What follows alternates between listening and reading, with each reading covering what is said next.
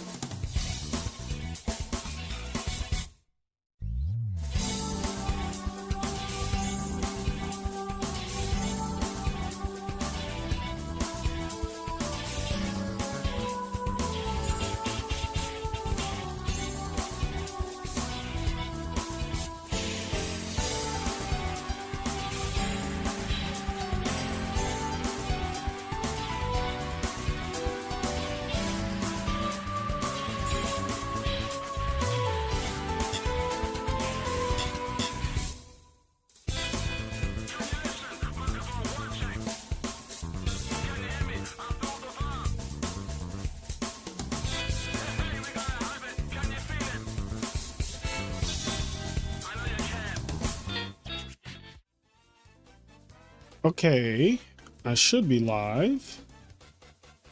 Let me know if you guys can hear me and all that good stuff. Welcome to Edison World Qualifier number 9. This is the first online one of the year, if I'm not mistaken. So yeah, we have currently 125 people signed up for this event. I don't know if anyone else made it in. 128 total. So there we go. 128. Lots of good names. I'm just going to scroll the list of names. A lot of you people might not know who the best online players are or whatnot. So I'll just kind of go over some of them if I see them. Obviously, we have a true hero. He's one of the best online and offline players. One of my good friends, part of my team. Cold Madness. He won an RBET last year.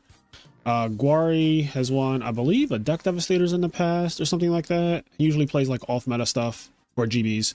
OG, he won 2 RBETs last year. You guys know him, also a good friend of mine. We have my boy Hershey Bar. Let's see, GYBU, get your bag up. He's topped multiple times. I feel like okay, I know this person played 6 Samurais and topped with 6 Samurais. I feel like Kozarski has also, I feel like I know who this is. Who else is there? Diego usually plays frogs, if I'm not mistaken. I don't know if this is, I'm assuming this is Pina, but yeah, Diego usually plays frogs. He's really good. Just topped a bunch of times. Dankarm Dragon, is a really good player as well. Usually plays birds. Not me doxing these players, by the way. Ichigo Kurosaki, solid player. Ghost Rider, Dragon Turbo guy, usually, or Black Wings. Pudding, you guys know the Pudding Fairy deck. I believe Bandy 91. I feel like I've seen him top something before as well. Let's see, who else is here? Icarus 89. He won an EWCQ last year with like Stun Frog Monarchs. Cats has topped with the Blackwing Hybrid deck. Alessio, I think, is ranked number 1 on Fortnite Library's ladder right now. Boomer Duelist, I know, is pretty good. Freya, quick draw player, solid player. Samu won Edison Worlds and got 2nd last year. Also, he won like a Deck Devastators as well. Penna, pretty good player. Who else? Sebaperino, I don't know if I'm saying that right, but this player is really good as well. Beast Mode, obviously you know Beast Mode. Subscribe to his YouTube channel. Devout zombie player, but also just good in general. MB96, my teammate. Plays many decks. Who else? We're almost at the end. Yon Daime, one of the best frog players. Giant Giraffe, pretty solid. Giorgione, solid player. And Scrub for Life has been doing really well. Positive Gaming, thank you for the sub. Ricky, shout out to Ricky. Pro Storm, my teammate, one of the best players as well. And yeah, that's out of the ones that are here, those are the ones that I mainly know. Now, anyway, let us get into some matches. So I don't know who we want to watch. Okay, first of all, let's see the pairings. I'm assuming pairings are up, or no, this hasn't started yet. Oh wait, it has started, right? Okay, here we go. Round 1. So who do I want to see? Ghost Rider versus Shameless is interesting. Prostone versus Arcade seems interesting. Kind of want to watch. I don't know if we ever feature Ghost Rider on here. I don't know if I've ever caught him like in a tournament. So if he's playing, I would like to watch that duel. I feel like it probably just started. Let me check the Discord server.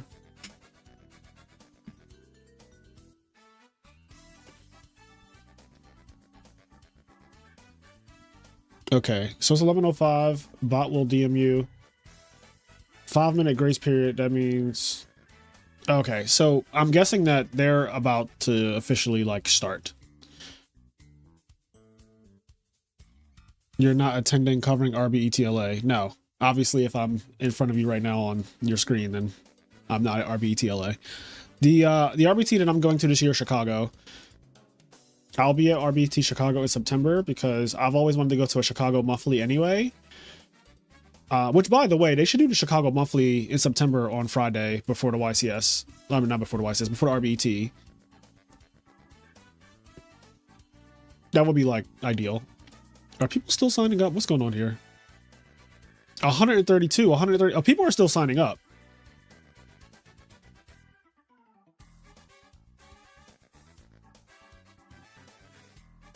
There's a lot happening today. For Smash Bros, there's Genesis. For Smash and Rivals, there's Genesis happening today, which is a huge fighting game tournament.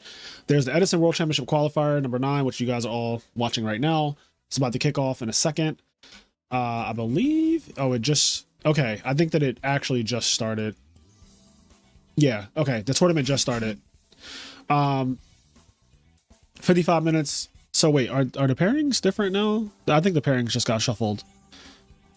So yeah, the pairings definitely got shuffled. So now I have to okay, Samu playing Karthi, Yondaime's playing someone, or True Hero's playing Legit. Are there any matches that I feel like we need, like we have to see it because there's two people who are like pretty good playing each other? I'm looking.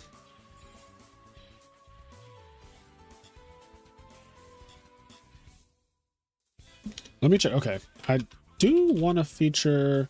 I think Ghost Rider's match is the one I still want to watch, because I want to see him play in general.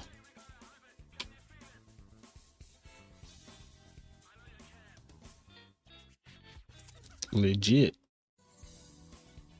Okay, here we go. This is the match that we will be watching.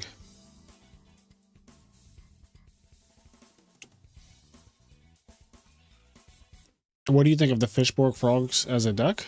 I mean, it's a frog deck. You know I love frogs, so I love it. Like I think it's a very good deck. But I'll probably just do another like tier list or something. I don't know when the last time I did a tier list was, but I feel like a tier list is warranted right now. Like I feel like it's time for me to do another one. So just because the format has definitely changed with all the I mean, the combo decks, Forks and Gigavice being a deck now when they weren't really as prevalent last year, and now in 2025 they're out here. So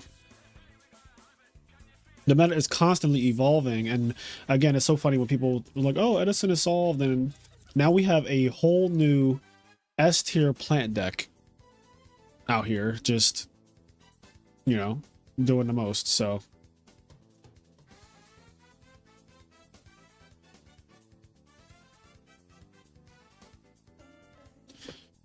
bum bum. No. So this is day one. And yeah, this is going to be, I think today they're playing 6 rounds of Swiss, and then the rest of the Swiss rounds we play tomorrow, then it's to cut the top 16. Okay, so we're getting started now.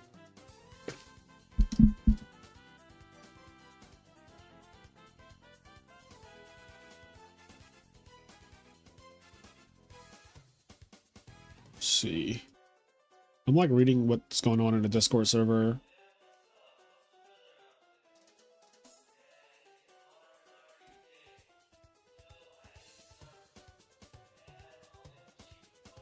Okay, they're starting. So they have 55 minutes. So these are timed Swiss rounds, to be clear. So I mean, they have rules up here. 55 minutes per round. 7 rounds of Swiss. Top cut 16. So they're cutting the top 16. 5 invites will be awarded. If you're 10 minutes late, you get a match loss, which means you lose the entire thing. Good luck, have fun. All right. So I don't know what decks these two people are on. Ghost Rider usually plays either Dragon Turbo or Black Wings. I feel like it's weirdly a bad time for Dragon Turbo, but like maybe I'm wrong.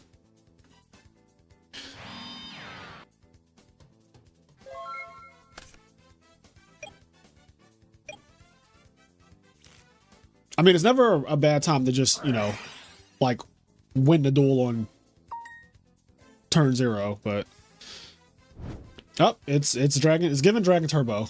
It's giving very Dragon Turbo right now. So this is good because this is one of the best Dragon Turbo players in the format, and I don't think we've seen him play very often. And this is also one of those, like it's a tournament, so the opponent won't just like run away like they do on DB. Like every time I try to play somebody with Dragon Turbo on DB, it's just like they usually don't want to sit through it, and I don't blame them because like that shit is cancerous. What's up, Enraged?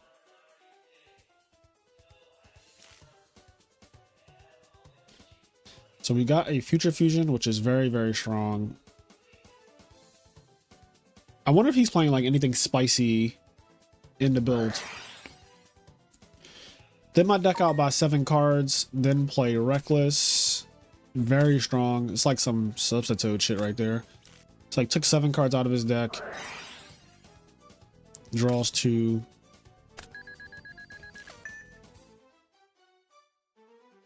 Yeah, I'd be surprised if he didn't win this game. I mean, he has so many cards. It feels bad losing the die roll to Dragon Turbo. It just feels like bro, you're already playing this deck and then I lost the die roll too.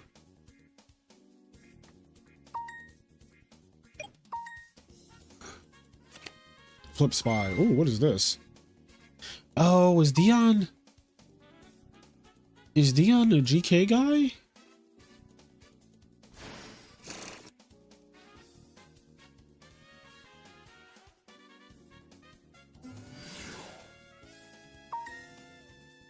This is interesting.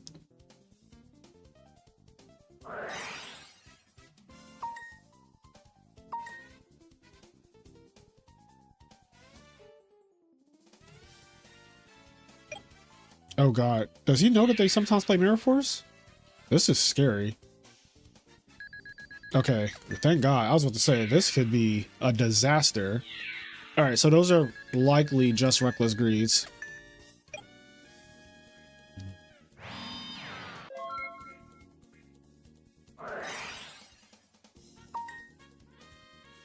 The weird thing is, Necro Valley doesn't actually prevent them from doing much outside of Pot of Avarice. Yeah, it doesn't stop Red Med because Red Med doesn't target.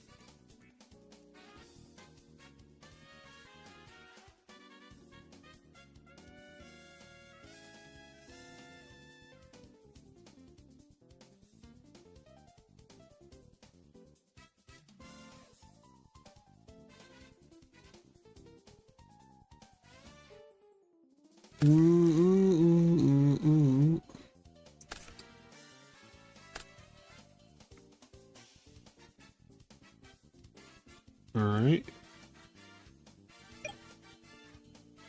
So Ghost Rider has to make a move now.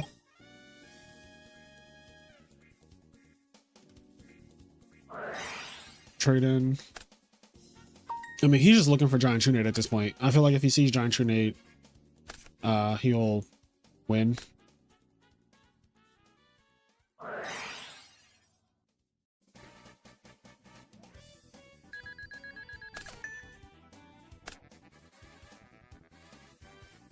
Has half of his deck up there. Oh, fuck. I literally was about to say he's going through half his deck. This probably just game. Like realistically, it's just game.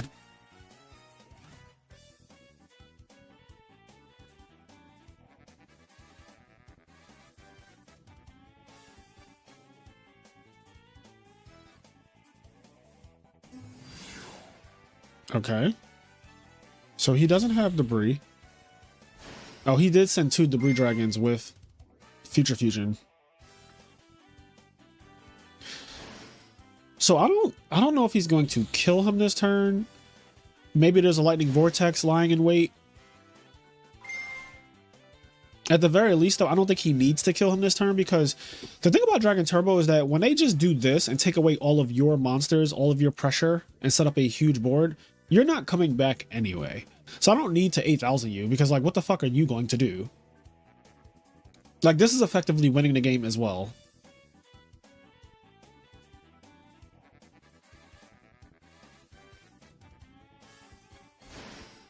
Yeah, he could just maul his whole field. And then it's like, I'm still up so many cards because I have 3 monsters on the field and 6 in hand, and you just have 6 in hand. So I have, like, +3 on you. And you have no pressure, more importantly, which is that's the key thing. Also, one of your cards is Necro Valley, which, again, it doesn't even stop Red Med, so it's not really anything. Hey, Alistair. I'm feeling quite good today. How are you? I know it's pretty midday for you in the UK. How's it feel waking up a YCS champion?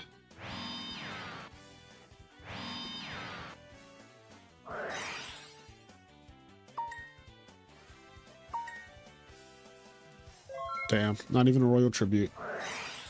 And the third reckless? Jesus Christ, is that the third reckless? That's the third reckless, right? That is the third reckless.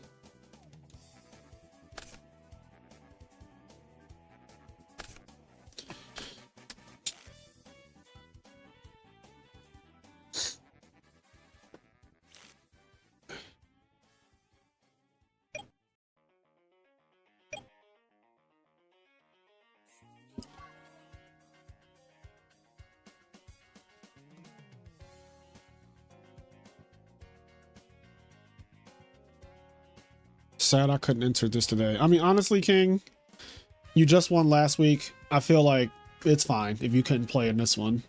You can miss the tournament. Hey, Nylon, a man of culture.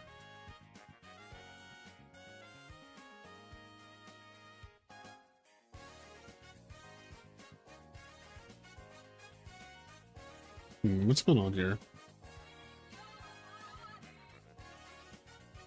Oh, maybe I should, I can put a little thing on the screen that shows what round it is.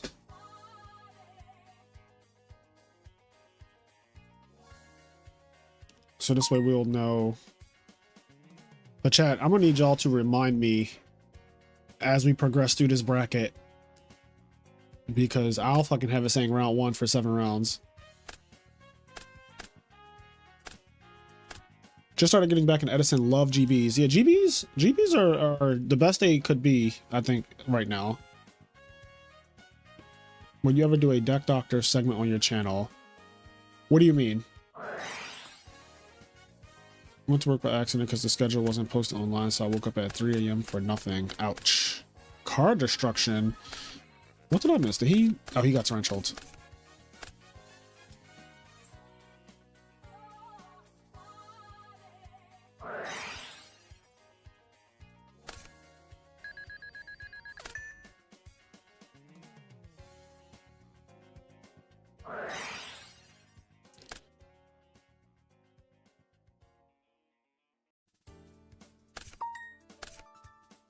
Not gonna lie, I'm gonna need more of Alistair voiceovers. What?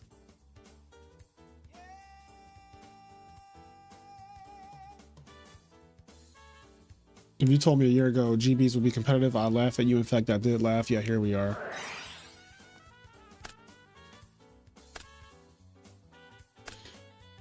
I mean, in terms of like a deck doctor thing, I feel like you don't really need a deck doctor when you have format library and stuff, like all these resources to just get deck lists. Like, it's not really necessary.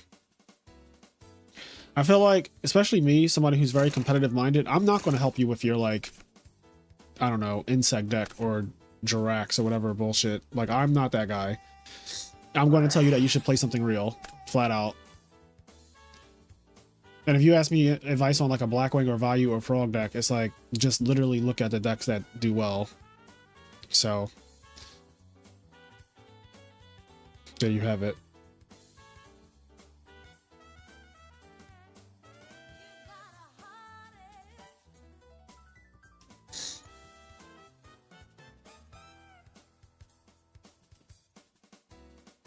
So what's going on here? View engrave.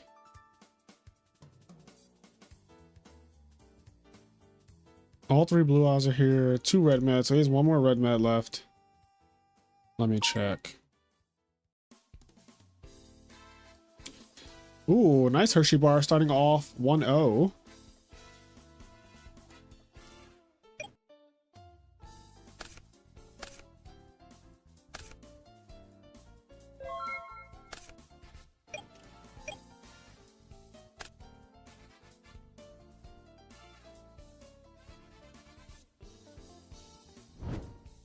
Holy shit. There's 183 people watching. Well, while you're here, please like the stream. I did not expect so many people so fast. We just started streaming like 26 minutes ago. But thank you guys for stopping by. Hope everyone had a decent Valentine's Day. And if you don't have, you know, a significant other, at least you have someone in your life, hopefully, that you love.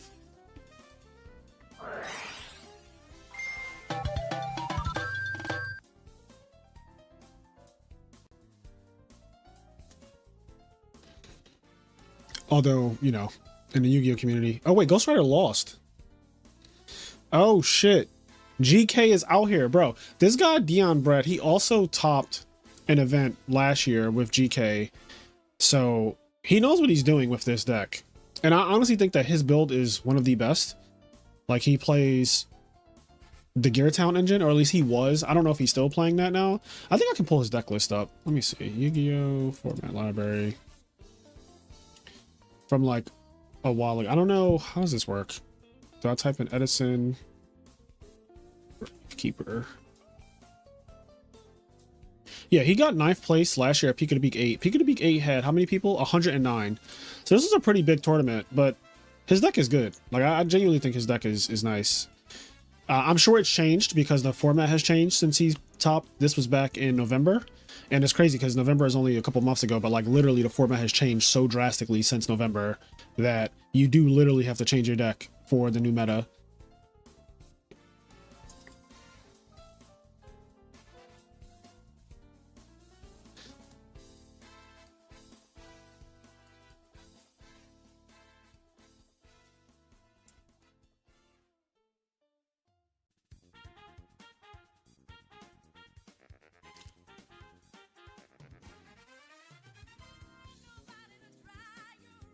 Road Tribute is still just nasty. Road Tribute's nasty, I think, against Forks too, because they play so many monsters and like you can't use salvage, you can't use pot. So GK probably has a solid matchup against the Forks deck just because it plays like, I mean, literally, I think Adam's only loss at that one tournament that we covered. His one loss was to GK, and I remember one of the games, the guy Royal Tributed him and he dropped his entire hand. Well, we didn't even get to see him drop his hand because he clicked admit defeat.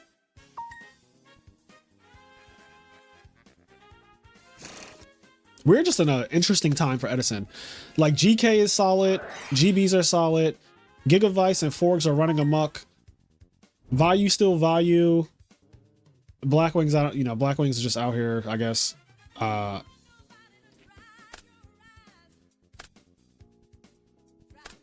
Christius Warren still solid. Hero Frog still solid. Thinking about all the decks that topped Orlando. Blackwings topped, Christius Warren topped, Value, GB, 2 Gigaplant decks.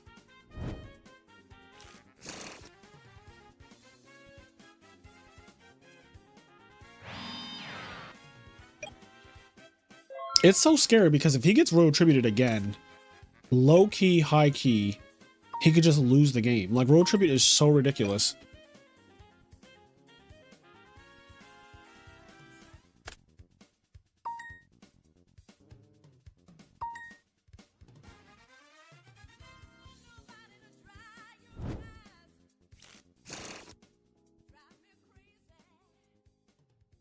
Small Hacker, I feel like you answered your question with your question.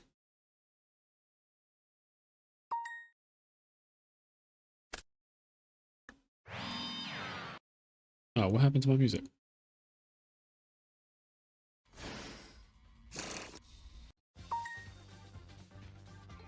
Is this thing? Okay, we'll do that. I don't know what just happened.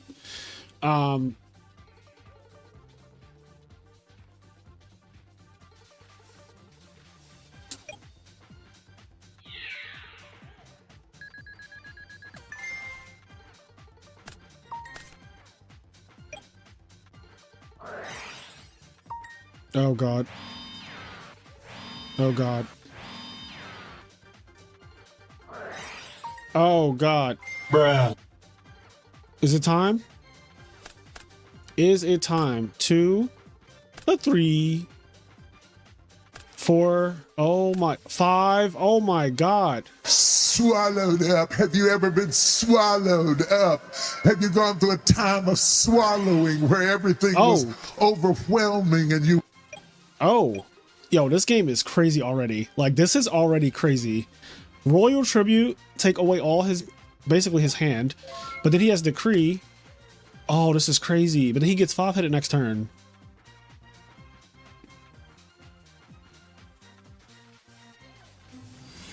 Fuck it. In. Yo, what's crazy is if he drew a GK monster, most of them have 1500 attack or 2000 with Necro Valley. He would have won just now if he just had a GK. Now not Gigavice. The 5-headed comes out, which is problematic. I don't know if does he play Book of Moon? I don't see any books. He does play Brain Control though. Like, one of these could just be Brain Control. He could just have Brain Control set and it's just like, all right. He said Dragon Turbo deserves this. Dragon Turbo deserves this. That is crazy. This is the nightmare matchup, I feel like, for Dragon Turbo, because Royal Tribute, you can do your whole Super Rejuvenation thing and then just still lose your whole hand to Royal Tribute. It's like, fuck me. Also, again, you can't play Pot. You can't use the Breed Dragon.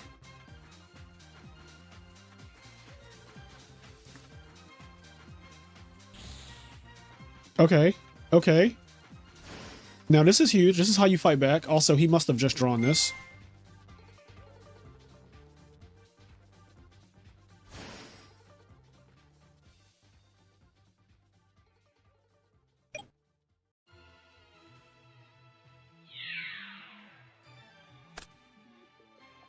Royal Tribute does not reveal the hand anymore, just because of the way Konami's policy is set up. Yeah, I don't think they're supposed to reveal hand. I don't know though, because I feel like every community changes the way they feel about this. Like, maybe in Format Library you still reveal. I know in person, like in real life tournaments, you do not reveal. The same way you don't reveal for Mind Crush. But that's one of those things that changes from community to community. Like, literally, people can just host a tournament and be like, this is how Mind Crush works, this is how Royal Tribute works for my tournament, so.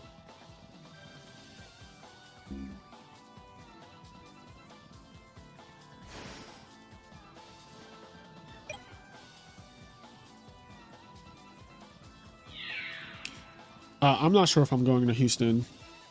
Right now it's a no. Yeah, Red Med doesn't target, so Necro Valley doesn't do shit against Red Med. Necro Valley is quite bad against this card.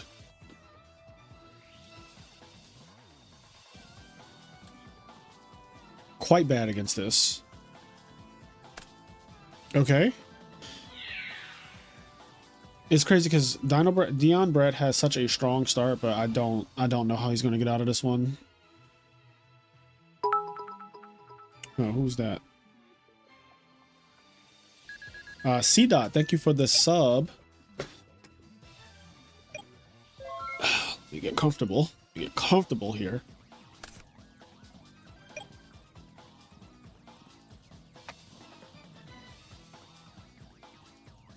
Royal Decree honestly shut this shit down. If he had drawn a GK that wasn't Spy, he would have won, because all the GKs have 2000 attack.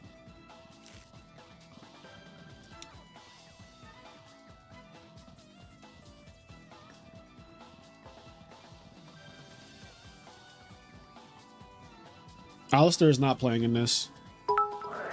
Shoo her. Thank you for the sub. Shoo her. What a name. Can we just go next? Does it go next time?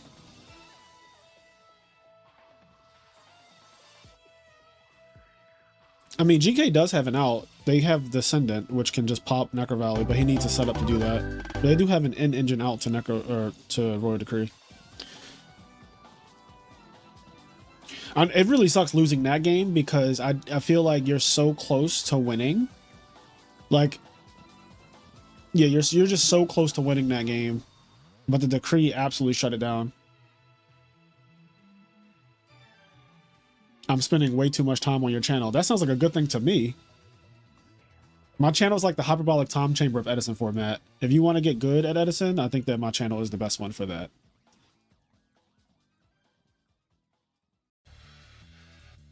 There are so many resources. All right, who do we think is going to win game 3? GK or... let me see if I can start a poll.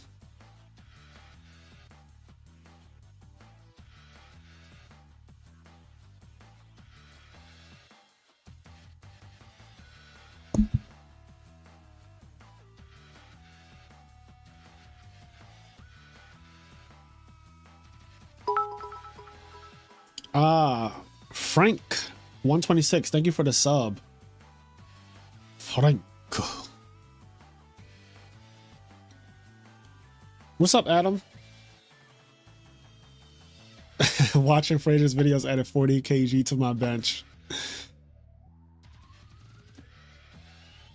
Fraser's video, which is one of the most popular, how to get good at Edison, is actually correct. Yeah, I tell you, I give you the formula.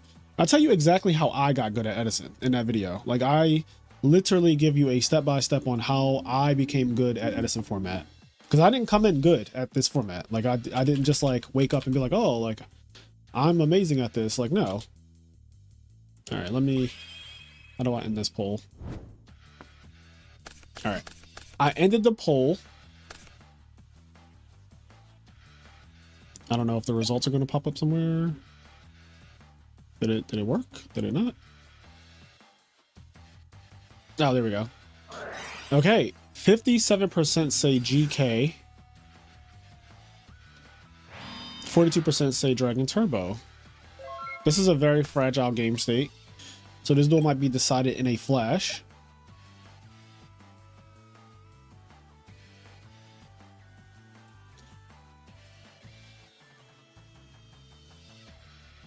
I will say this.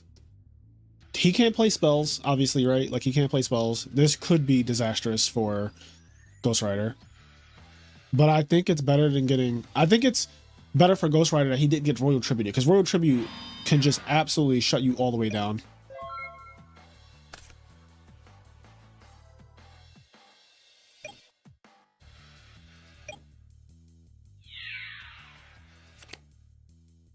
Okay, draws a card.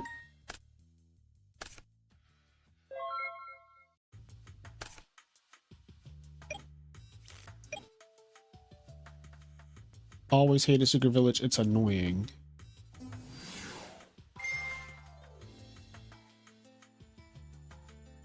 Oh, this is actually really good.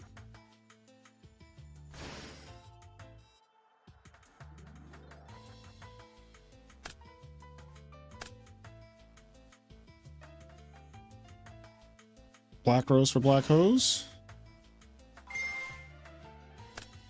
Yep, everything must go.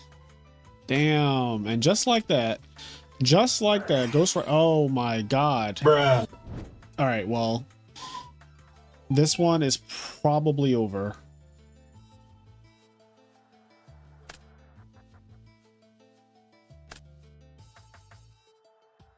That was a quick setup too. Just set the Vortex Trooper, let him attack into it, get a draw.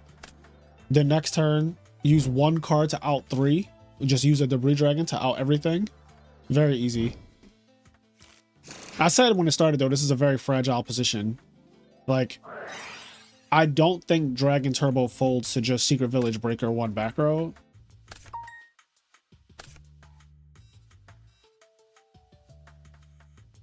Yeah, it's kind of hard to fold to that, honestly.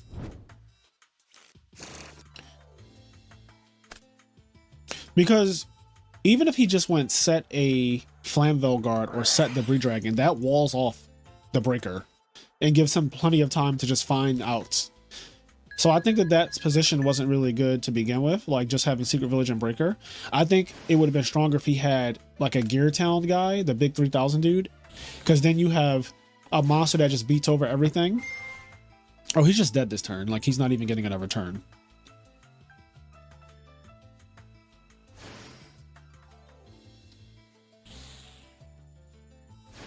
There are no more turns. Yeah, and obviously there's no Gores. I don't think there'd be a Gores. Oh, this is exactly 8,000, right? 5624. I'm gonna do a tier list video, Jonas. I'll do a tier list video this week. I'm off work on Monday for some reason too, so like I have plenty of time to do that. I might do it live. I might do a live tier list video. I'll see how I'm feeling. All right, Ghost Rider wins, and that's exactly what we came for. We came to see. So both of those players are pretty good too. Damn, a lot of people are done. Okay, well, who do we want to see now? I want to see Panna because he plays unhinged shit. Oh, and they're going to game 3. We came at the right time.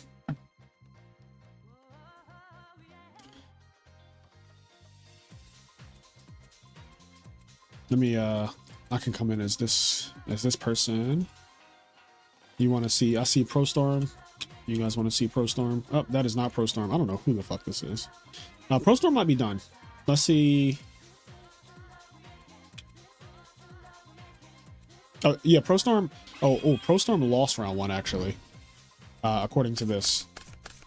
Okay, so we're watching it for Panna because he always plays, like, he's the original guy that played a virus deck. He played that Kozaki thing, like the 2500 monster that you could put on the field for free.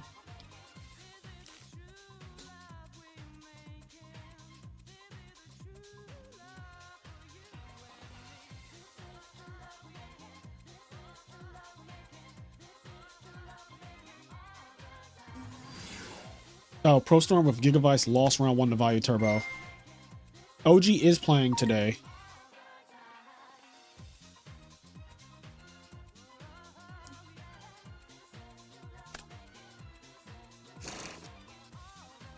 Thumps Plague and Necro.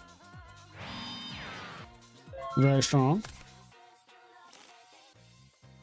I got cooked by my Brain Con Alchemist hitting a value for him. That is so random. I don't even know. I mean, without more context, I don't really understand what went wrong there, but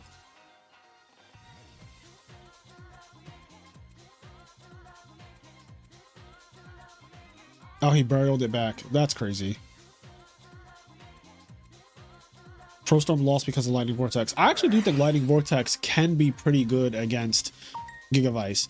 It's one of those cards. I mean, Sizzle did a whole tier list basically on what's good against Gigavice, but I thought was really helpful. And he had Lightning Vortex on that list, and I agree. It's one of those cards that, like, it after they combo, depending on their ending board, Lightning Vortex can be very good. I've seen them end on not Stardust a lot, like they end on Titanial and the robot. I call it the robot. It's what's the 7-star synchro?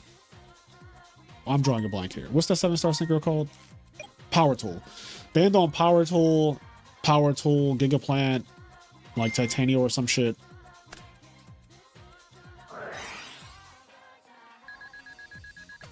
All right, he's got 3 darks. Oh, okay. 7 Tools of the Bandit. This card is underrated, I think.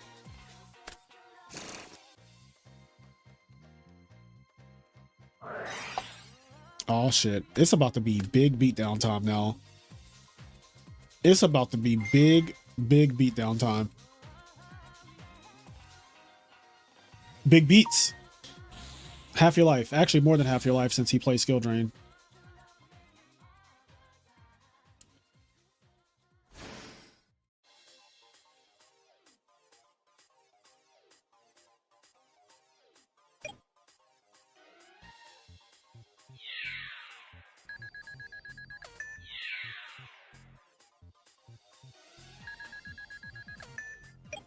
No Gores. Okay.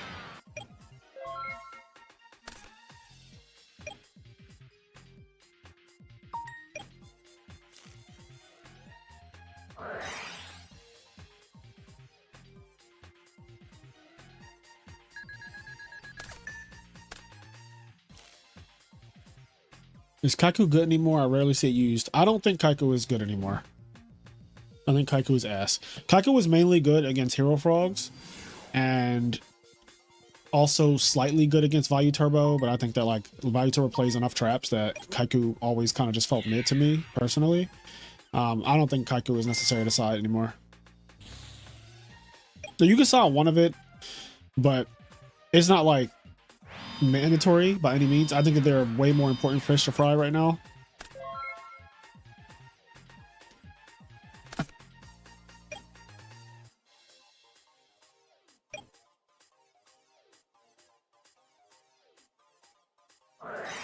Oh, bro.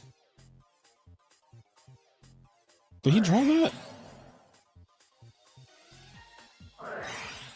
Oh my god. Bruh. I mean, 7 Tool, Solemn Judgment, like, you can't get shit off. Damn. That was rough. Dude has the world. Yeah, that just felt wrong.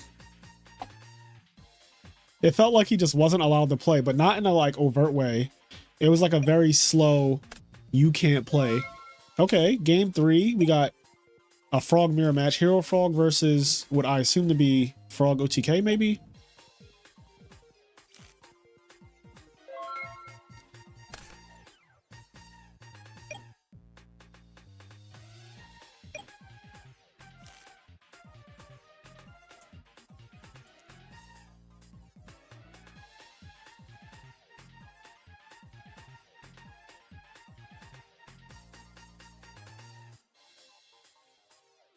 I felt dirty watching that. Yeah, I mean, that was rough. Did he side into like the transformation side deck against Hero Frogs? I mean, he still has some of the combo in because you can see it here.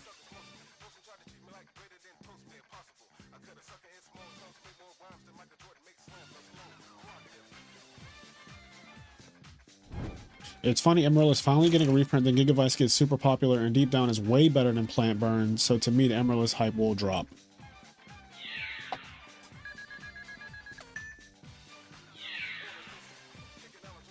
GG. Alright, Hero Frogs beats Frog OTK. Okay, I'm just going through and seeing whoever hasn't completed their match yet.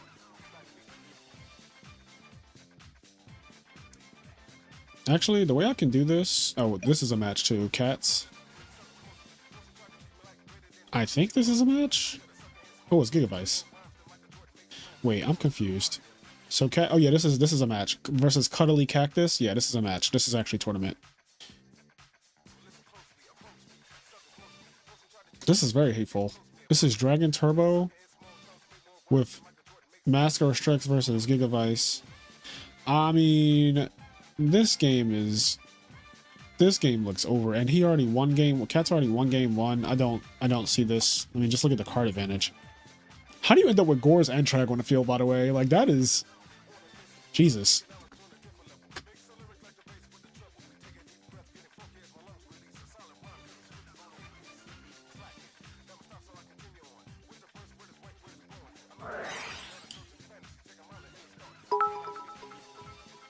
Mac McGee Jr., thank you for the sub. We're getting a lot of subs today. A lot of subs today. Hubba, hubba, hubba. Oh, also, guys, we just passed 7,000 subscribers. Well, we're at like 7,060 now. But we passed 7,000 subscribers, which is a huge milestone. If you remember, I'm gonna cut my hair. I'm gonna do like a... When we get to 10K, now this is like... At some point this year, I imagine we'll get to 10,000. But when we get to 10K...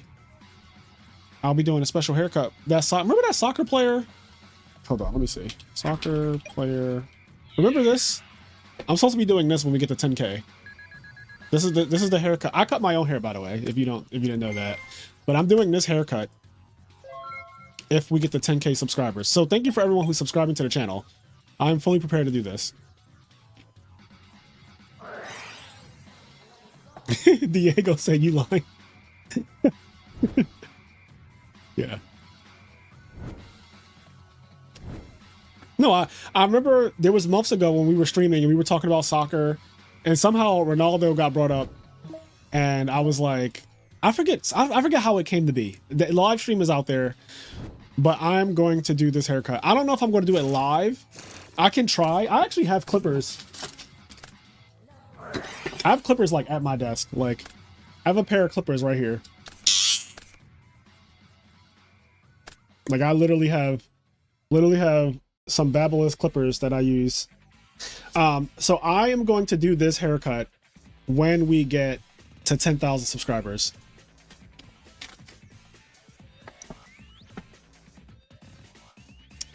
I'm not keeping... I mean, I'm going to do the haircut, and my hair is just going to gradually grow back over time, I hope. And that's just going to be that. But on that day, it'll be epic.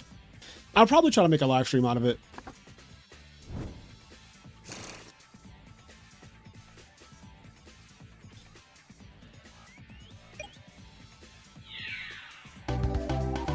All right.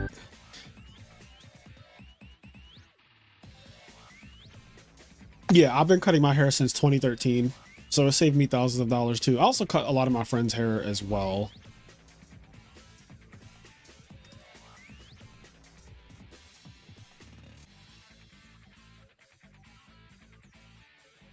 Okay, let's see.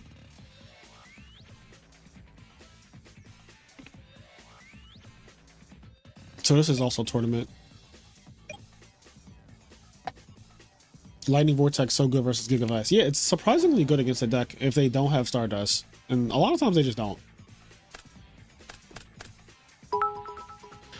Dracona Marth, thank you for the sub. Again, this is the sub goal. When we get to a 10,000 subscribers, we're doing this haircut. This is not a joke. I am doing this haircut when I get to 10,000 subs. I don't know why that one looks like that, but yeah.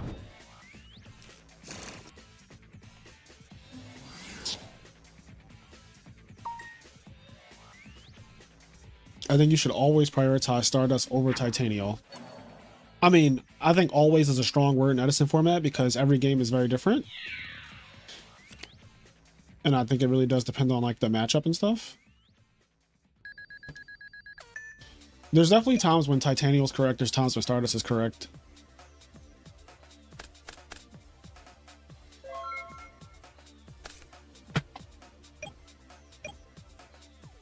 Like Edison is the format of so many real decks.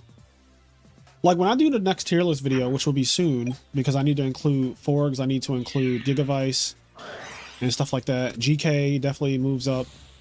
I think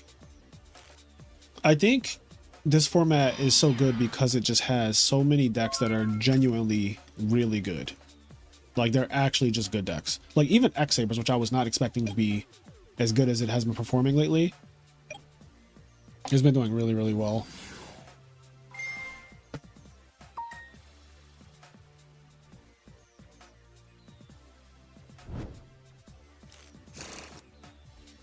The Transmigration of Prophecy, Joey E. Love it. Yeah, so if you guys want to see me with this haircut, please subscribe. So when we get to 10,000 subscribers, we're doing this. Like this is happening.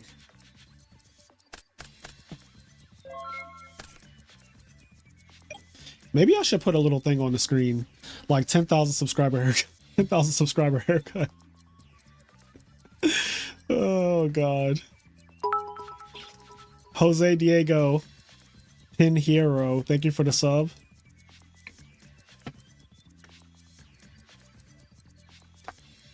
Bro, you gonna hit 100K before 2026? Put it in the universe. I would love that. That would be insane. Will you be doing a subathon? Subathons are hard. Subathons are hard. I want to see how your hair looks right now, though. I mean, you guys know what my hair looks like right now. It's the standard, like, just wait. I just have waves. I have a shortcut. It's nothing crazy. Like you've seen my hair. If you go to the Edison Awards video, that's what my hair looks like. Carlos Tooth, thank you for the sub. I don't know if I said that right, but thank you anyway. But yeah, I can't wait. Actually, let me I want to save this picture.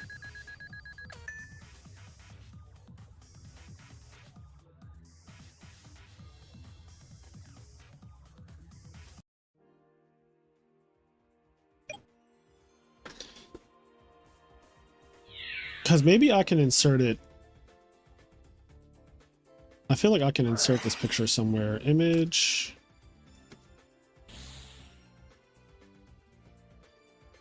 Ronaldo haircut, I'll call it. Pictures, concept miscellaneous, this one.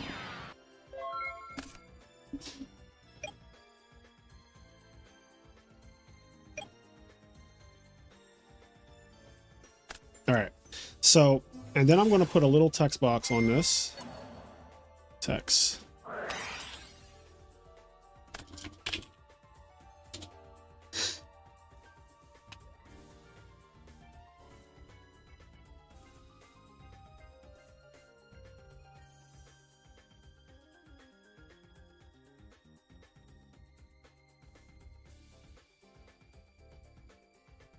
I don't know if you guys can even see this. I need to like edit that a little bit. Hold on. Properties. Let's do a...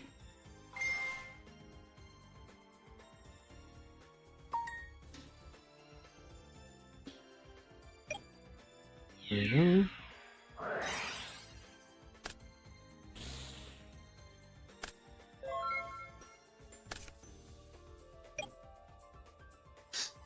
Okay, there we go. That looks, for right now, that's just gonna have to do.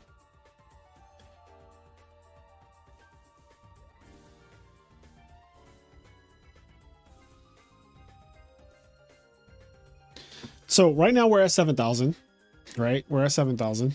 So thank you to everyone who subscribed. We're at 7,068 subscribers right now. When we get to 10K, I will be doing this haircut. I'm going to try to do it live.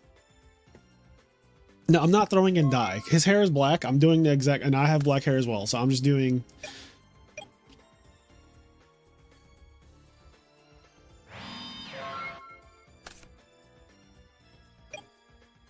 Should be pretty fun though.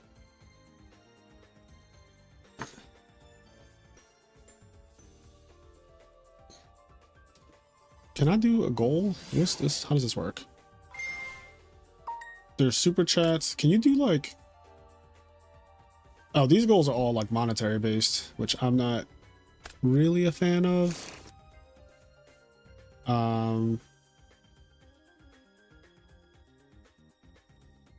Yeah, okay. The YouTube goals thing is like all just like, give me money, give me money.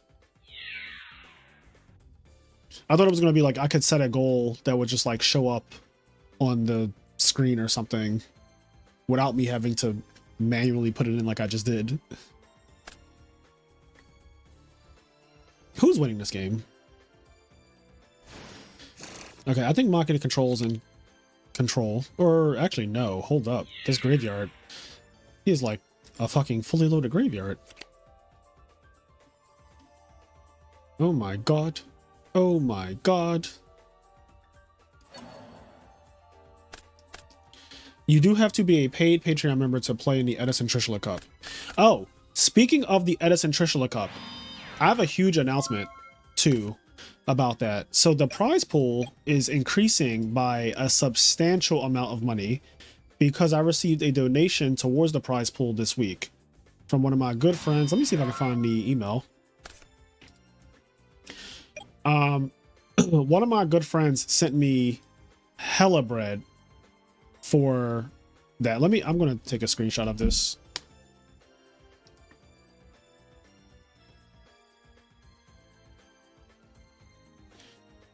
Give me 1 second.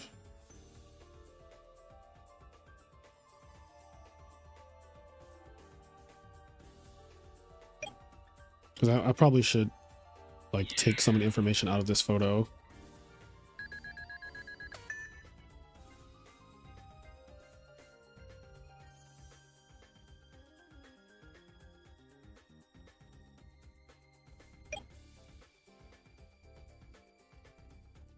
Okay, so there's that.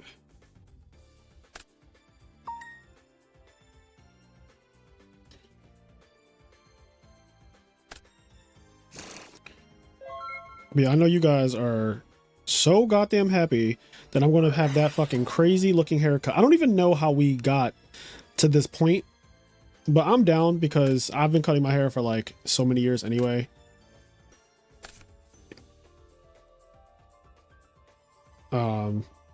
And I have a lot of hats. So worst come to worst,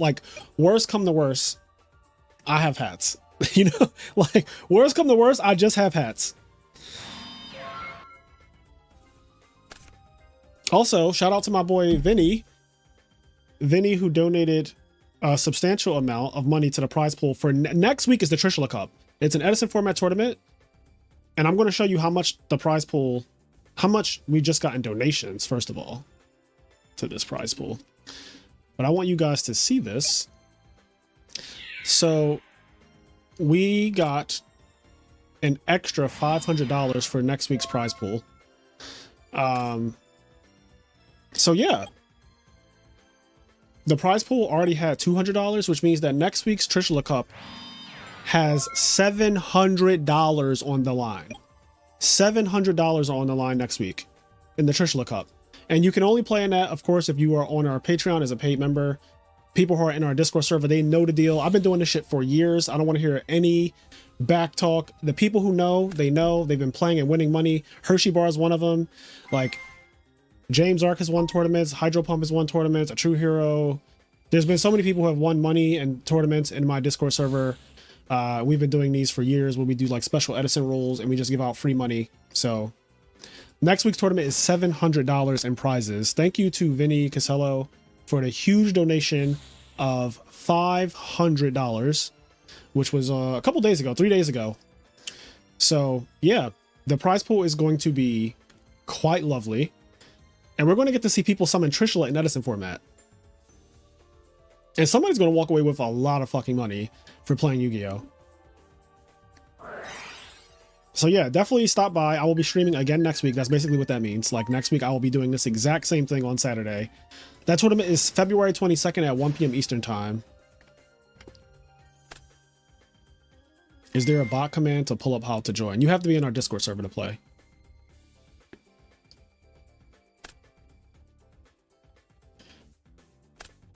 But yeah, that is happening. I'm super excited for that. I was already excited for it when the prize pool was just $200, but now the prize pool is $700 cash. I am like, also, this is crazy. You can only play one Trishula. Actually, I have the event. Hold on. Here is the event right here. So I am their Edison Trishula Cup. Edison format, but Trishula Dragon of the Ice Barrier is limited to 1. And I need to change. I actually need to edit this. I'm going to edit this right now. Edit event.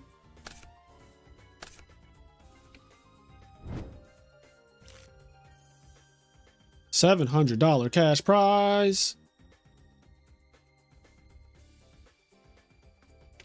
Yeah, so I'm going to also, I guess I'll let everyone in the server know right now to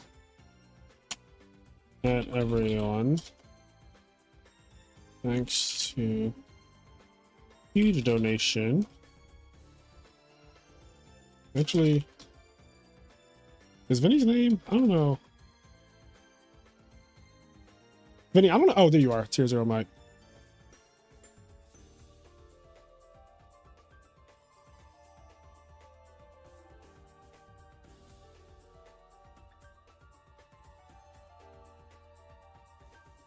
All right. So yeah, there we go. We have the announcement going out to everyone in my Discord server, but yeah, the prize pool is now $700, which is crazy. So that's a great way to kick off the first I Am Nerd tournament of the year. Also, is this round over with? Like, how are there still people playing? Okay, there's really only these two people, these two tables. I don't know any of these people, by the way. So this is like a crapshoot. Yeah, I don't know.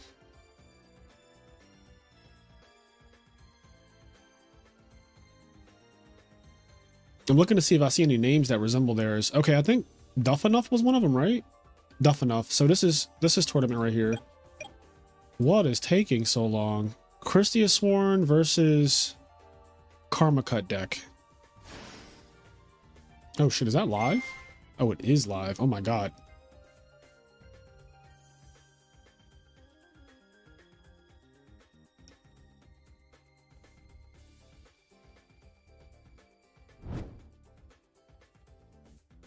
Yeah, if you want to play in that tournament, in the Trishula Cup next week, you have to be a part of our Patreon. That is the only way to get in. And that tournament, everyone who's in our Discord server, I mean, they know how it works. I've been saying this shit on stream for years now, but everyone who's in my Discord server can just join the tournament. You don't have to do anything, but the only way you can get into my Discord server is through Patreon. There's no exceptions to that. Every single person who's in our Discord server, and there are hundreds of them, have joined Patreon at some point.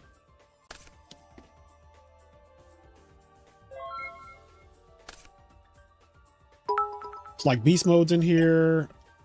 Everyone. Sizzle's in here. Chai T, OG, A True Hero, James.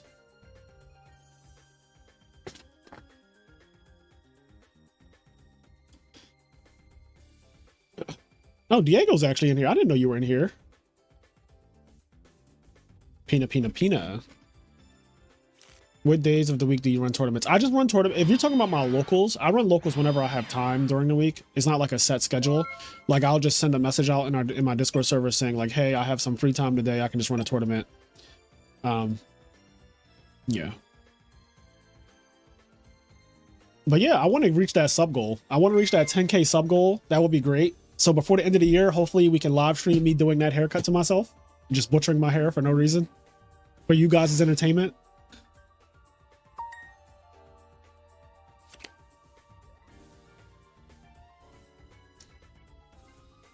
For you guys' entertainment.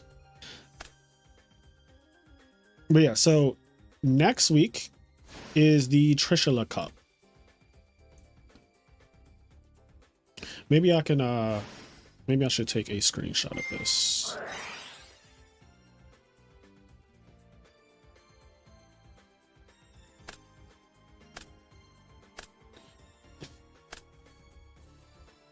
And if we get more donations before the Trishula Cup, like that will also, like the prize is currently $700. The only rule is that Trishula Dragon of the Ice Barrier is limited to 1. It's very simple. Like it's not hard to follow this at all. So yeah, no, I am doing the haircut, Steven. Like I'm doing it. I'm doing it. I'm going to try to do it live. I'm going to try to do it live.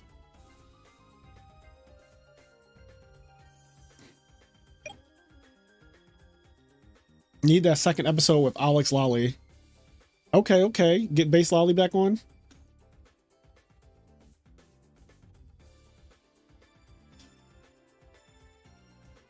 But yeah, I am so excited for the Trishula Cup next week. I just want to see people summon Trishula in Edison format. Like, I think that shit is... It's funny, when I first got into Edison, I was looking at deck lists and I was like, oh man, like, I feel like Trishula would just go crazy. Trishula and Scrap Dragon, because the Breed Dragon, when I first came into it, you know, the Breed Dragon was still very popular because the deck that won SJC Edison was Quick Draw. But noticeably, Trishula was missing, Scrap Dragon's missing. They're just not cards in its format. And I've always been like, damn, if you could play Trishula... If you could play Trishula in Edison, that card is nuts. It doesn't target, so Titanio has to fuck off. Stardust has to fuck off. A link to the challenge bracket? Yes, actually.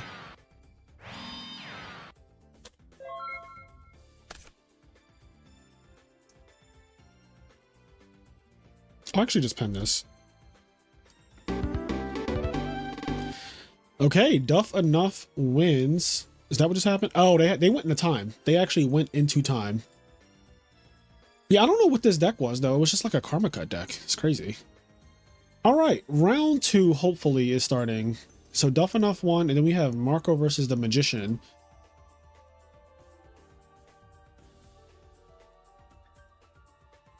Oh wait, this is rated. This is not it.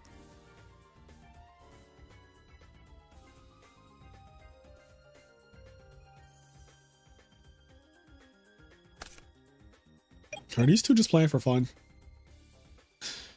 Is this just funsies?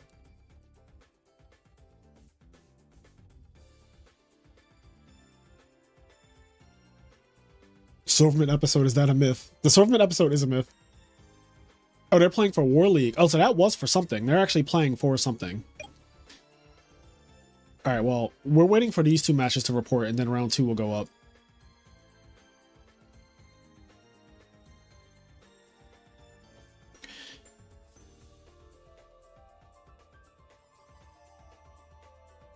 Oh, I should probably.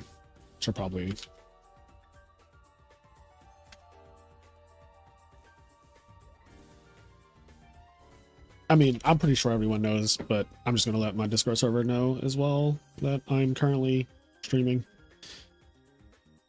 Do you offer coaching? Yes, I do offer coaching.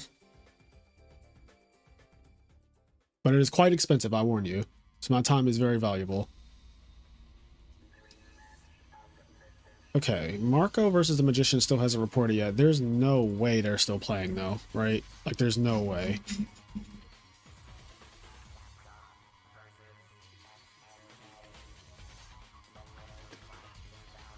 Okay, this finally is over. So round 2 will be starting soon. I hate this fucking monster. I hate this monster so much. This is my top 2 most hated monsters in Edison format.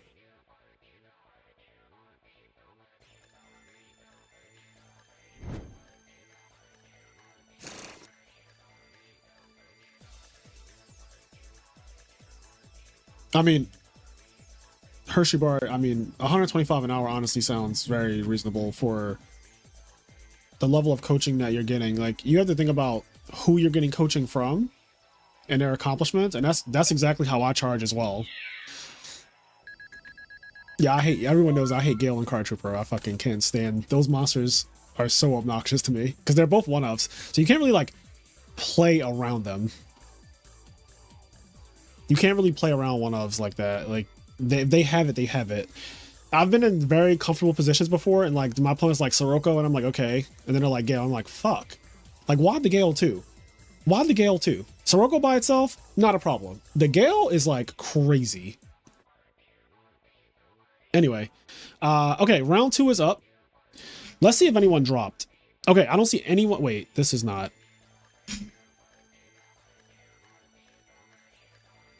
So yeah, some people did drop. Who's undefeated or who's 1-0? Yondaime. We can watch Yondaime this round. He's a really good frog player. We already saw Ghost Rider. He's playing Dragon Turbo. Yomero's pretty good. MB96. Who do we want to see? Hershey Bar, are you one of those people that can perform on stream? Are you? Because I can totally watch. I can watch Hershey Bar. Oh wait, I went into Rush Duels. Yo, are they using? Can we be serious? Is this section used? I'm not like memeing right now. Like, is this section used? Because I feel like Tengu needs a section and maybe Hat as well. Like what is this? Every time I go over there, I accidentally feel like, oh my god, how are they this much into the match? How are they this much into the match? All right, we're watching this. We'll watch Hershey Bar next round.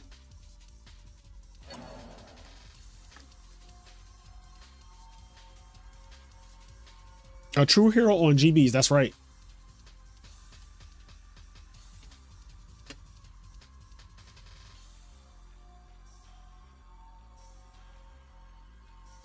Oh man. Icarus. So he targeted this.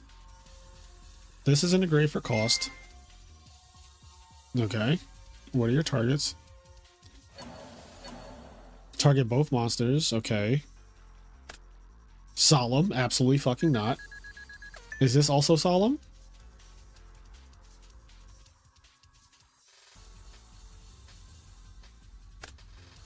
Okay. So this gets popped on resolution. Mirror Force. Okay. Attack lowest to highest. Oh, Nazar's here.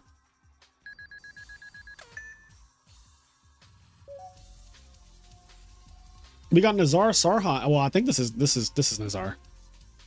We got my boy. Now, if you want to talk about an unhinged episode of the I'm There podcast, listen to the one featuring Nazar Sarhan, 2-time YCS champion. He is by far the most unhinged guest I've ever had, I think. He just came out swinging.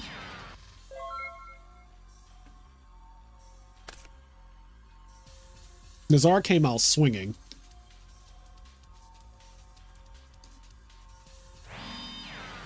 What's he doing right now in terms of Yu-Gi-Oh? I don't think he plays Yu-Gi-Oh right now, but I could be wrong. Not really sure.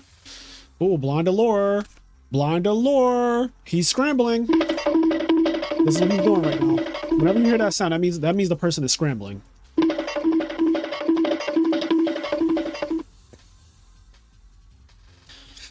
Yeah, Nazar moved to Dubai and became a sultan.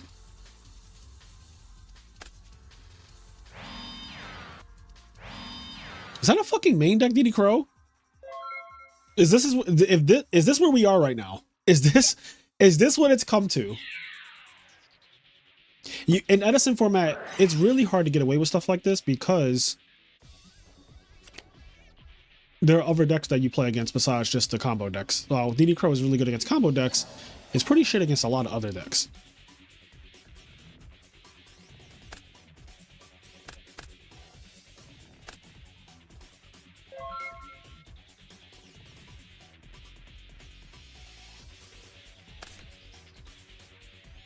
It's kind of funny because this game is surprisingly like pretty close right now. Frozen Soul says, shitting me on main 3. I expect nothing less from you. I expect nothing less from you, King. Also, guys, by the way, if you're here, please like the stream. If we can get to like 70 likes, that'd be great. We have a $700 cash prize tournament next week because Vinny sent us $500 for the Trishula Cup. So we have a $700 cash prize next week for the Trishula Cup. If you don't know what the Trishula Cup is, it's an Edison format tournament that I'm hosting where you can play one copy of Trishula Dragon of the Ice Barrier. So that's happening next week.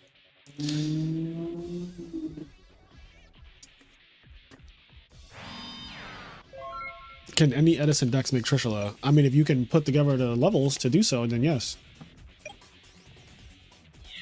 Chicken wings, nice hat. Thank you. Yo, is that the fucking third Icarus attack? You gotta be kidding me. Yo, he drew all 3 Icarus attacks in like 12 cards. That is actually so annoying. I know that a true hero is annoyed by that. Because I would be.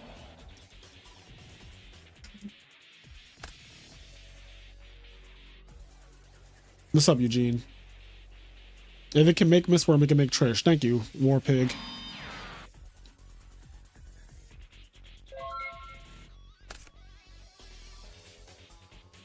I promise you, X-Sabers is not the most consistent Trish deck in Edison. Like, I will bet you any amount of money that X-Sabers is not the most consistent Trish deck in Edison format.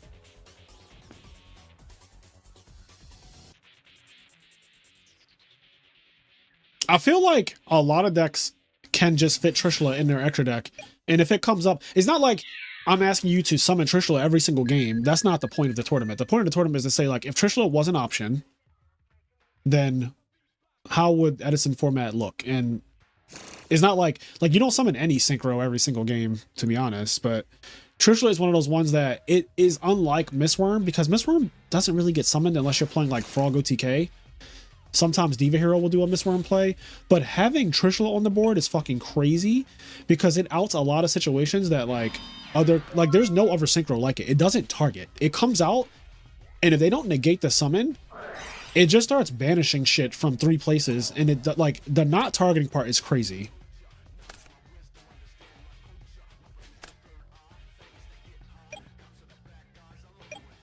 Like Deep Sea Diva in Hero Beat literally makes Trishula. Like you go Stratos turn 1, turn 2 summon Diva, synchro make Trish, Trishula you, Miracle Fusion. That's like off the top of my head, just like the first thing I thought of that's, you know, very easy to do.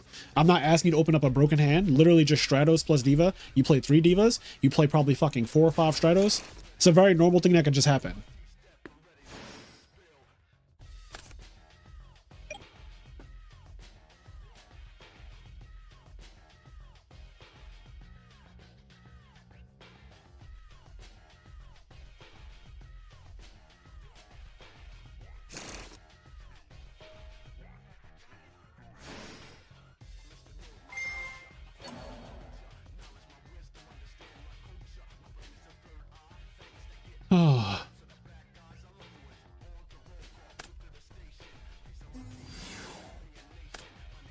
Oh, summon cat good.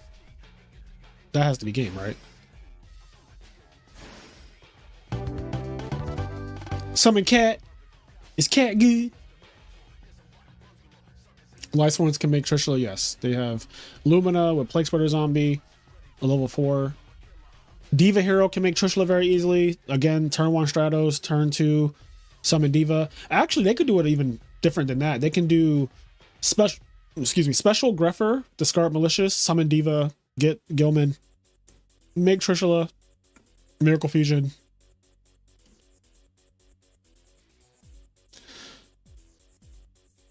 What's the origin of Summon Cat Cat Good? Well, funnily enough, the origin of Summon Cat Cat Good comes from Vinny Casello, because he used to play Cat. When we first started playing Edison in 2022, he would play Rescue Cat as his deck. And I think it's just something dumb that we started saying after a while. Summon Cat Cat Good. And we just gave it like a southern accent. Summon Cat Cat Good. Summon Cat Cat Good. Summon Cat Cat Good. So I don't know why that became a thing, but it is a thing now. So yeah, when you summon Cat, you gotta ask, is Cat good? Oh, this is also not round one. See, I told you guys, you have to let me know. You guys suck. You're supposed to tell me that the stream, we have to keep up with this. It's round two. I had it as round one. I told you, if you don't tell me, it'll be round fucking 7 and it'll still say round 1.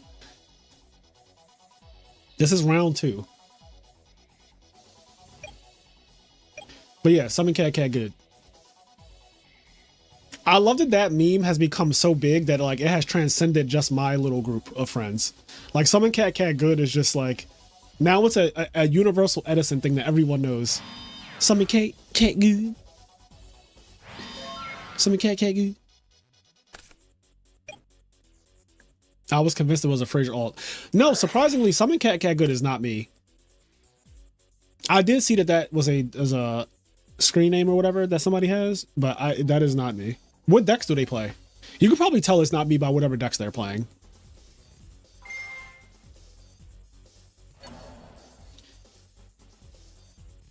You know when Cat wasn't good?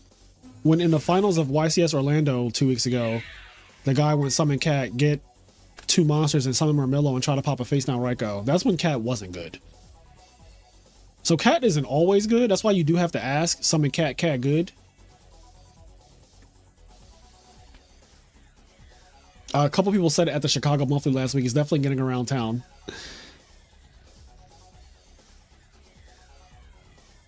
Summon Kate. Kate good. Is this Ready Yari time? Stop. Ready Yari time.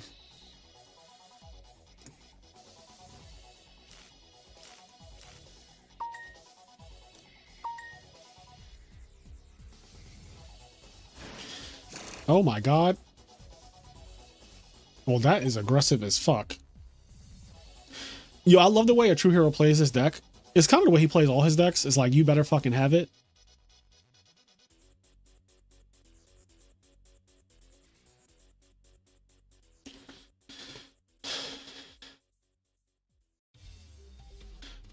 My first Edison deck cards are coming in, but I feel bad since it's Gigavice and lots of Doomer talk recently. I like how the guy shovels his hand as if he's waiting long, but doesn't tribute his monsters for Icarus, lol.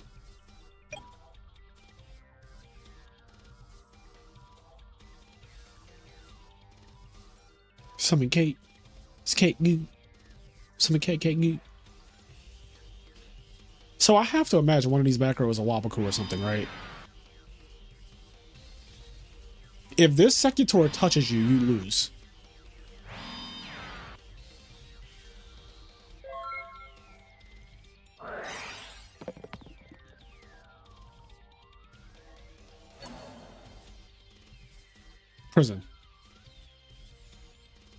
Prison.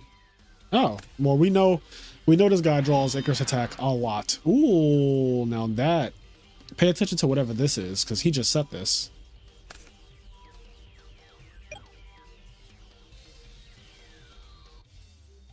Secutor, touch that guy.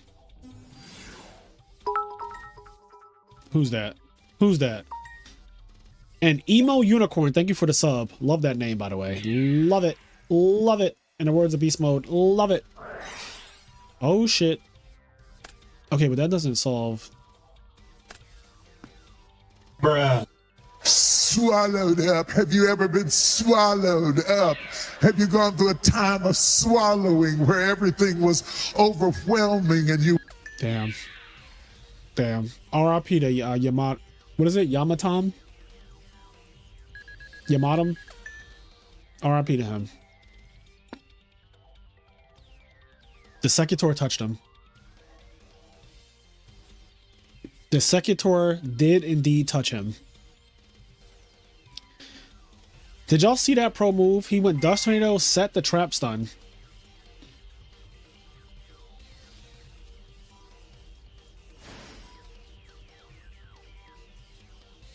That was so broken. Let me get that. Let me get that.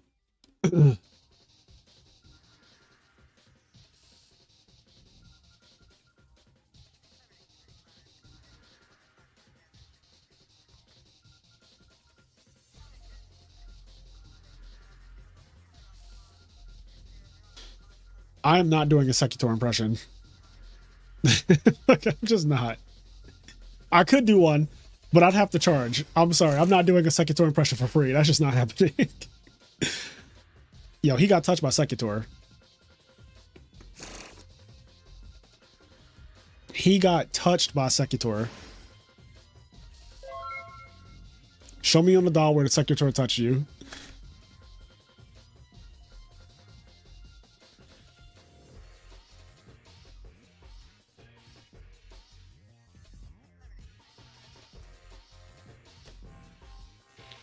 Secutor definitely got a little touchy-feely.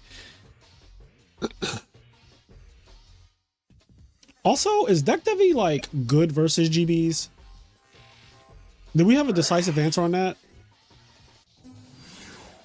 Okay, well, hold on. I think he's playing too fast. I will say...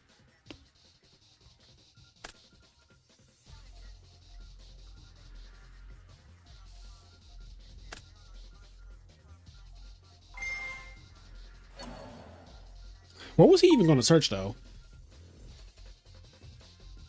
Like what was he even going to search there? Vayu?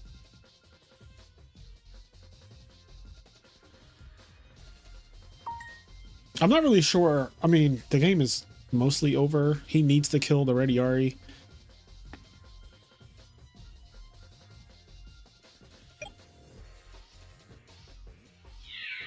Wabaku for salt?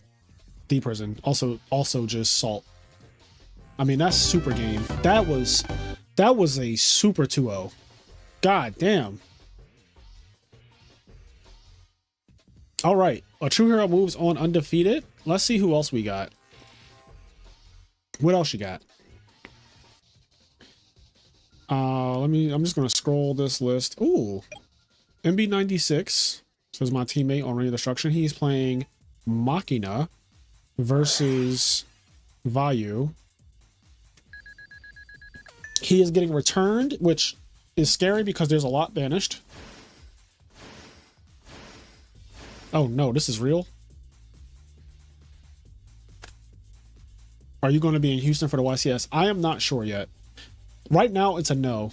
Right now, it's looking like a no for YCS Houston. But we will see what the future holds.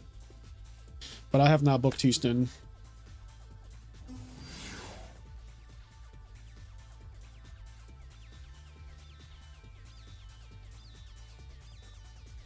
Damn, he's doing tricks on it.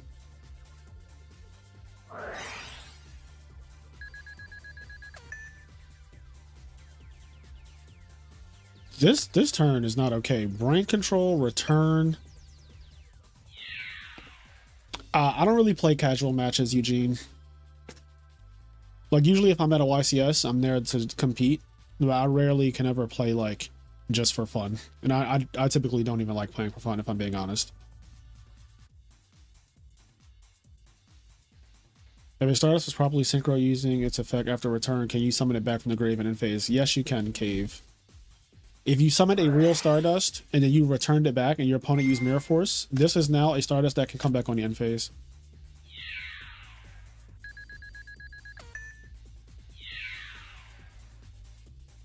Put 100 on it. Frozen set.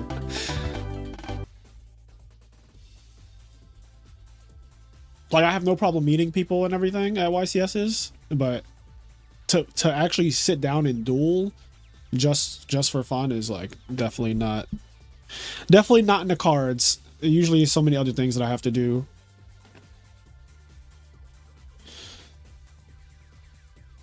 Yeah, I will be at RBET Chicago. I actually registered last night.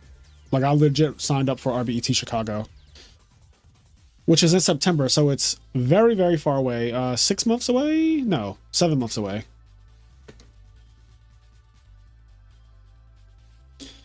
Add Cave to the podcast.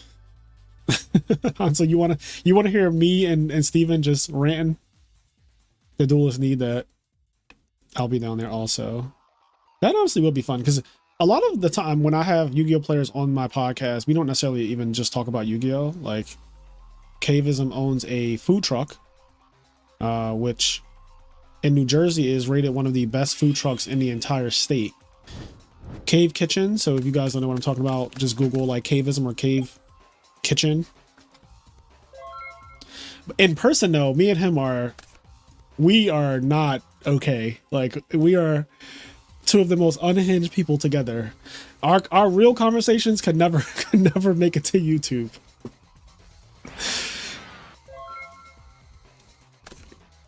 We had so much fun in Orlando, and we went to a Michelin star restaurant in Orlando. That shit was crack. Tori in Orlando. If you've never been, buy the dip. Tori in Orlando was one of the best. Like, that shit was so good. One of the best restaurants I've had. Yo, Uzu, so I was thinking about that. If I make it to the finals at RBET Chicago and you are judging, yeah, you judged when I won YCS Atlanta 15 years ago, which is crazy. Little bit of lore right there. Yeah, Uzu judged my... First of all, Uzu, you're also the judge, I'm pretty sure, that was sitting next to me when Da Li in top 8 made that misplay with Forbidden Chalice. And like, he thought that I was dead at 2,000 life points, and I was at 2,075 life points.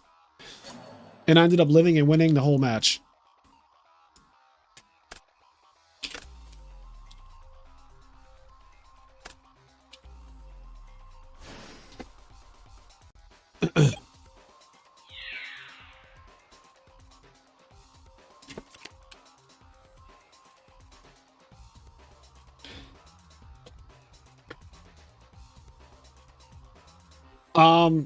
No, that was YCS Atlanta.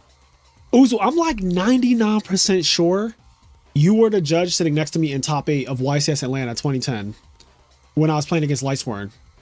I think, is it a feature match or not? I don't remember if it's a feature match. Fraser Smith versus Dali. Oh, it is. It's a feature match.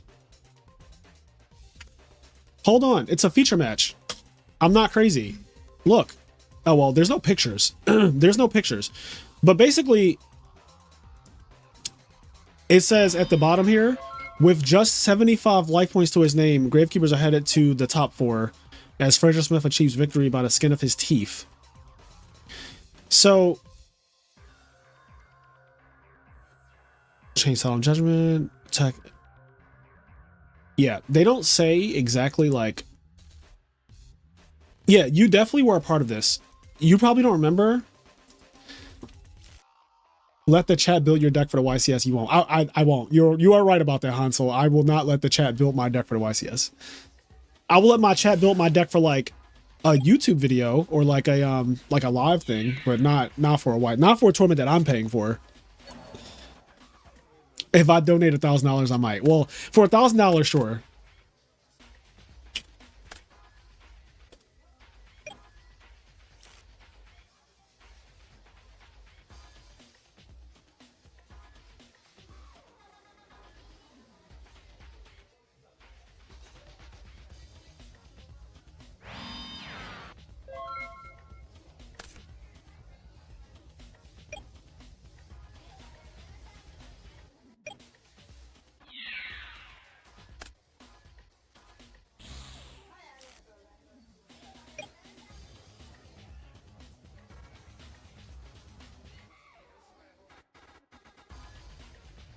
Anywho, what's chat? What are we talking about here?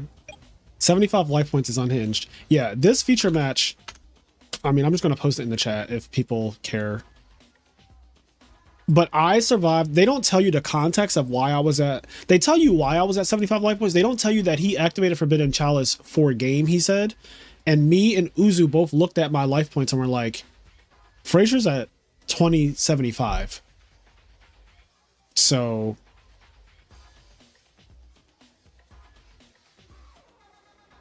use the GK deck you won with, but make it Edison legal. I feel like Dion Brett made this GK deck, which I actually think is a really good GK deck. He topped an event with this build. I think this is a pretty good GK deck, like in Edison. When me and Kenny did the video with this deck, we also scraped everybody, I'm pretty sure.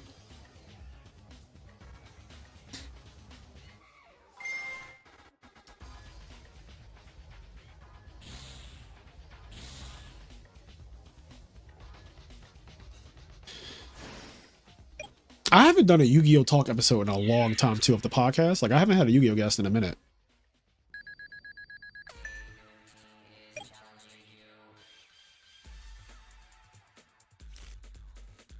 I appreciate the offer, but 14-hour hardwood floors are behind me.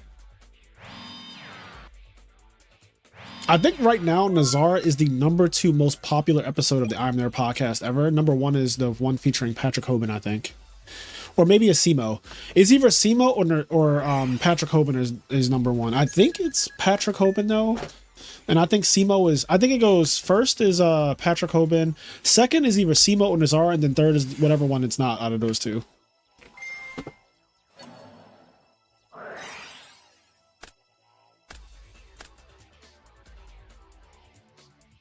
Bluff knock, gotta be top 10 at least. I don't know. I don't know if hold on, what's going on here? Okay.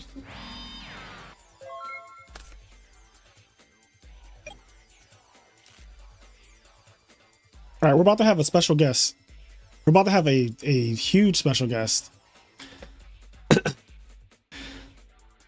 Hello, hello, hello.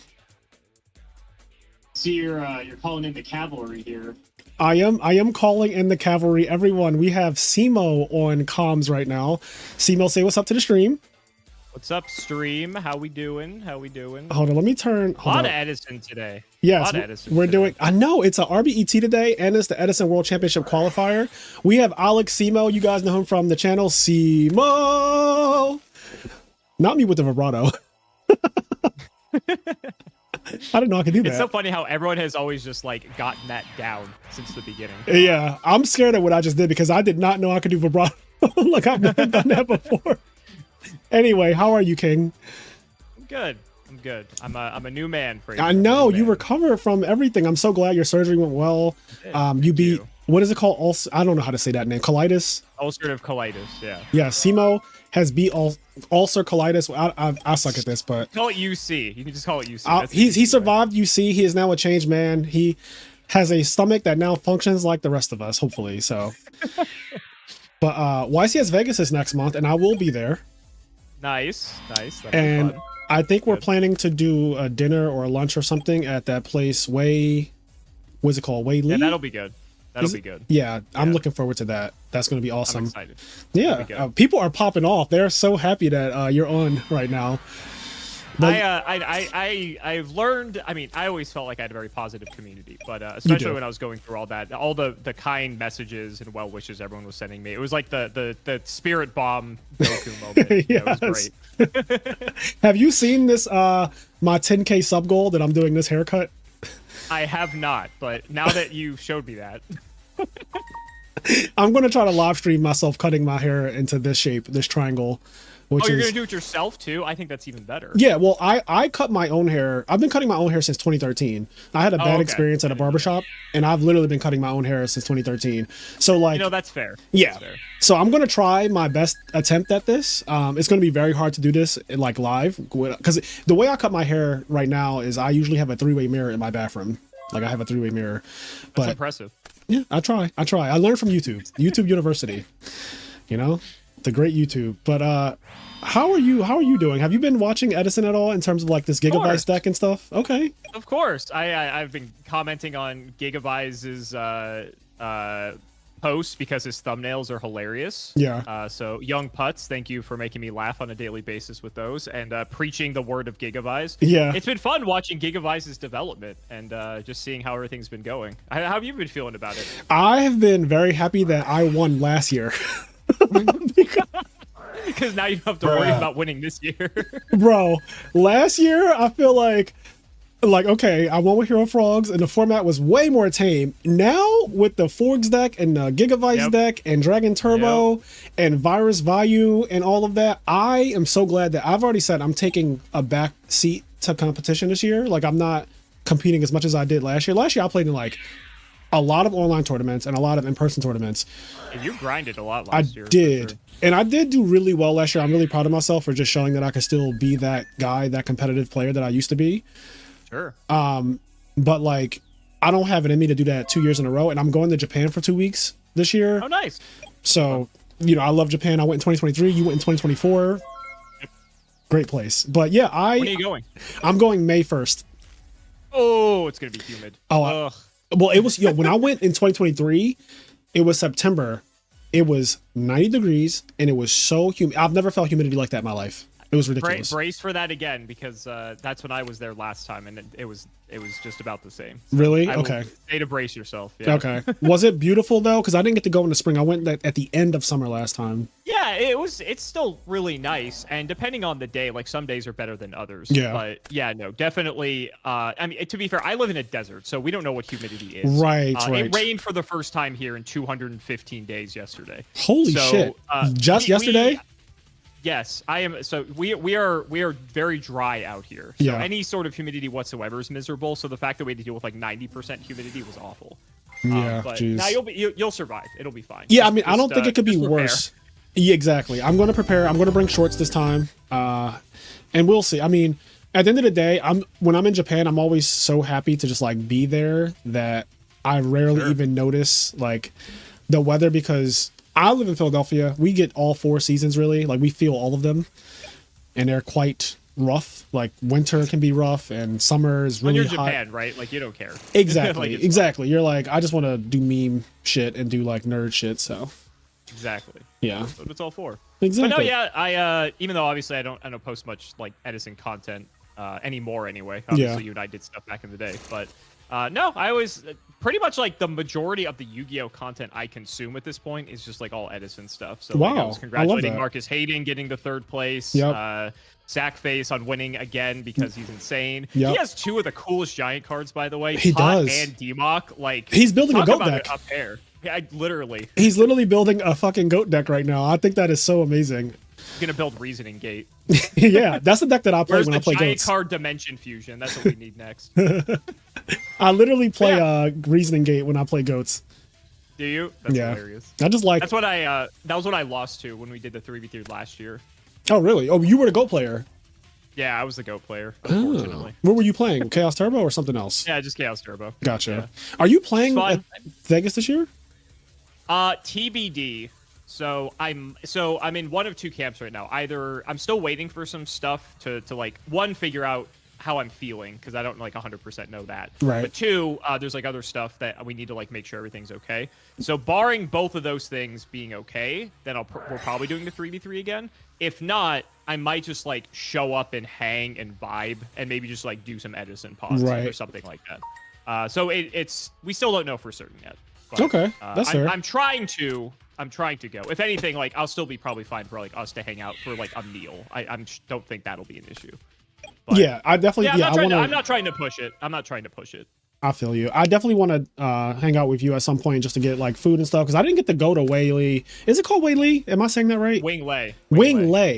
I would definitely want to go to Wing Lei, because that's the one restaurant. I went to Carbone last year. I went to Smith and Walensky. I didn't get to go to a hell of a time last time. You're showing me all the pics of all the places you went. Oh my god, I had some of the best food I ever had. It was insane. Like, honestly, we went to some fucking random Italian spot that was literally off the strip. What is it called? Old Vegas or old something like that part of... It's not the strip. It's not the main strip anyway.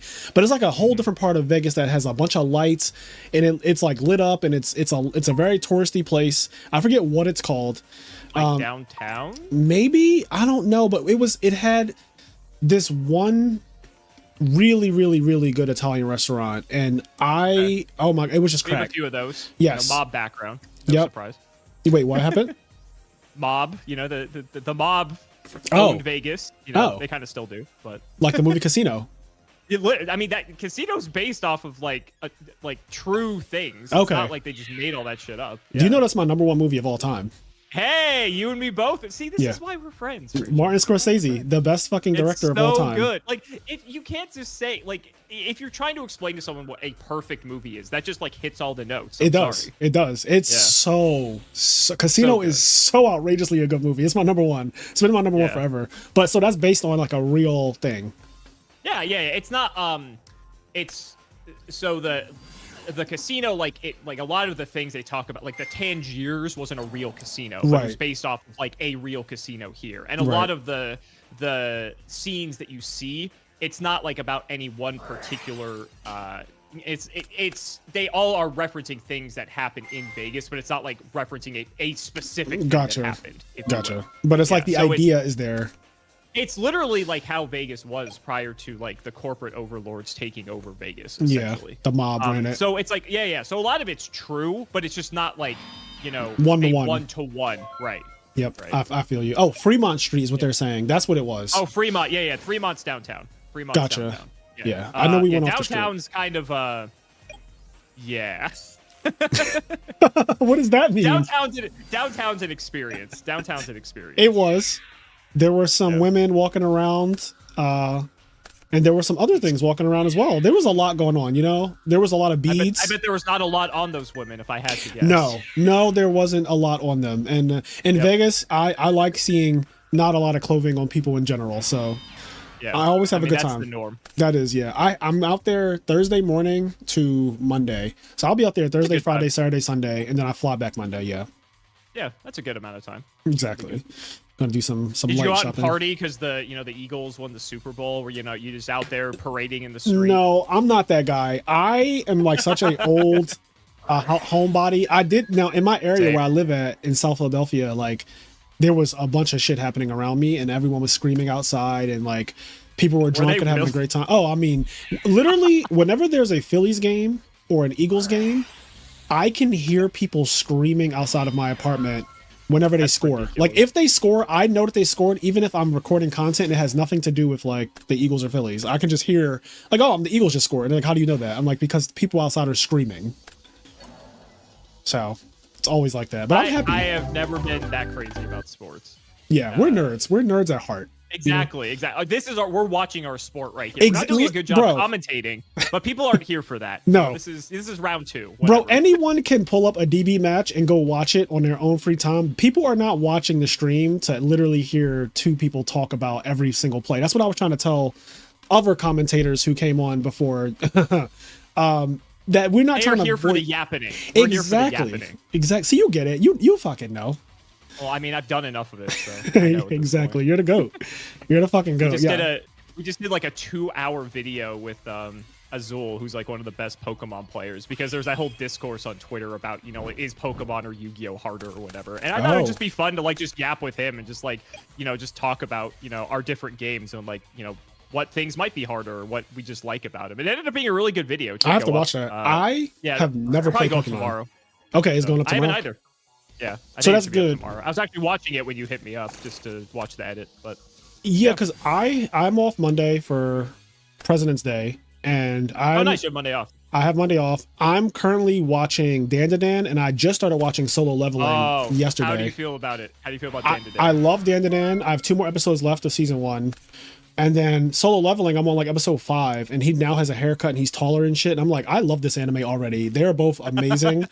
So I'm going to finish Dan to Dan tonight, probably after the stream, and then I'll finish Solo Leveling like this weekend as well. But I also want to see your video. I've never played Pokemon TCG ever. Same. I played Pocket. That's it though. But right. Like, obviously, that's like dual links for Pokemon. Exactly. So exactly the same. Yeah. But I don't know. I can't speak to the difficulty of it because I really haven't played it. But I just assume Yu-Gi-Oh is harder because Yu-Gi-Oh allows you to do everything you want as soon as you want to do it, which is like obviously a good and bad thing.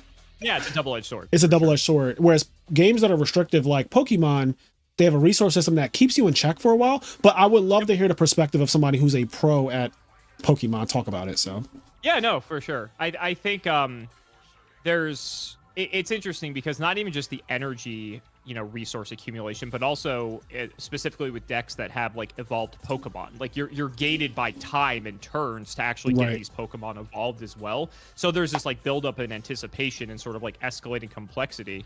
Holy shit! Oh my Rachel, god! You got some big bucks coming. Oh, in. Ray Sean that donated $99.99 through Super Chat. Thank you so much. Shout out to the work ethic question. What do you believe is the top 5 players in Edison? Okay, we're gonna get to that in 1 second. I wanted Simo to finish his thought. Thank you, Rashawn.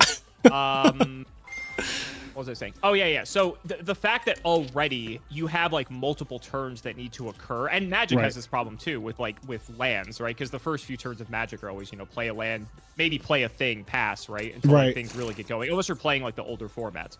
But even then, there's still that restriction. Where Yu-Gi-Oh, again, like we said, it's a double-edged sword where you're only restricted by what the cards say you can or cannot do. And the really only hard restriction you have is your 1 normal summon. Yep. Right? Yep. And that's great because then people who are dopamine addicts like us, that we can just go off and just keep playing as much as we want.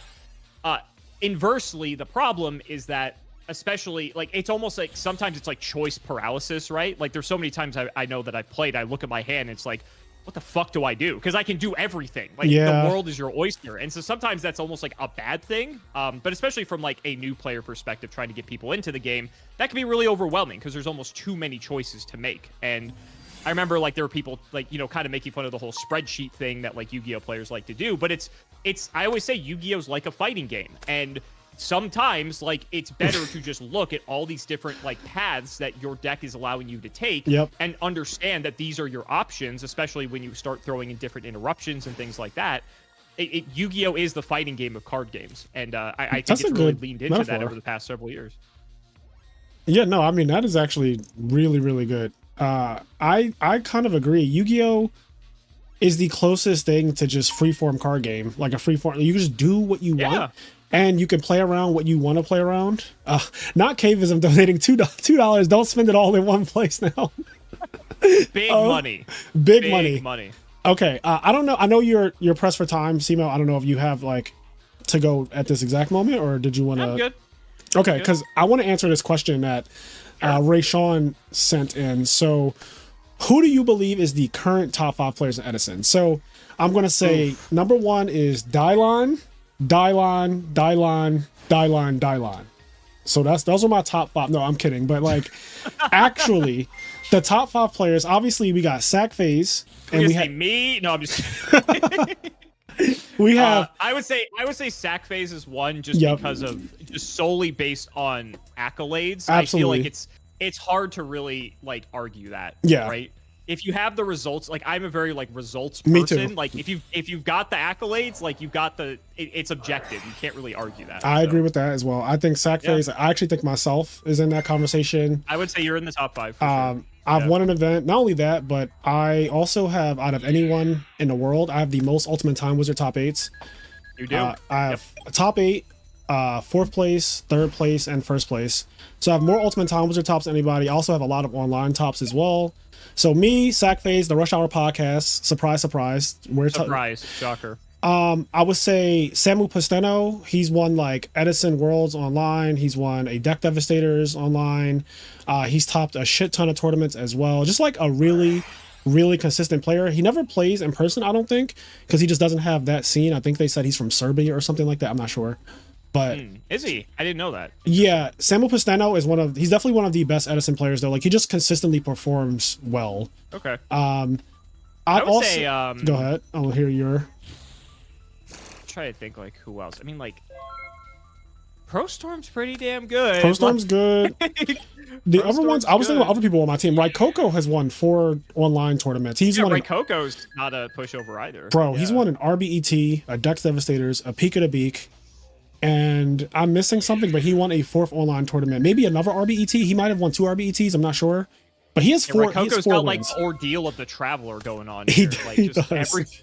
Just everywhere. Yeah, if we're talking about like credentials based, definitely him. Ludo is also up there as well. Ludo's won 3 majors. He's won 3 majors. Yeah. If we're talking about, so the question is also like current, and I would say it's hard because Edison keeps evolving. It does. Yeah. Alistair, the guy who made the Frog OTK deck, who also happened to just win the Ultimate Time Wizard last weekend in Europe, in the UK. Europe, in Birmingham. I would say that he's top 5 right now for sure. Like, because he's the best player with that deck.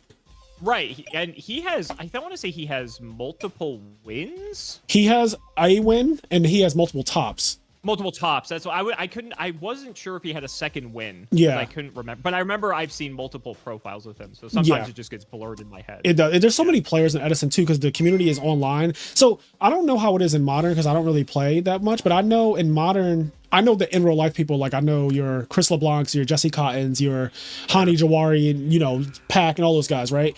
I don't know if they have the same online thing where like Edison is both online and in real life, and they're both big communities with really talented players on both platforms, like, you know.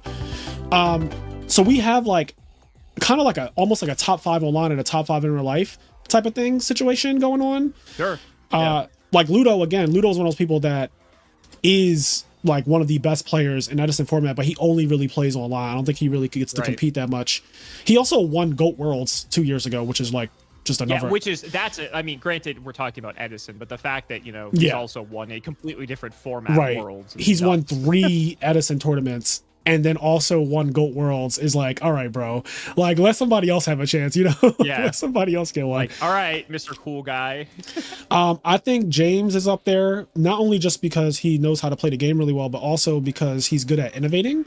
James's innovation skills are top notch. Yeah, he's definitely one of the innovators. He's like our Jeff Jones in a way. Like I would say so. That's an apt analogy. Yeah, he just has like that mindset of like how to make decks better, how to make decks, you know, playable to begin with. Like this deck wasn't playable and now it is. Also Marcus LOL, OG's up there. I love Marcus. I love Marcus's personality cracks me up. Well, me too, especially if you know him in real life. If you know him in real life, like he's amazing. I'm pretty sure I met Marcus last YCS at Vegas when we were doing the 3v3. Yeah. Very briefly, but I do remember meeting him, and so we didn't obviously talk much. But yeah, like seeing him, like especially like with like Gigabytes, but even before with like Hybrid Blackwing and stuff, his personality fucking kills me. He'd be like such a cool guy to hang out with. Yeah, Marcus is one of my favorite people because me and him have the same cynical sense of humor, but I am not as outspoken as he is online. Like he says the things that I think, but he actually like puts like intrusive thoughts come out for him. Like it was funny. We had such a great conversation in Orlando where we were talking about how, you know, most of us are in our 30s now. We're older. We used to play Yu-Gi-Oh back in the day. Now we come back for Edison. And I was saying, and he has a kid now. And I was like, you know, congrats on your kid. Oh, I didn't know that. And I was saying, I'm not mature enough to have a kid. And he was like, well, I'm not either. And I was just like, I was like, that is so self-aware. I was fucking dying because he just instantly admitted. He was like, I'm not mature enough either. And I was just like, that is so fucking funny to me. I was like, yo, you are so self-aware. I love when people know who they are. Like, you know, you know, you're not delusional about the person that you are. So yeah, he's really Marcus, fun. Hit him with the lag, LOL. My favorite. He needs to put that on a shirt. I would buy that. Yeah, that is lag. Yo, lag is that shit makes me cry. Hit him with the lag. Like when you just want to pretend as though you weren't just thinking for like 5 minutes. You just type lag. I laughed for a solid like 2 minutes when he said that was killing me. That shit is so funny because he was dead serious too. He's like, yo, just hit him with the lag. He was. Yeah. I know he was. Oh, I'm sweating. I think that's what made it so much funnier. He's up for Innovator of the Year too. I think he's gonna win because the Gigavice deck is like, it's such a good innovation that has been in our face the entire time. If you think about it, like the cards have always been there. They've always been there. But him making the deck what it is now, he also topped with it. He's one of the first people to top with it, right? He was. So I love when the deck creator does well with the deck. That's always a really cool thing. It's hard too. It's hard. It is. But I'll be curious to see like this weekend, you know, with the World Championship qualifier that, you know, we're here on with RBET. I'm curious. Well, technically 2 RBTs because Keegan's a lunatic and is running 2 back-to-back. Yeah, I was like, what is happening? So Saturday and Sunday are both RBETs. Is that how it works? He's doing an entire RBET Saturday and then an entire RBET, second RBET on Sunday. Wow. Yeah, so he's doing both. Yeah, that's going to be lit. And then he's doing that in April in Vegas again, too. I saw that. They have Level Up Expo. Yeah. But are you going?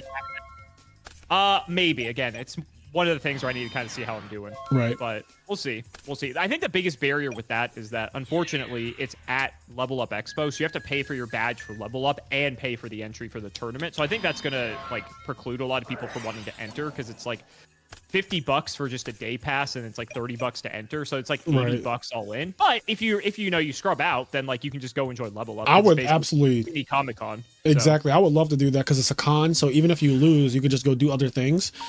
I went to RBT Maryland last year, and that was at a racetrack, and I actually got to see.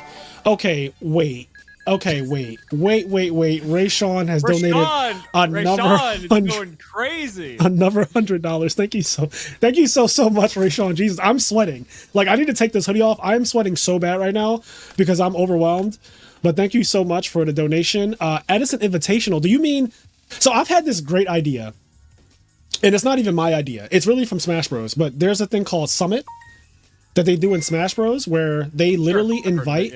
It's a 16-person tournament. 8 of the players are invited, and they're the 8 best players in the format. And then the other 8 players are voted in by the community through crowdfunding. So they all have like either merch or whatever. You could buy like something, but those you get to buy votes essentially, and you vote on the other 8 seats for the tournament. So people like Beast Mode and they love his fan base, people like James Ark or whatever. Well, James will probably be in the actual 8, but like you get the idea. 8 people are invited, so it'll be like me, Sackphase, Ludo, like Jay, like all of the top players, like the people who just have performed the best, a true hero, all those guys. We will all be invited without having to do anything, and then there will be 8 other people who the community can pay money to buy votes, to put votes into other people, and then it will be a 16-person tournament that takes place over the course of like 2 days, and there's like multiple different levels to it. So you have like there's 4 blocks, so it's a block A, B, C, and D, and you have 4 players in each block.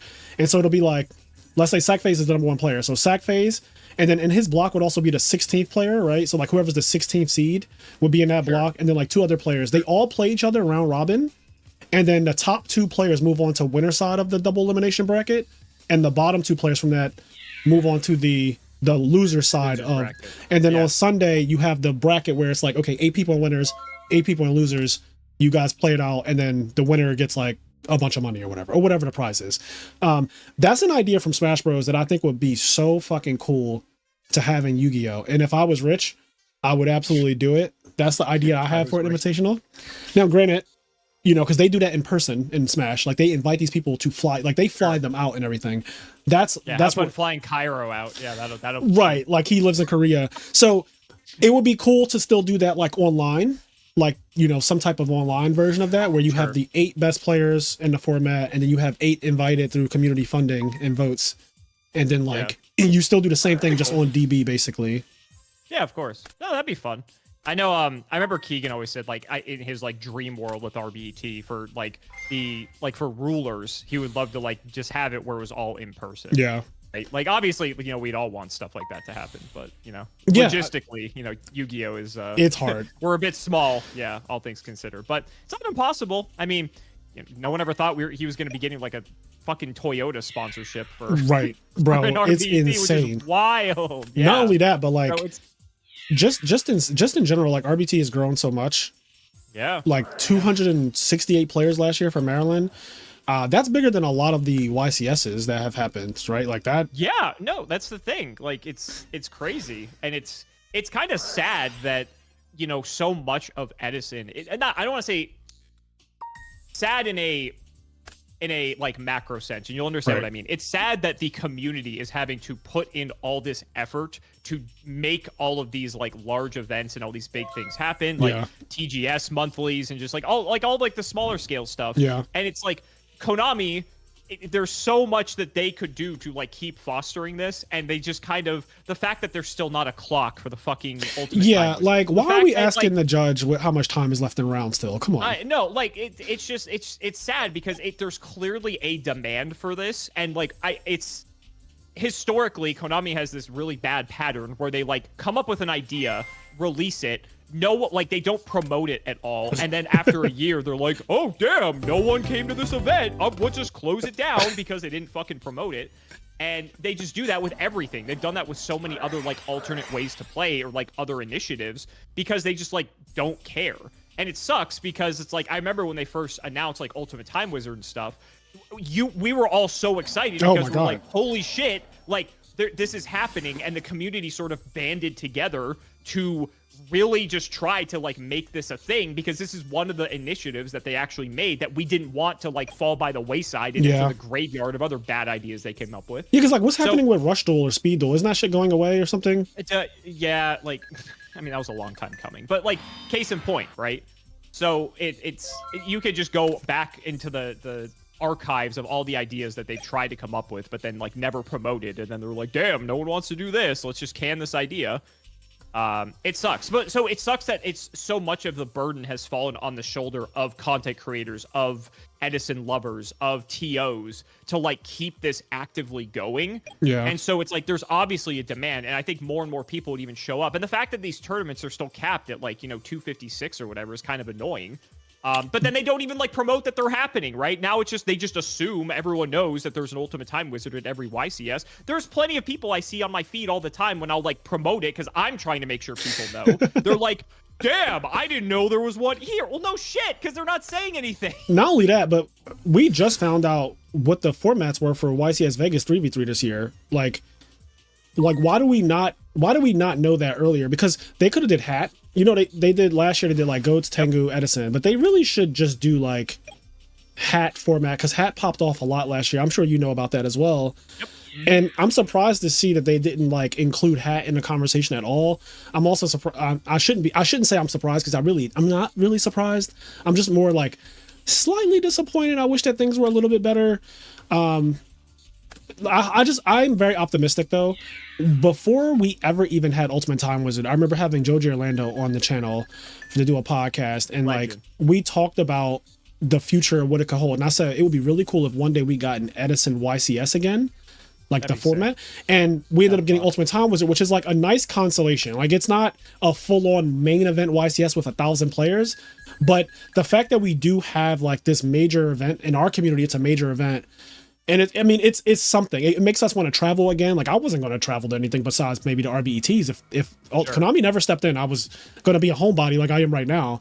But now I'm traveling again. Now I'm going to every event again, like I did when I was in my 20s, sponsored by ARG. So I love where the game is, but it obviously could be better. There are improvements they can make. Yeah. We should be doing top 16, not top 8. Like that's such an easy change. That's insane. Yeah. And also Enraged Peacock made a good point. It's so annoying that you get the same mat that people who win pods get. Yeah. Like, is it that hard to put a fucking like top 8 logo on the same mat and at least just do that, right? At least it's somewhat different. Yeah. But I don't know.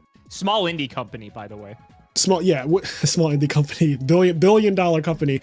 What's also crazy is because I looked at the mats for RBET, and like they're making exclusive Gores mats are insane. Yeah, like Gores mats, different colors. I'm like, bro, if they can do this, and obviously they're not billionaires by any means, then we could certainly get round 3 starting. We could certainly get like an exclusive mat, like an Absolute Zero mat, a Christia mat. Round 3 starting.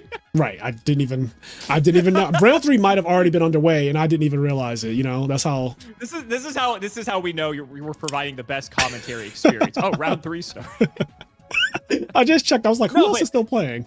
No, but you're right. I mean, and it's also frustrating too, because like right now the mat is a Tengu mat, and there's nothing wrong with that, but it's like the main Ultimate Time Wizard event is Edison, and Tengu doesn't have anything to do with that. So like if they had the Tengu mat for people who wanted to play in a Tengu pod, because it doesn't cost that much to make mats, then cool. And then like have like a different one for the Edison one, or have a different one for the Goat one, right? It's not that. And granted, like there's so many alt formats, so it's it'd be difficult to do that for all of them, but for the ones are super popular, like it's not that hard. Like, it's really not that difficult at the end of the day. But Zuka made a good point in your chat saying how Konami doesn't like retro formats. And the reason for that is because they don't know how to monetize it. That's the issue. Right. But the thing is, they should take the L on the monetization aspect of it and realize from like the community building aspect, and from the fact that you're still getting people within the brand and getting people excited about Yu-Gi-Oh, that is worth way more than just trying to figure out how to monetize the audience at the end of the day. But I mean, it's Konami, so right, because we are showing up to events in the hundreds, like Yeah. Like we're showing up. Hold on, let me pop. Hold on, I gotta pop this out real second. Sackface said no Tengu pods fired at Orlando. Holy shit. That's kind of sad. Crazy. I tell people though, at the end of the day, then this is no shade. It's just the truth. People play the format that they want to play at the end of the day, and I think that people love Edison format because they love the gameplay of Edison format. Like, I know that there was this whole discourse on like, oh, it was marketing, it was SEMO, it was MBT who made Edison pop off or whatever. And I'm like, obviously marketing helps. Like, marketing absolutely helps. But if you're just not putting out a good product, the marketing doesn't matter as much. People will only buy into it for so long before they're like, okay, I don't actually like this. For it to be going for now, Ultimate Time Wizard is 2 years old. Like, people were showing up to these things. We had almost 300 players. We had over 300 in Anaheim. 250 Nats was over 400, wasn't it? And it would have been bigger if it wasn't for that cyber outage that weekend. Right. Exactly, because so many people didn't make their flights. Yeah. So it's like, bro, people want to play retro, and I know that they're trying to monetize it in slight ways with the Bonanza thing, but like, isn't that's not the same? It's not the same, because isn't that set predominantly modern cards? Pretty much. I mean, they're using it as an excuse to be able to print stuff for other retro formats, because like we got Oppression, Amaryllis, hat format got Maxi, right? Different things like that. So like it's a good way for them to print stuff for everything. But I talked about this with Keegan before, because obviously Keegan lives in Vegas, so we hang out every now and then. And we were talking about, if you're in Konami's shoes, how do you even monetize it, right? You could maybe make one set for Edison, like one set, period. And even if you made like the best product imaginable, where it's like, in my eye, okay, if I were them, what I would do, you literally make an Edison battle pack. Yes. Where it's all Edison battle, like it's Edison packs that are meant for draft. And then in there you have like collector rare equivalents of some of the most iconic cards. You have like collector rare Caius, collector rare, whatever. That's all you have to do. So that way it's a product that people can always, so like when you come to town in Vegas, right? Or if Eric or whoever is like coming to town, we could just buy the product, crack it, draft Edison. Maybe someone gets like a crazy pull of one of the high rarity, like exclusive Edison cards, sick. But then we can just play some draft Edison and like have a good time. I would love that, by the way, because I think that Edison right now, like constructed is fine, and we've been playing it for years, and it keeps evolving, so it's not like it's even stale, but it would be nice to have a change of pace within the format still, like to keep the same format, but then have a change of pace inside of it. Right. So the problem with that, though, is that they can do that exactly once. They can only make this product one time, because then they've probably reprinted every Edison card in this product. And so that's good from the perspective of now if people want to get into the format, it's probably really easy for them to do so. But the issue is that, again, if they're trying to monetize it, they can only do it one time and then that's it. So now what the hell do they do?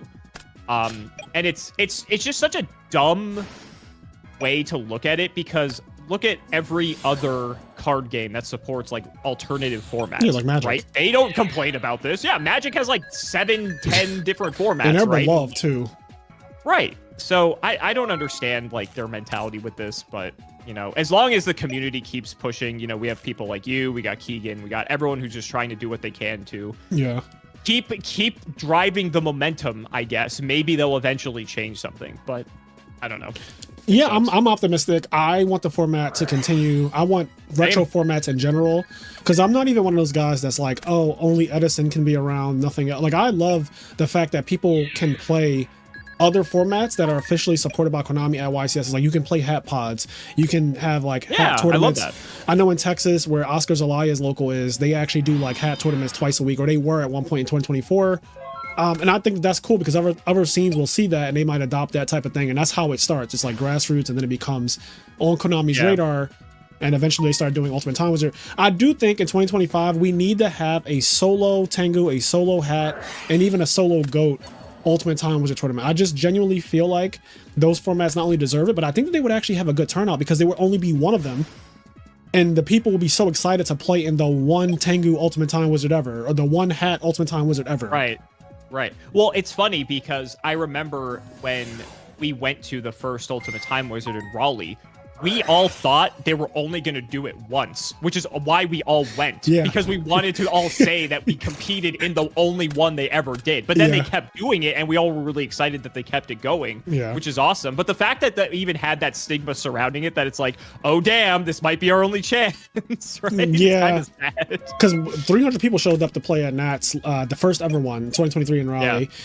300 people showed up for that, and it was capped at 256 at first, and then they let it go past the cap because, you know, they were like, damn, we didn't expect the demand to be this big. And it's like, yeah, we've been trying to tell you there's a whole online community that is already huge, like, and love to play this format. So yeah, we'll see what happens. One of your other chatters said too, and this is something that'll never get fixed, if anything, is that you can't play retro format on Master Duel. And that would be the dream, right? Like, if we could play Edison on Master Duel, that would be amazing. But they are never going to do that. Yeah, I think because it's a coding nightmare if you want to have it format accurate rules.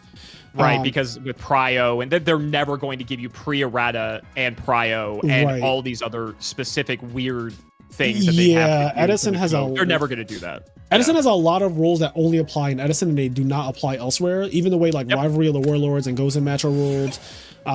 There's stuff with Consecrated Light. There's all types of things that are just Edison specific. And I don't think even though we're talking about $1 billion company, they can do whatever they want. But I think from a coding perspective of this platform, they're not going to have someone code in the original rulings from 2010. We're likely to get Frazier, they don't even have trap dust shoot in the game. Like, do you think they're gonna do all this? It's not even in the game at all. Like, it's not a card. Oh, Jesus. No, dust shoot's missing from the card pool. There's a bunch of like Edison specific cards that are not even craftable in Master Duel. Yeah, which is even funnier when you think about it. Yeah, that does suck actually. It's like, I know that I heard last year they did an event that was like an Edison event, but it was Japan's Edison, I think, or something like that. I heard. Yeah, it's like the 20. It was like April 2010 in Japan. It's way different. Yeah, it's way different. Yeah. But even that is like, okay, so they are aware that people like to play retro. Like, they're aware of it. Right. Now, the best we could hope for, and I said this when Advanced Edison was a big theory that Joji Orlando brought up on my YouTube channel, and like everyone was running with it like, oh god, Konami's about to make Edison like advanced rules where everything is errated, everything is the way you play it in modern. That didn't happen. I don't think that's going to happen now. It's been like, I don't think it's going to happen. But that was the closest we could have ever gotten, I think, to Master Duel having Edison format, because then you don't have to actually code or change the card text on anything. You just play it like Advanced Edison. Like Goyo Guardian requires an Earth Tuner. You know what I mean? Right. At that point, it's not Edison, right? Right. It's not Edison. It requires an Earth Tuner. BrainCon can only take normal summon monsters. Exactly. Then it becomes a different thing. Raiko doesn't target, which would be insane. Yeah, that one is in. Raiko becomes a god card. Right. So there's so many differences at that point. Brio is only a once per turn, right? Yeah. So and only your cards, I think, or not your. You can't do your cards, I think, or something like that.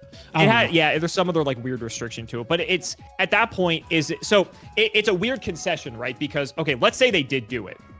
Would people concede that if they're going to like officially support it, if it's not actual Edison format? And my take is that people would not. I don't think people want that experience, even if it was like fully supported. And like people in the chat can say otherwise. Even if let's say tomorrow Konami says, oh, we're doing Advanced Edison, I wouldn't care. Like I honestly, I wouldn't. I'd rather play regular Edison, because if they force that on us for in real life, I would be pissed, because that's just not the format. If they did it for Master Duel, though, I think that there would be an entire group of people who play that, because it's the same idea as playing a completely different format at that point. There would be a group of people who love that format. Like it's not Edison at that point, like you said. It is completely some kind of like bastardized version of Edison. Like playing Master Duel format versus like modern format. Right? At that point, that's what it becomes. And I don't understand, like, Yu-Gi-Oh! Has historically always had this problem. I don't understand why it's so difficult for Yu-Gi-Oh! To just be Yu-Gi-Oh! At the end of the day. Like, every now and then you get your sim that is, like, the actual Yu-Gi-Oh! Experience, but then you get 5 other branching off things. Yeah, what is that? Like, Sacred Cards, Reshift of Destruction, Forbidden Memories. Right. Exactly, but you even still have that now with like Master Duel not even supporting the actual TCG or OCG format, and I think that would just be a gateway to get so many other people into actually playing the physical card game if it's actually the right format. Do you think they're afraid to have Master Duel be the actual OCG and TCG formats because it might make people not want to go to YCSs if they can just play the same exact thing on their computer?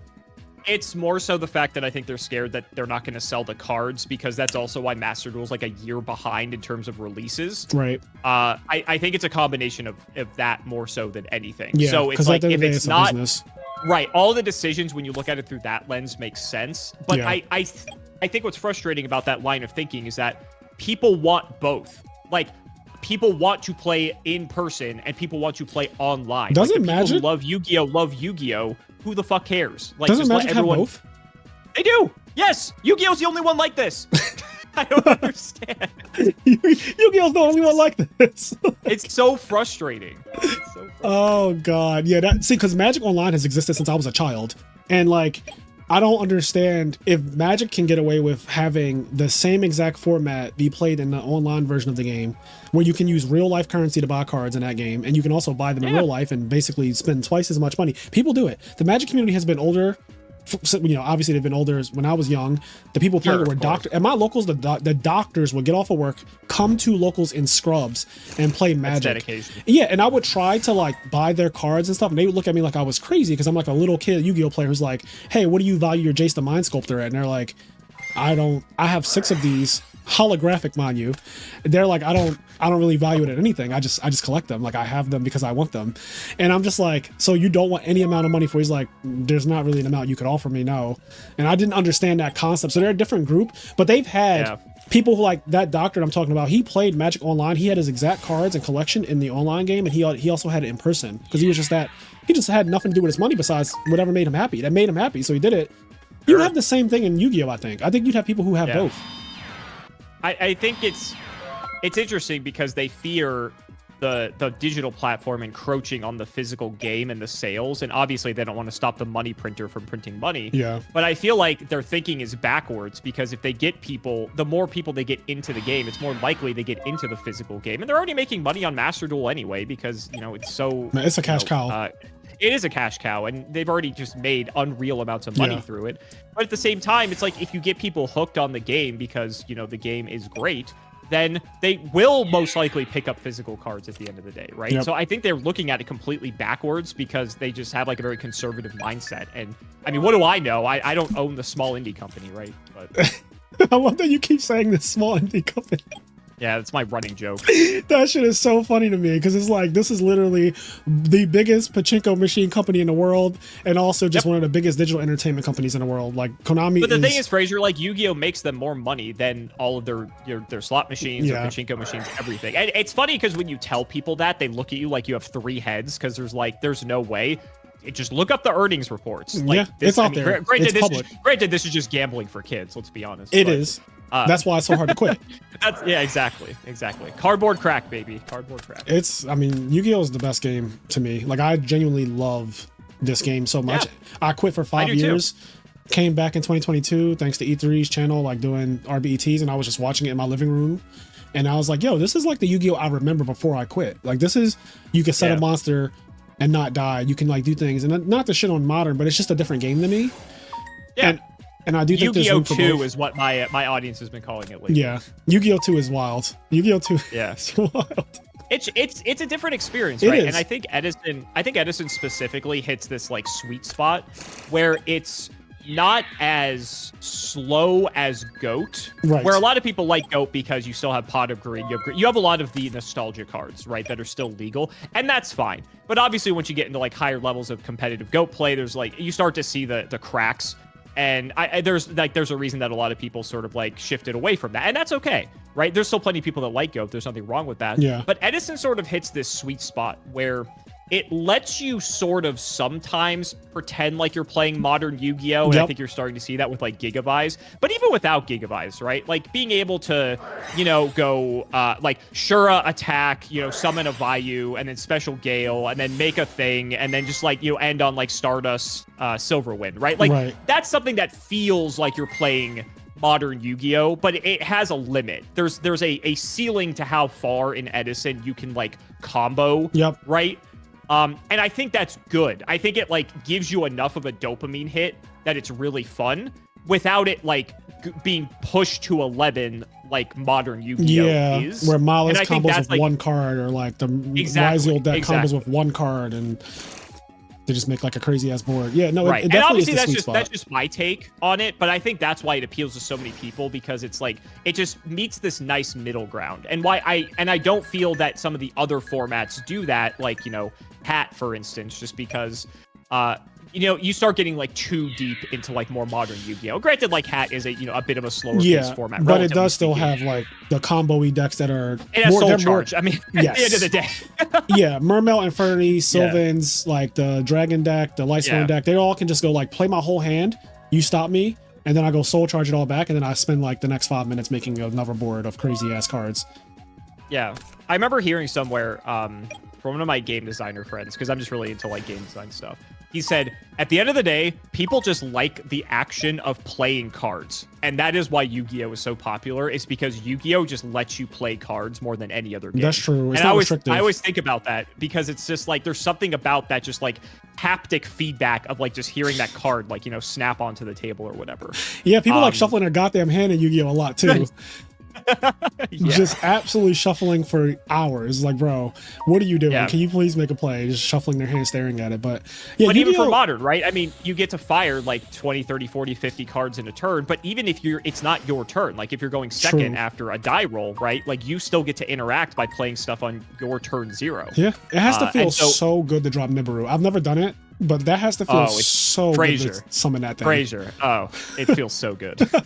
It just looks like it's such a fucking meteor comes out of your hand and nukes their board. Like, have you seen those videos on Twitter from Japan where when someone's nibbing the board and they just take their copy of Nib and slide it under each of their monsters and flick it off the table? No, I've never seen that. I've seen other ones though. I saw a really funny one where a guy tried to play his turn out and everything he did got hand trapped. Then he passes to the guy. The guy has one card in hand, and like he draws for turn. Obviously, he goes to do his one. He goes like summon Snake Eye Ash, and the guy's like, "I'll activate." Let's say the what's the thing, the feet card, the fucking hand trap. He goes activate like Ash Blossom, and the guy goes like the one thing that stops it, the burial thing. Like, Call by the Grave. Yeah, it looks like Foolish Barrel. He plays Call by the Grave, and then the guy just like loses his shit because his whole turn got stopped. And then he's like, since they got Ash, he's like, Ash that, and he's like, Call by the Grave, kill you. And it just was like one of the funny. The way it happens is way funnier than I'm describing, because he's just like, okay, I'll try to do this now. I think I know like, which video you're talking about. You know exactly which one I'm talking about. This shit was so funny to me. Yeah. And I was like, that's modern to me. Like when as an outsider looking in, that is literally modern to me. Right. But it's this interesting like push and pull. Because at the same time, the player who's like comboing off and getting their huge dopamine rush of like doing whatever their deck's trying to do, you know, like you resolve Snake Eye Ash and do a full Snake Eye board or you know, Ryzeal or whatever, right? You do your full thing.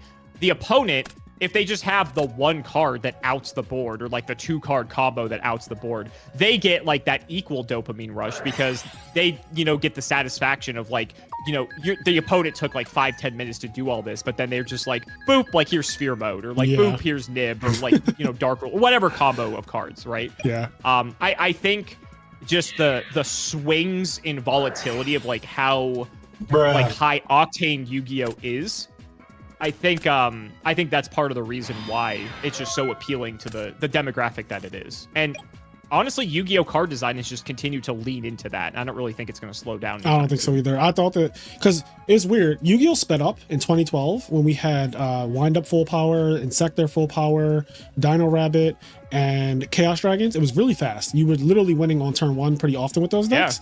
Then it kind of like, and then it got fast again with Dragon Rulers in 2013, right?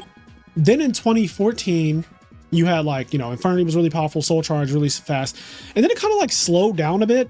Like I would say that Hat format kind of like, it wasn't Hat as format was like a reset. Which it was interesting. It's weird because it came after Dragon Wars is really fast, especially when we talk about the baby dragons. But then it kind of like slows down in 2014, and I was like, oh, maybe modern will do like a Hat format thing where it kind of like drastically slows down. But then, like you said, I think that they're leaning more into one card does, like Ryzeal and Malice to me. They are like the definition of modern Yu-Gi-Oh. Like they just look like modern. One card does everything. Well, Ryzeal's just modern Zodiac, to be fair. It is but literally that. Yeah, because Joshua Schmidt always says that, you know, we had one of the most high power formats of all time in Dragon Ruler. Go from that to Hat format, which is like, relatively speaking, one of the slowest formats we've had, right? And obviously it happened before, so it's not inconceivable that it's happened again. And it's not like this is the only time either. Like when COVID happened, people might be just shocked that Eldritch was like one of the best decks, right? Which was like a very slow, grindy control deck. Yeah. It obviously it was facing down like Emancipator, which is one of the craziest combo decks of all I know. time. I'm so sad we didn't get to really like see that deck. For right. Really I mean, we did. It was just online. Yeah. More than anything. And that's the time when I wasn't like, paying as much attention, unfortunately. Sure.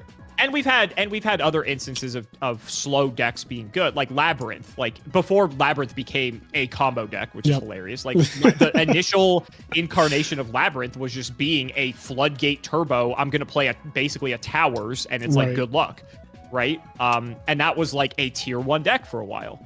And then people figured out the combo version was even crazier, which is funny.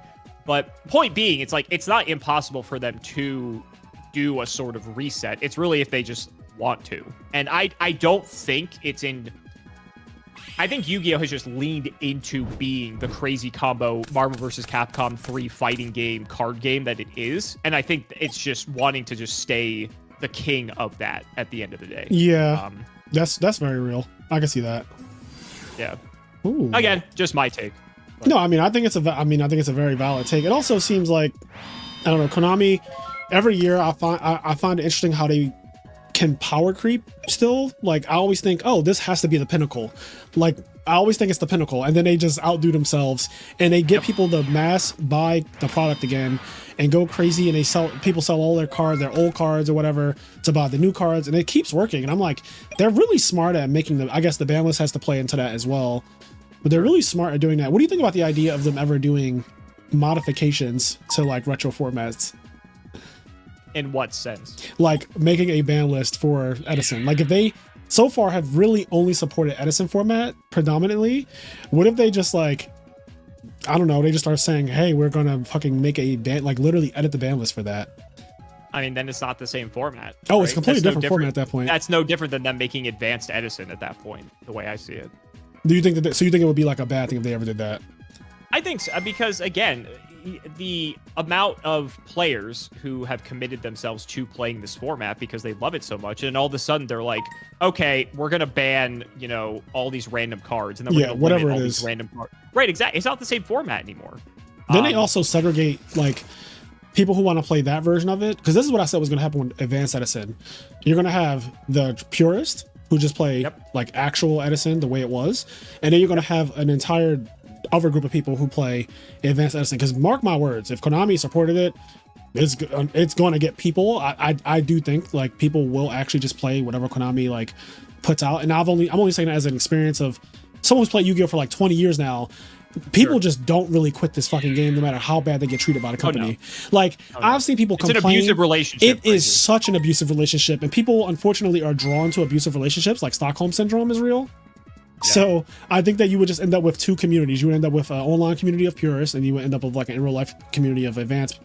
People still want the prestige of saying I won a Konami event. That's like at the end of the day, that's not going to go away. That's not going to go away. The draw of that will keep Yu-Gi-Oh alive for a very long time, because there is like this like lore and this prestige to like winning a YCS or like winning or even topping. Like people are like, oh my god, I got my first top, and they're like so excited about it. That means something. It does. It does. Yeah. And they'll take it in any format, honestly. Like I thought that people would be like, oh, I don't care, this format is degenerate, it's toxic, it's not fun, but. And honestly, it's even harder in Ultimate Time Wizard because it's top 8. It's like the old days of SJCs, right? It literally is that. So that makes it like that's like an even greater barrier to overcome. But the problem is, it's like if they do the Advanced Edison thing, you're already taking a minority group, relatively speaking, and fragmenting it even further. And like, why would you drive a wedge in something like when you don't have to? It's just kind of stupid. Yeah, they will not do that. It's just a hypothetical. I don't ever see them. Yeah, I don't ever see them editing the format. I think there's only one option, and that is keep it the same, which is like nothing, or the one option being Advanced Edison, which is like a drastic change, like a fucking drastic change. And my only reason why I even thought that was possible is because when Joji Orlando was talking about it, it made sense that the judge staff wouldn't have to technically like learn Edison specific rulings. So if they ever were having a hard time finding judges that know Edison, then Advanced Edison kind of solves that problem because it's like, oh, now you just go by problem solving card text and erratas. So Okay, let me pitch something to you. okay. I'm curious what chat thinks too. Okay, here's my take on Advanced Edison. I saw Zuku said something that made me think of this. Okay. I'm not going to, one second, Fanatic, I will do that haircut and I will keep it until my hair grows back. But I cannot in good faith, like, keep that haircut forever. That's not real. That's just not, that haircut is not sustainable. I would look like a loony person, but anyway. Here's my Advanced Edison. It's the only thing they don't change is errating the cards. Yes. So no prio anymore. The rulings are modern rulings, but everything is still pre-errata. Yeah, that was like what I was trying to pitch as well last year when I did an Advanced Edison tournament just to see what would happen. So you didn't draw going first, which I think is actually one of the few problems that Edison does have. I was about to say, I think that's also something I'd be fine with too. Yeah, I don't like the drawing going first because there's no thought in whether you, like, if you win a die roll, you and your opponent both understand that Yugioh should have never had that to begin with. Like, right. Let's be honest. Right. That is a good revisionist history thing that they did with, like, after 2014, you do not draw when you go first. So that I was for every change. The erratas, I think, are where it gets too much. Like Goyo Guardian and Brionic and like whatever other ones that were missing that just don't function the same, I think is a bit much. Like that is definitely... Personally, I feel like no prio would make Edison even more interactive in ways because prio is bullshit for a lot of things. Yeah. Like, let's be honest. And we've accepted that as part of the format, and that's fine, right? It's part of what makes the format fun in some ways because it's also different from regular. But I feel like if you remove prio and you just go based off of like modern rulings of certain things, but you keep everything pre-errata, I think that's like the most elegant way to like do it. But obviously they're not going to. Yeah, pre-erratas would be so good because I like no prio. I like JD not nuking my board regardless of me having or a like fucking if someone drops a dad, you had the opportunity to respond before it gets to pop something. Yes. Right? Like I think no prio makes Edison more healthy, in all honesty. Yeah. And Book of Moon becomes an actual like really good card as opposed to it being in this middle ground right now. And obviously we're like past the point of like anything like that happening. And again, it's because I feel like once you start crossing into the errata territory is where it gets like awful. And it's because then like so many of the cards become unplayable. Yep. But keeping the cards as is, but just removing prio, I think is like the best solution. But obviously that's my take. Yeah, no, I think that's a reasonable take too. I mean, that's what I want, if anything. If it had to change, I will be okay with not drawing going first, so that way people can actually that too. build. Sorry. Yeah, that too. Yep. So people can actually build for going first or second. I think that's one of the coolest things about modern Yu-Gi-Oh! Is that people literally come to tournaments that they're going to play 12 rounds in, and they say, I'm building my deck to go second because everybody wants to go first. So I'm going to play evenly matched. I'm going to play lightning storms. I'm going to play 20 hand traps, and then I'm going to just play so I'm going to play board breakers and my engine, and that's what my deck is going to do. And I love that. Like I've seen that happen a lot with like what's that one deck that plays Ray? Ray is Bay. Sky Striker. Going second striker was a huge deck. Going second striker. There was also Ryan Levine won a YCS in the UK or in Europe where he played going second spiral. He was letting everybody... Go second spiral, that was the meta. Yep. He let everybody go first because everybody was fighting to go first back then. And he kind of came in with a deck that was just so teched out to go second. He let you make your whole board and then he just break it. And I was like, that's brilliant. Yep. And I wish that we had that in Edison where like Gigavice can be built to go first. But then you'd have decks that, like, you know, you could have like Blackwings, just using a hypothetical. Blackwings, like, oh, I'm building my Blackwing deck to go second. So it has like all of these cards that are teched out for that purpose. For sure. And then again too, right? So if in this hypothetical, right, you don't draw going first, Gigavice has one less card to combo with turn one. Yeah. So it definitely like hits the consistency of the deck to a degree. Exactly. But also at the same time, the deck going second gets an extra card to work with to possibly like fight back against it. Yep. And a lot of like Gigavice's stuff too is so good because prio exists as well. Yeah. So like that sort of like helps check that in a way. But it also again, makes Dushu not as broken. Like it makes Dushu not as broken. Yep. There's a lot of things, and like granted, we're past the point of us actually doing this. But I think it actually does make the format better, even though we would like never do that at this point. Yeah, and I mean, what I love is that without the format having any real changes to it, it still keeps changing regardless in like in its small card pool, in its which is amazing. But it's one of those things where they talk about like restrictions breed creativity. Yep. Right? Because it's like we know the Edison card pool is never going to change. Like it is fixed. It is solidified. This is it. You have up until, right before Shining Darkness to work with. And so I think as a result of that, that's like why you're seeing the innovations that you do. Because like, we were just talking like what, a year or two ago about like, oh, the big three. And now look where we are now. Yeah, right? It's definitely different now. Like we don't have the same big three is not there anymore. It's not Blackwing Value Hero Frog anymore. It's certainly changed. And it's definitely something I want to talk about on the channel in this coming week, because the 2025 looks very different for Edison. And I'm not necessarily mad at it. Good. Yeah. I know some people you got are your win, scared. Fraser. You're happy. Exactly. I am so glad that I have already won before this shit got like this. Not to say that I can't like do it again, but it's different and probably harder. I'm going to assume. Like you could just lose to Gigavice now. You could just lose to Forgs now without really. We'll see. I mean, I think it's still pretty premature to like say one way or another. That's exactly right. That's why I'm saying like I don't know if it's actually like harder, but in theory, these decks are like Dragon Turbo-esque. They're very like when they do Modern go off. Yeah. I don't disagree. I still think it's too early to tell. Yep. Like obviously we are seeing like Marcus, and there was another guy at the recent Ultimate Time Wizard who also topped with the deck as well.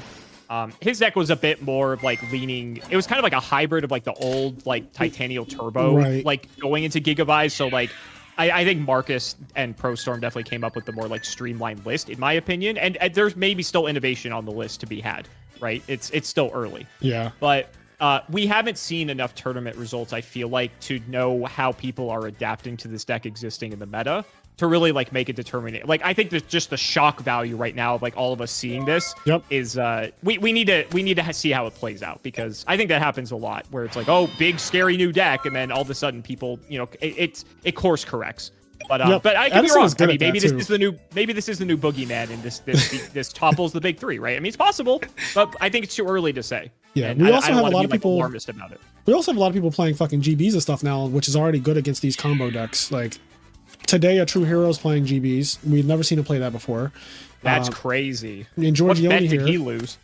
You said what? Oh no, he's been in our group chat. So we have like a Discord server, obviously, with the house, and he was like, yeah, I'm looking at all of these decks, and I kind of don't want to play Diva Hero. I don't want to play Value. I don't want to play Blackwings. He's top with all those decks already. Yeah, I know. So he's like, I want to try the anti-combo deck, the ultimate anti-combo deck, which is GBs. GBs is like, instead of playing a full-out Macro Cosmos, DD Survivor, Hateful deck like that, GBs is like that perfect middle ground where you can play the anti-meta aspect, but then it also has this really good meta part about it too, where your cards are just good when they do go off.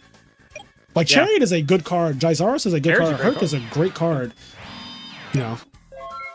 And so we're talking about Gigabytes and everything. Like, let's talk about the rise of Glad. At the end of last year and or beginning of this year, right? I mean, Glad had an insane run last year. It did. It won multiple and all the different tournaments. variants too. It wasn't even like one streamlined variant of the deck. Like there was the Iados build. There was the It's cool to see that, and that's why this is the best format.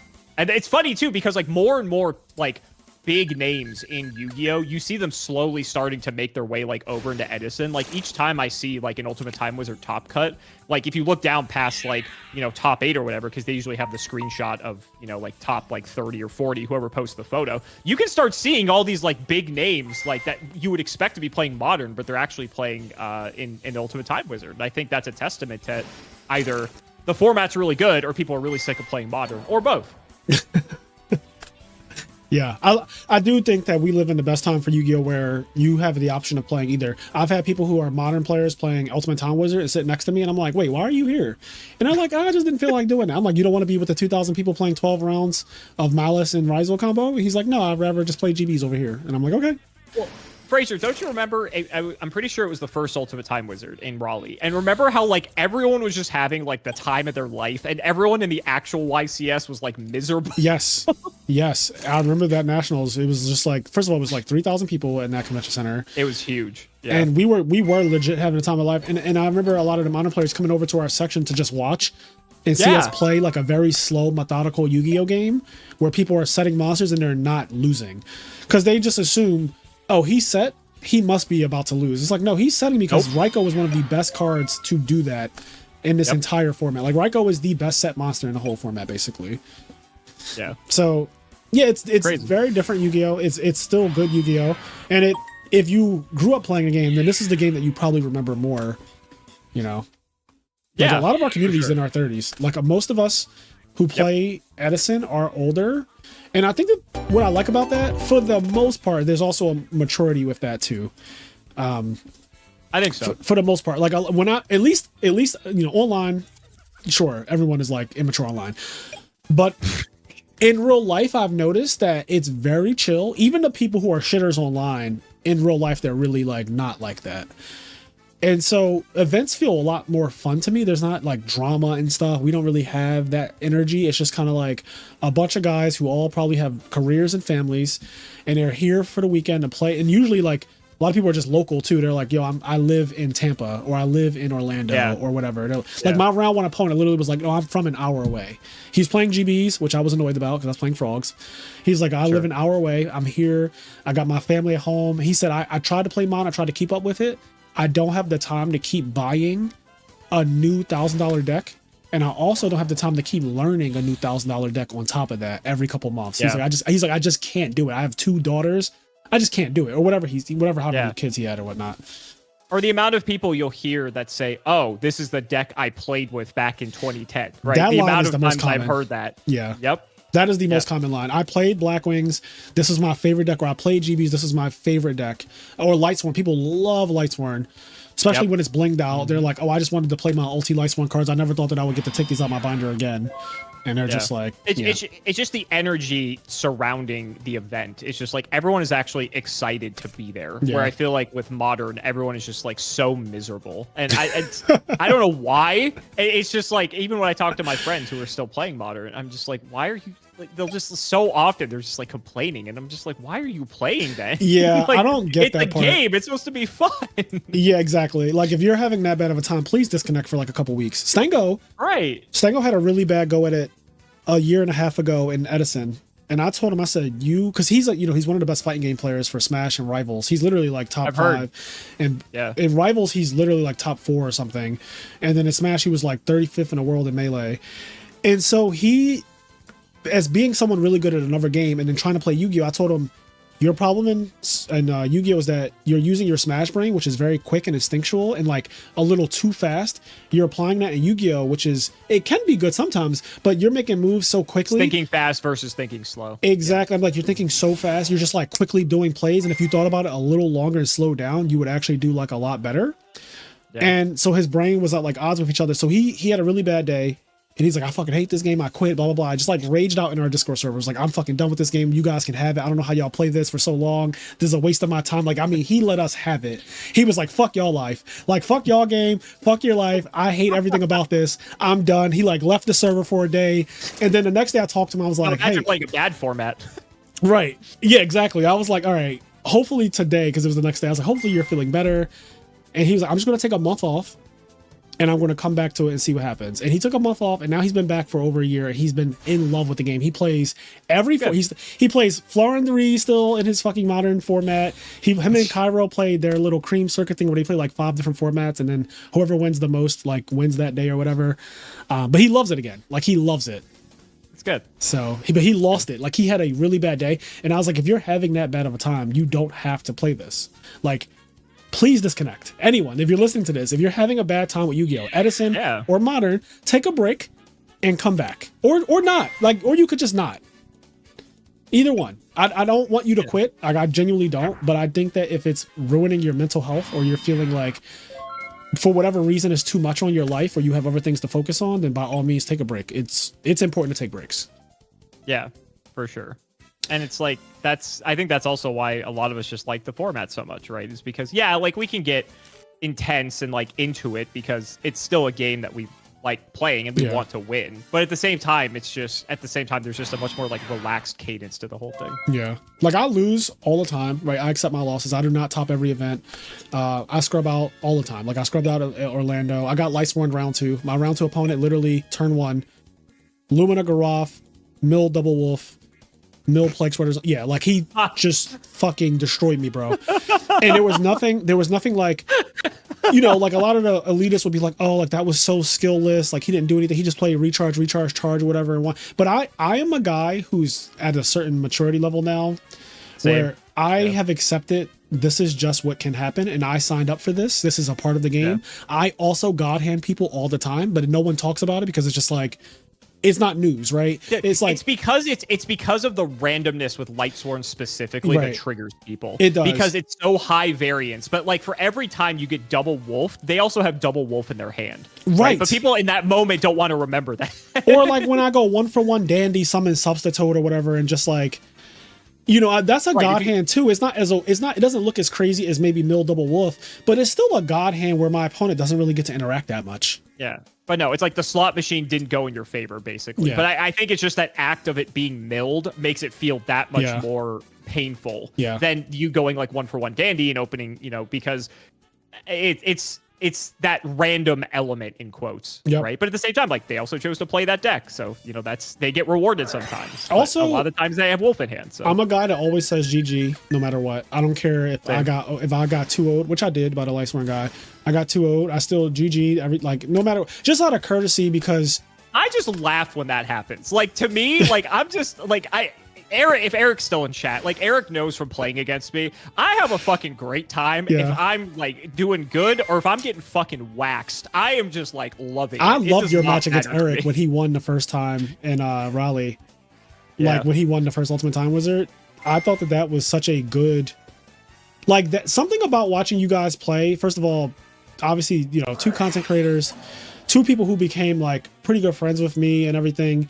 But watching you guys play, I remember there was like a whole thing with the bottomless and Black Rose thing. And like you were doing really, really well. But then I remember, I showed Eric my hand. He was dead next turn if he didn't sack the crap out of me that turn. And it was like return from different dimension, I think was like, it just like did the most or something. Yeah, Simo is a good loser. It's weird to say, but like I was there with your wife watching you play the whole time. We were talking about fashion because that's what we do. And I was like, yo, I was telling him, I was like, he's actually like winning right now. Like I'm not even kidding. He's fully like winning this round.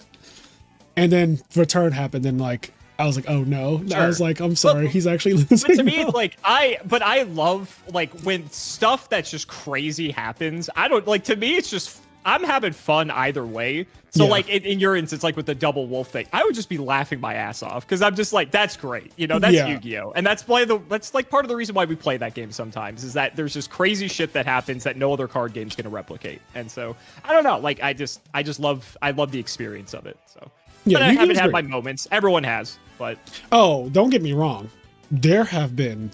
I'm glad that now we live in a time where everything gets recorded and everything is like for consumption. When I was coming up in Yu-Gi-Oh in the real crazy era, I've had some things. If you even think about, I always reference this and I hate to reference it, but like it's water under the bridge now. We're cool and everything. But like this incident with Billy Brick that got captured on camera because Jim was one of the first people to do live streams for Yu-Gi-Oh. Like that just wasn't a thing. And then ARG was like live streaming. So we got caught on camera. Like that whole conversation that me and Billy had, or that argument or whatever, would not have even been known to the world if the camera wasn't running. And I've had meltdowns before where like I'm glad that it wasn't captured on camera or whatever, or I'm glad that like you know, so I try to always give people grace even when they do have a meltdown or they have like a bad moment. I'm like, that singular moment doesn't define them. Now if you're constantly just an asshole when you lose, and there are some people who are so like childish when they lose, then you need to grow up. But everyone has one day where it's like, this is just not a good time for this situation. No one's infallible. Exactly. Like everyone has moments, especially when there's like high pressure situations. Like stuff happens. Yeah. Right. But it's how you like, you know, pick yourself up and like, you know, handle it after the fact too. Yeah. You know what? There was another match. Johnson Boss played against my friend. He's one of the best GB players. He played against Stango, I think it was last year. And like they had a weird thing after Stengo beat him, where we're like Johnson Boss, I think he left without saying GG's, or he like quit the duel but like wrote something at the end. He was obviously upset, right? It was like round two. It was really early in the tournament. But then he a couple hours later, he ended up messaging Stengo. Like me and Stengo were in the Discord server just talking. He was like, "Oh, that guy just messaged me." And I was like, "What did he say?" And he's like, "He just apologized. Like he just was like, I'm sorry about earlier. Like I was really in my feelings at the time, but like I shouldn't have acted that way." And I thought that was like so cool of him to do that, because a lot of people just won't do that. Like they won't fess up to being an ego thing. It is. So I have so much respect for him, because that's like what you're supposed to do. Like, yeah, you might have had a moment where you just felt, okay, fuck this game, fuck you, like you're lucky, luck sack bullshit, you're not even good. You know, you might have one of those moments and then you're like, let me calm down and relax. Like I've sacked people too, right? Like I've been a sack. Sure. Part of the game. It says, can confirm Frazier flamed me in 2013, then complimented my shoes the next event. Nathan, I don't know what you're talking about. I have no idea what you're talking about. I flamed you, then said you have nice shoes. That sounds like something I would do though, like genuinely, because I love clothes. So, like you said though, I think we're just all at like all at a point in our lives where we're just kind of like we're all doing our thing outside of Yu-Gi-Oh. I mean, mine's different because you know that's kind of my career, but a lot of people just have like their life outside of Yu-Gi-Oh, and then they just still want to go hang out with the boys, right? And I think Edison is so cool in a lot of ways, because it's like it's always the same people, and then it just like slowly keeps growing. You know, it's like we're just like one big family, you know, the more and more that we all just sort of like intermingle, and I think that's really cool. Yeah, and I did say I want to try my hand again at Modern at some point. I thought I would never play again, but then they announced Dragon Rulers, Light and Dark Dragon Rulers, and I was like, well, damn, they kind of like it's so. They got you, Frazier. Bro, I just want to play Dragon Rulers because that's one of my favorite, most fond memories of the game. When that pack came out with the Dragon Rulers in it, I just remember the power creep, the feeling of like Fire Fist and Mermails fucking suck now. Like they were the best decks and they're unplayable garbage now. And I just, I love that like Nationals that year. Patrick Hoban winning his first event and then becoming like a GOAT after that, going on a crazy run. Just a really, it's also when I was on ARG. So like very fond memories of everything. That's when the Circus Series started in 2013. So 2013 is like peak Yu-Gi-Oh for me in my life. And then they're making more Dragon Rulers that are outrageously broken to me. I don't know if they actually are good, but like that, yeah, they look like they're broken. They read broken. Yeah, you read them, you're just like, oh, we're here now. Yes. I see. Now I don't know, because Modern Yu-Gi-Oh is so broken that sometimes people will be like, "Oh, that card's not even good," and I'll read it and be like, "How was this not good?" That was like when they remade the Modern Monarch support, when they made like Erebus and Aether. I felt the same way, because I always loved Monarchs as a kid. Like everyone knows I love Ryza, I love Mobius, I love just all the OG Monarchs. And then I remember when they printed like the whole Monarch structure deck and with Erebus, Aether, all that stuff, and I'm just like, oh, this is like my child. So I had that same moment you had with Dragon Rulers with Monarchs. Like yours, obviously that was like 8 years ago now. Yeah, but yours were overtly broken too. Like the Mega Monarchs. I mean, like Eric Christensen won Nationals that year. Just domain like Monarch. Literally 3 structure decks, like pretty much 3 structure decks. So like actually, like he put 3 together and might have added like a couple. There was a cards. couple other things, but aside from that, it was like straight up like 3 Monarch structure decks, which is wild. I remember during that time, people would ask me like, "Oh, what should I build if I want to get back into the game?" And I was like, "Buy 3 of those structure decks over there."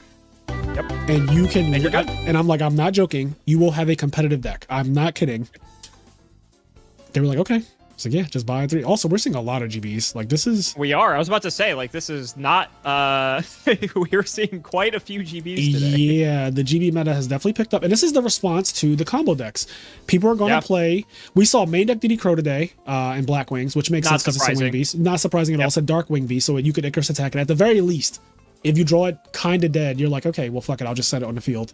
We're seeing a lot of GBs, and we saw GK, which actually does have a weirdly solid matchup against some of these graveyard-dependent decks as well. It's funny, though, that it doesn't really interact well against Gigavies because of the way Necro Valleys are ratted at this time. Yeah, it doesn't work on Red Med or Gigaplant, which is like so interesting to me. That does suck for sure. I wonder, is there anyone else? No, Johnny Giraffe. It'll be interesting to see the way that this pans out, and RBET too. Yeah, the RBET. I don't know when that starts, but is it a West Coast event? It's West Coast, right? Yeah. I think because it's about to be 11 o'clock here, so I'm not sure if he's starting at 11 or. Yeah, because it's only start. 1:55. It's 1:55 here, so yeah, it's about to be 11 for you guys. Yeah, I mean, Yu-Gi-Oh's great. It's my favorite Swords game. of Concealing Light stonks, baby. Let's go. I heard that got bought out. Is that true? I'm not surprised if it did. Oh, But I did not. I don't know what I just typed in. Also, I would TCG not be player, if you're surprised. watching this, please sponsor me or whatever. Like, you know, that whole thing where you do the I want a code. I want one of those codes to give to my watchers. I don't know how to get that. Just hit him up. Just hit them They'll up. probably give you one. Okay. Yeah, just hit him up. I want to see how much this is. Shatterfoil. Where's the ulti? I thought I typed in UTR. I did type in UTR. Oh, here it is. Is this ulti? This is ulti. So I like to always filter by first edition, near mint, and lightly played are the only acceptable. The only They're about acceptable. to post pairings for RBT. Okay, cool. Okay, so they're about to start RBT soon. Near mint, first ed, $100. Bill. Now let's see. Let me look at the data because you got to look at the data to see if that's like, okay, so that's recent because they were, Oh yeah, look at the dates. Look at the dates. yeah, recently they were actually like $50-ish, and now the only ones listed are basically 100. This will go down. This will settle. Like everything spikes at first, like, you know, out of hype, and then it kind of subsides. I remember Amaryllis at one point was $100 for just Amaryllis, and now I bet Amaryllis is like so cheap now. Or like not so cheap. But Oh, with the reprint announced? Oh yeah. I mean, Yeah. thankfully Swords has like a million prints, but obviously that's the prettiest one. yeah, you gotta have the ultis. Yeah, these are like now moderately played though. We don't do that. Because moderately played, I feel like is a marked card, at least for me. Like I just will never take that chance agree. because if I get deck checked, I Gage just is like, I like mod play. I'm like, you're disgusting. yeah, Like, that's I don't know. that's crazy because Gage has like some of the nicest shit I've ever seen. But now He that does, but it's like mod play. When I you didn't know that. So- See, I didn't know that part. Now I'm going to Yeah. shame him when I see him. Like, you need to get that Zombie Master ulti first, like lightly played or near mint, because mod play is scary. I just think it's scary to play with. Yeah. Yeah. Morphing jar number 2. Oh wait, I spelled that. That shit's so funny to me. I want to see somebody deck out from that. I'm not even kidding. If we have Edison WCQ bingo, morphing jar number 2 decking someone out has to be one of the tiles. I should make a bingo card because the tournament continues tomorrow. So today we're doing some Swiss today, and then the rest of the Swiss is going to continue. It's like Konami. It's going to be some Swiss today, then some Swiss tomorrow, and then top 16. Top 16. So this tournament will have more rounds, and I'll probably make a bingo card. That's a good idea. Okay, round 4 officially. Let me edit my OBS now. Cool. So I know chat is. You know, not- it's wild to me that in EU Ultimate Time Wizard, they only do 3 rounds. That is of crazy. Ultimate Time Wizard day 1. Like, that's so crazy. huh? I don't like that, and I'll be very specific I on do why I not don't like that. The main reason I think that's bad is because now we have the Attack of the Giant card in the US. I don't know if they do that in Europe, but we have that in the US, and that event is essentially a second Ultimate Time Wizard, but a single elimination. So you really wouldn't be able to play that event unless you're completely eliminated day 1. Also, starting at 4 o'clock is like, yeah, I don't get it. I actually just don't get. Usually the EU does the best though when it comes to Yu-Gi-Oh. I was about to say, usually they're way ahead of like our event, you know, just the way that they handle everything. But I do not understand the decision making behind that whatsoever. Yeah, that and one also too, right? If let's say if it was a US YCS and you're doing, you know, 7-8 rounds day 1 or whatever, and let's say around round 7, round 8, you know, you scrub out, then it's like, okay, if you don't want to go back Sunday, you don't have to. Right. But in the EU, if you, let's say you go 3-0 on Saturday and you go Yeah. back on Sunday and you lose in round 7 or round 8, well, you had to go on Sunday just for that, right? That's I don't know. That's kind of stupid. Yeah, maybe that's their idea. I don't like it. I think it's still like pretty bad because 3-0 does not even mean you're not even close to topping at 3-0. No, of course not. You're not even like you're not even halfway through the tournament. Like I can see if they were like, oh, let's play like 5 rounds or something, but to play 3 rounds is just, what are we doing? Yeah. I'd be curious to know the reasoning behind that. I would too, because they usually are very, very good Oh, yeah. at all things Yu-Gi-Oh! Like the streams, the way they show retro stuff on stream, the way they like, I don't know, they just do a lot of things better. They announce the giant card before you get there. I remember when I went to my first EU event, I was shocked at how well everything was run compared to the NA events. It was like night and day. Yeah. But, I've only been to one in my life, and the one that I went to was Barcelona 2012. And it was, I think things have gotten better. Let's just say that. When I went, it was not what it is now. But I know now that things have changed a lot. Their events are huge too. Like, oh, here we go. This is what I want to watch. Their events are really, really big. Which, yeah, I mean, they don't get as many events. So I think that's why people are like, okay, if there is an event, I'm going to it, because we don't know when we're going to get the next one. But, yeah, the fact what Adam's saying too is that NA doesn't use Neuron for pairings and match reporting is insane. That we're still using paper. Oh God, can we talk about that? Like, I hate it. I hate that I get sick after almost every YCS, or it's really not everyone. It's like every other YCS, because I have to literally crush my body up against other human beings to see who I'm playing. Yeah. And usually someone will tell me like, Fraser, you're at this table, but I sometimes still get a little skeptical and scared that like I might have been told the wrong table number, which has happened. So I still like to check. But yeah, we should not be crushing against each other to get pairings. That's just ridiculous and primitive. Yeah, I agree. But small indie company, by the way. Anyway, I gotta go. All right, this was fun. Simo, Thanks for hitting me up. No problem. Have a good day, man. Yep, enjoy. I look forward to seeing the results of this. It'll be fun. Nice. All right, have a good one. Peace. All right, guys. So we just had Alex Simo on, and that was a really fun segment. I did not expect him to stay that long.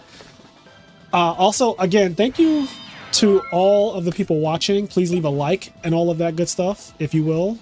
Ray Sean, thank you for donating $200 to the channel. That is like fucking crazy. If you're still watching, I really appreciate you. Paternazzo, thank you for the sub. Yes, and now I'm going to try to get my next special guest on comms. Oh, you have the stream. You have the stream when I can hear it. I hate you. We have the best player in Edison format, Sackface Sizzle, Eric Shen. Hello. How are you doing, King? Hello. Or as you like to say, hello. I just like being energetic, bro. That's you are. You're am. good. What happened? Your plans fell through, you said? Well, I woke up late, and then, yeah, plans kind of fell through. And then I tuned into your stream, and I'm like, I'd rather just do this as well anyway. See? Yu-Gi-Oh, man. Oh, I can hear your... I'm echoing that. You have to do something about that. Hold on. Okay, let me put my headphones. Okay. I need to grab water.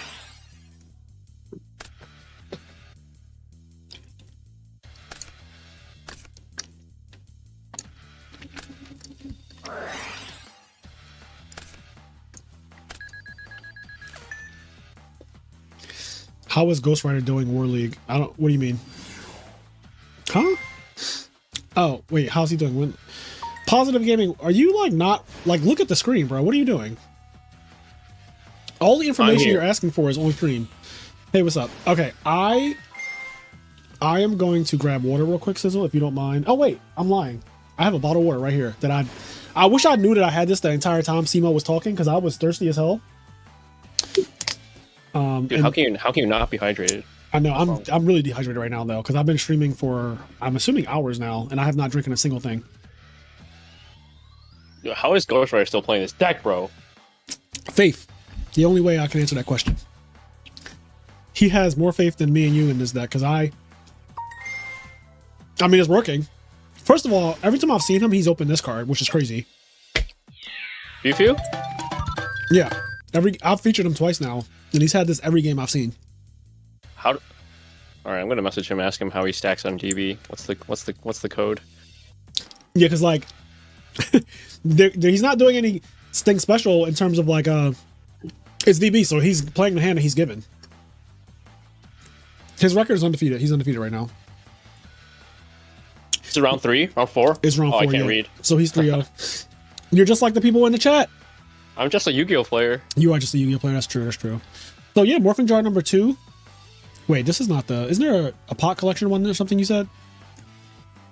There's a QCR one. I don't know if there's a pot collection one. Maybe I made that up. It's a jar, not a pot? Yeah, it's not a pot. Even though they look like So that looks like pot of greed inside that though. I know whose teeth that looks like that you. Stop. Stop. Anyway, these are very cheap. But the question is, do they look good?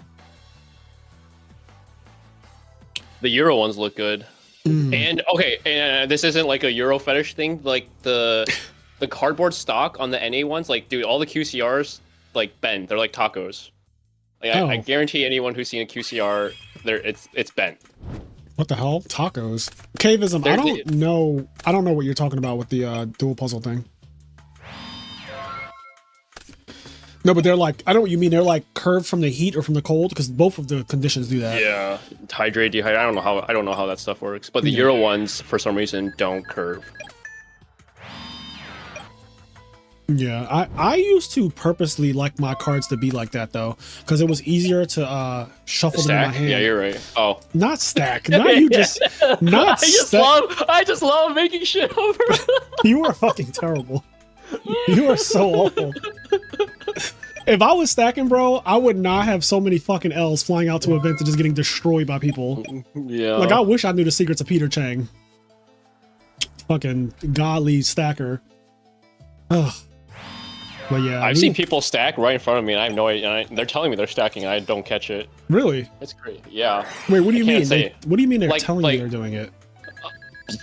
I can't say who, but a known like stacker from back in the day that I like was kind of friends with. Who could this be? I kind of feel like I know who it is.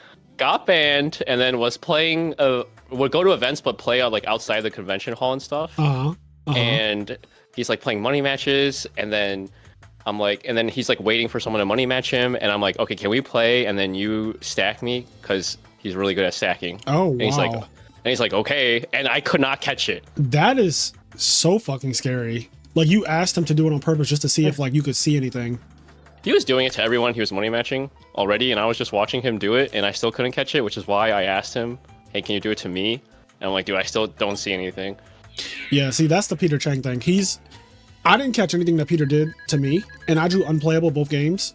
And then he also did illegal plays every game too, on top of that. Like, it wasn't just enough to make my deck draw bad, because he made me draw bad, but then he also just like did so many moves that you could not do. Which is crazy, because that match was on stream. It was, but he doesn't care.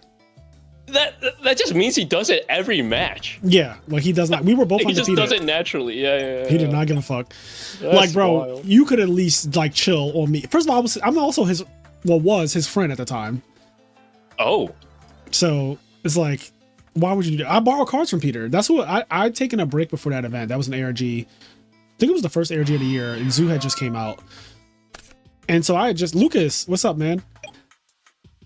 I just taken a break. Lukey poo. And I came back and I was like, yo, I need some cards. I need like Rat Pierre, and I need a couple other things. And he was like, oh, I got you. And then he did that to me and got kicked out. And I've never given him his cards back to this day. Oh, that tournament he lent you cards, not just in general. Yeah, that specific tournament he lent me cards. Normally I just get cards from other people, but that tournament, Peter, because he's a vendor, or was a vendor, I don't know what he does now. Somebody said he lost all his teeth. So. Wait, actually? Holy. Yu-Gi-Oh! Just does things to people, man. It does. I don't know what it is. I don't know what it does to people. Well, I can't name all the things it's done to people because it's done a lot. But yeah, people just gotta chill, you know? Oh wait, is this a fucking mirror match? I didn't even notice. Yeah, I didn't notice that either. Why would Cats normally plays like Blackwing Hybrid? He does, yeah. Or she, I don't know if it's a boy or girl, but yeah, they usually play like dueling decks. Yeah. Maybe they felt like if you gotta fight combo with combo. I hate how I feel like the meta will be changing toward more degen for a while. Like, people are trying to fight the degenerate decks with degenerate stuff. Yeah, or just like GBs. There's a lot of GBs in this tournament today. Which is good, in my opinion. Yeah. I don't have a problem with GBs being in the format. Because my main deck is Hero Frogs, which actually has a good matchup against that deck anyway. So I'm like, bring it on. And it's also a pretty challenging match to play because you have to know what you're doing. But I don't mind it being a deck. And if it helps to like make it where Forgs and Gigavice and Dragon Turbo are like a little bit, you know, scared, then I'm happy with that. Or if they can just knock them out before they get to me, that's also great.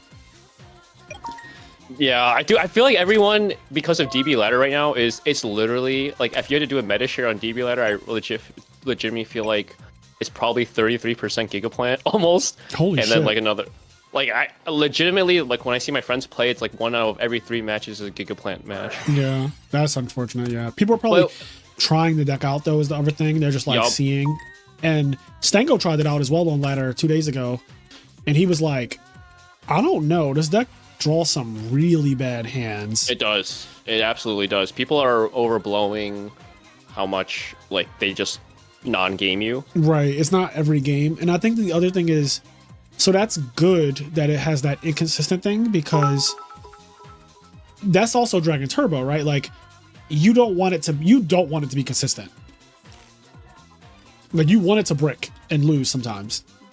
Yeah, I mean, if a deck like that became consistent, Edison is legitimately just over. Yeah. So we if it hit, yeah, exactly. So we're glad that like the combo decks do have. I mean, they're still Edison decks at the end of the day. Yeah, exactly. And then, but also because it's the new thing, people want to try it out, see what it is. It's just so played online. People are acting as if like the next IRL tournament is going to be like 40% Gigaplant. I'm like, guys, it's like there's no way this deck is going to be more played than a bird deck. Yeah, I don't even think in this tournament right that we're watching right now, that was fast as shit. This round just started, I think. Dude, he used oppression. He sided in oppression for the mirror and then had heavy storm to like turn it off and just go off. That's crazy. I just want to check the time. Like I'm literally here. So game 1 was 4 minutes.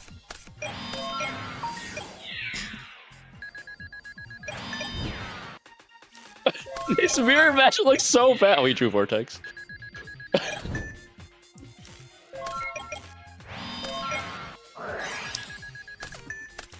I just feel like they played one of the fastest matches I've ever seen. Was it a 2-0? It was 2-0, I'm pretty sure. Oh.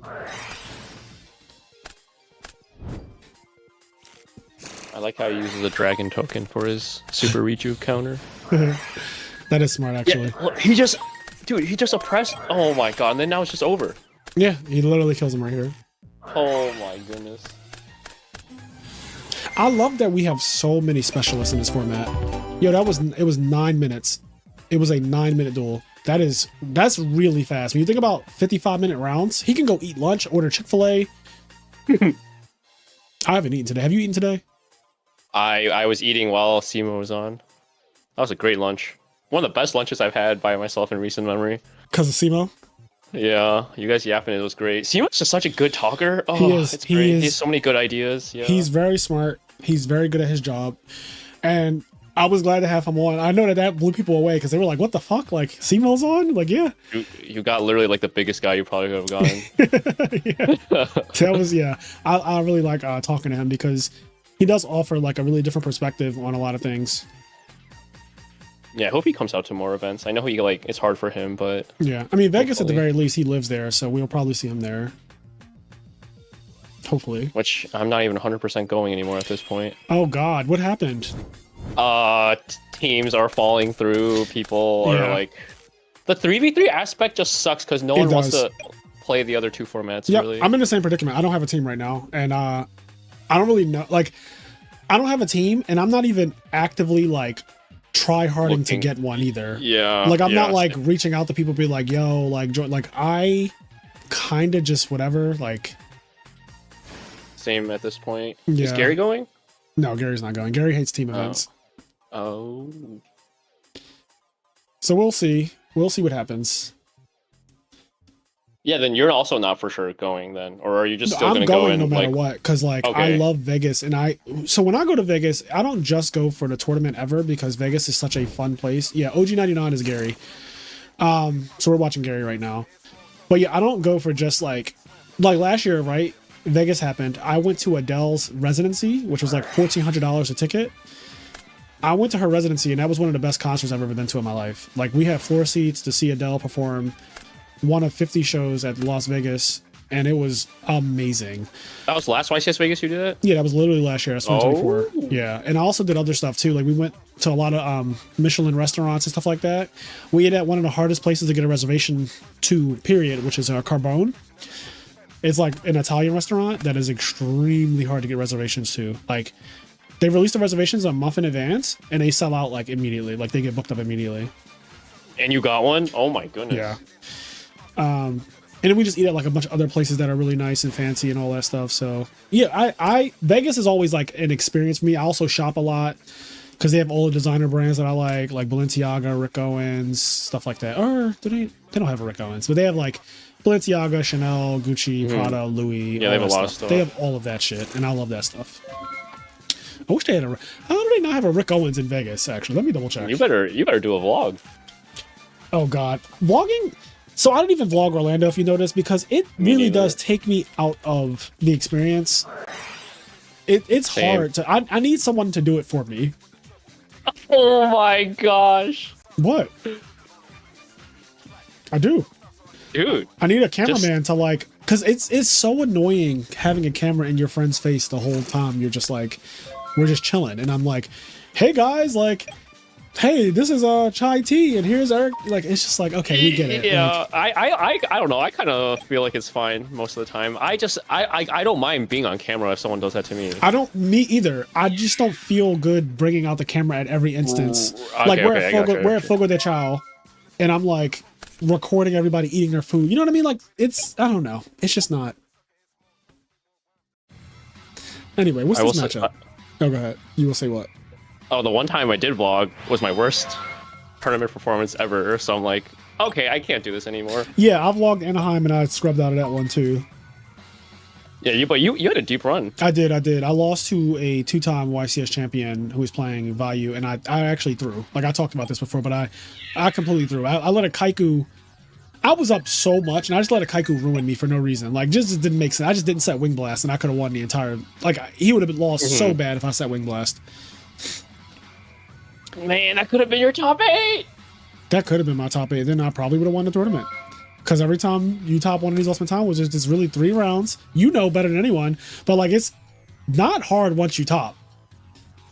Like, once you're in top 8, it's like, bro, this is not that hard. Yeah, it's not, but it's also not, like, easy. No, it's well, obvious. You know what the crazy thing is? Because I'm talking to you, I feel like me and you have had like a lot of success at Ultimate Time Wizards, but they are extremely hard to do well at. Because top 8 is ridiculous.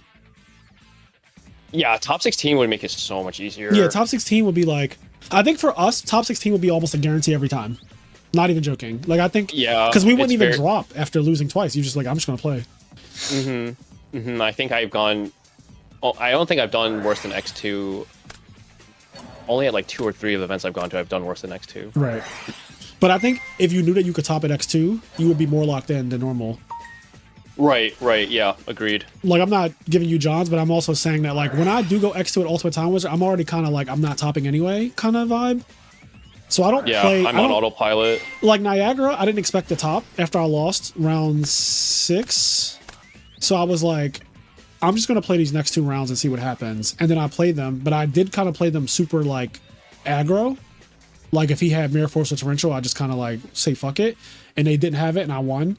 And then I ended up topping, and I was like, oh, shit. Like, I did not expect myself. I'd never topped X2 before, so I was like, that's just not in the cards. Yeah, it's very rare that someone goes X2 and tops. Yeah. And then you weren't even locked in until your 3rd, 4th match against Dirk. Yeah, yep. Yeah, I played the Fairy guy. I was worried about him more than anything because, like, that matchup, I mean, it's a Christia deck. So I was really nervous about that. But then when I beat him, and the way I beat him, I was like, damn, that kind of didn't feel as scary as I thought it was going to feel. And then top 4, like, I lost in time, but then I also could have won that if I had, like, literally 20 more seconds or something. Like, literally No Johns, bro. No Johns, but, like, I would have won top 4. And so now I'm like, okay, this isn't as hard as I thought it was for me anyway. Like I can do this. Once I'm in top 8, I feel like I can do it. Swiss is just the hardest thing. Swiss is incredibly hard. And then the top 8 match, I don't know about for you, but the top 8 match, I'm just like, whatever, made it. Just see it, and then but then if you win, it's like, oh my god, Yeah, let's everything go. changes if you win top 8. It's like, because then you realize like, oh shit. You have to go. It's like, as long as I don't go 0-2, I get a giant card. This is so crazy. I hate it here. This is so crazy. Okay, one other thing about Gigaplant that I think would influence if people played or not, and this might not be true for everyone, but personally for me, if you top with Gigaplant, I could not give a crap. Like, you will not get any respect from me if you top with Gigaplant. I do not care. Okay, I was going to say, what do you mean by that? Because I feel like when people top with Vayu or Blackwings, I literally have gotten comments on my channel of people saying nobody gives a fuck about another Vayu. Oh yeah, same. I also agree with that. Yeah, but like, people okay, are like, but that's I do deck, not care about this deck profile at all. Yeah, that's deck profile wise. I'm just talking like. I get what you're saying. Yeah, that's why I was wondering what you meant by that. But yeah, I get what you mean. But do you think? But this deck does require skill, though, no? It requires modern brain, Unga Bunga. I'm going to solitaire my basement for 5 hours skill. Right. I mean, there are board states. I'm not like, obviously every deck is hard, like to an extent, right? You have to know how to play Yu-Gi-Oh, obviously, but this deck is just like, it's just like Dragon Turbo, or okay, I shouldn't say Dragon Turbo, because Dragon Turbo is actually hard. But like a pure Lightsworn deck winning a big tournament, it's like, all right, like it's your famous quote. You're probably good, but if you won with Lightsworn, you definitely got lucky. 100%, yeah. Somebody said, not somebody, Ice Queen said, what's the best advice to do well at an Ultimate Time Wizard? Sizzle, I'm gonna let you answer that. I was just gonna say drink water, which we also got from you anyway. Dude, that drinking, I've gotten so many people come to me like, yo, my mindset, I'm like, they're like thinking clear in the middle of like round 6 after drinking water. Yep, water helps a lot.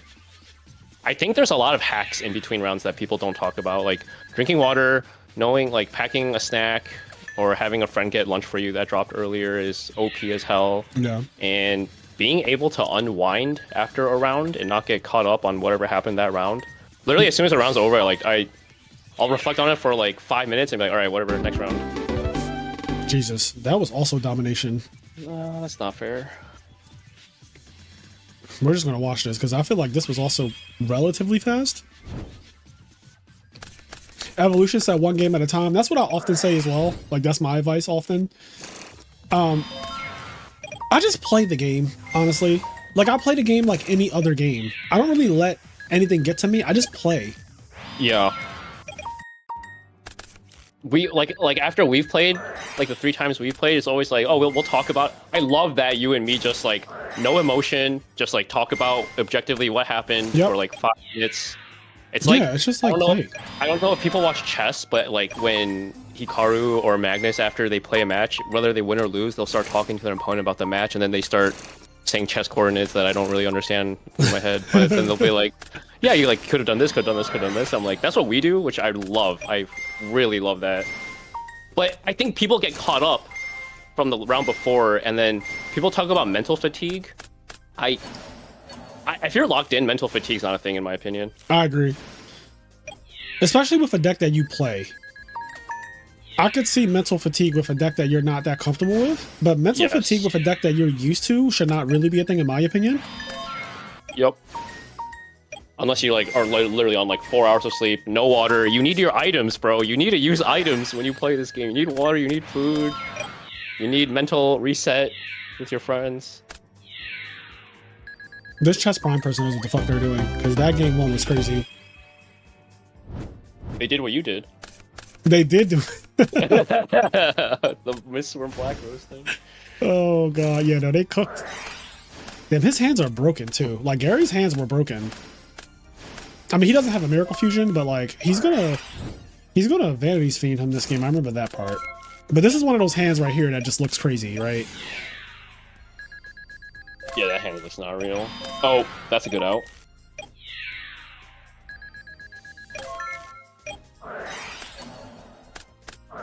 Bro, was he gonna die right here?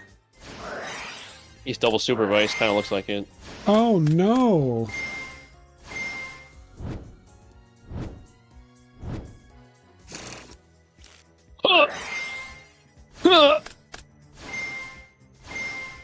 Wonder if he...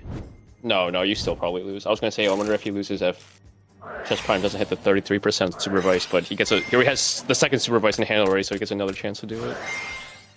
Oh my god. Jesus Christ.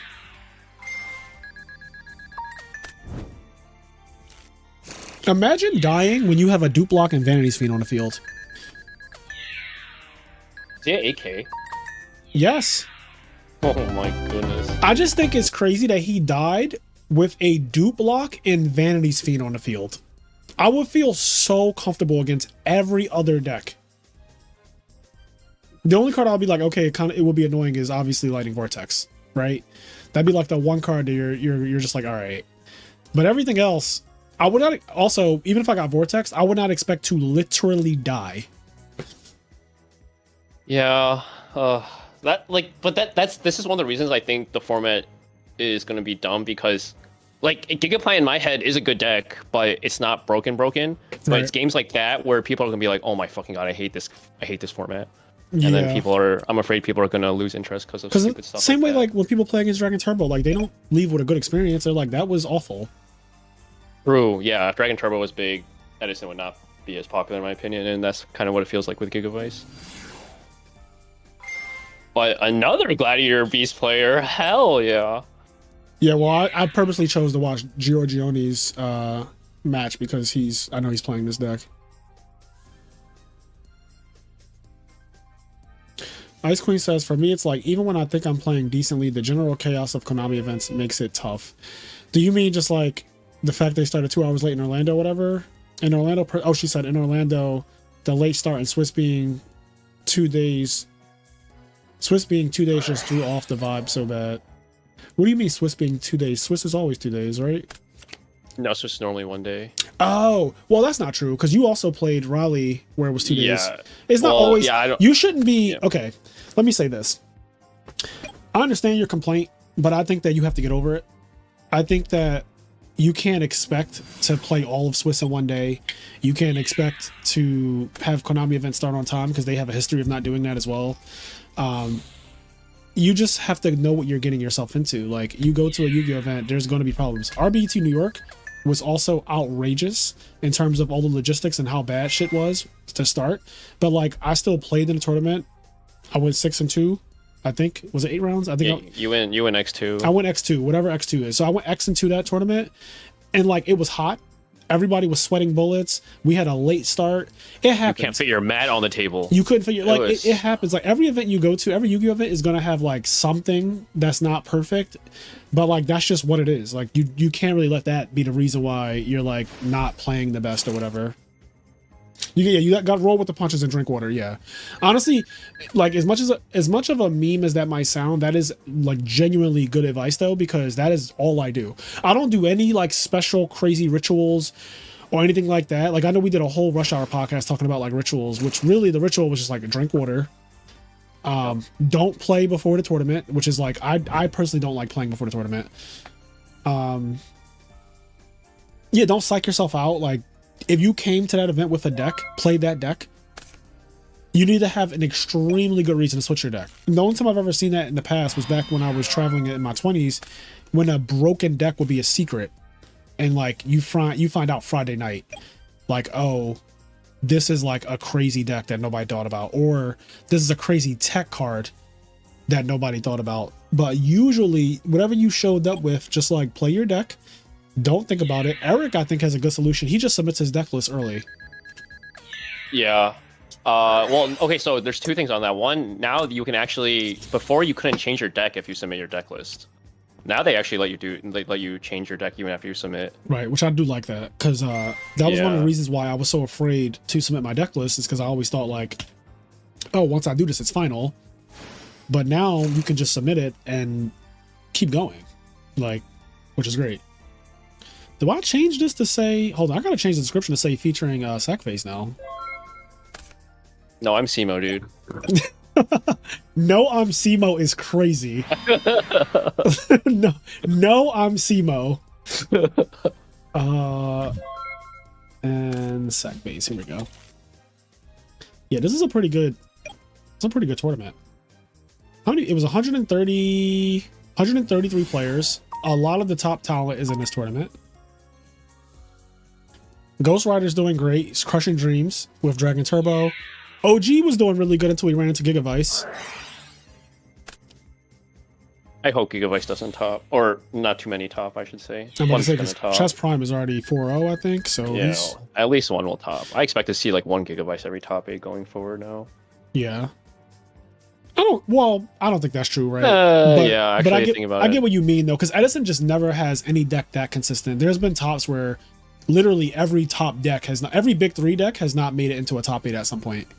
Yep. So it's like, but I get what you mean though. It will probably consistently be like a deck that tops. Just like you'll get the one Hero Frog, the one Blackwing, the one Value Turbo, the one GB. Like it'll always change around, but they'll play musical chairs with the top 8 spots.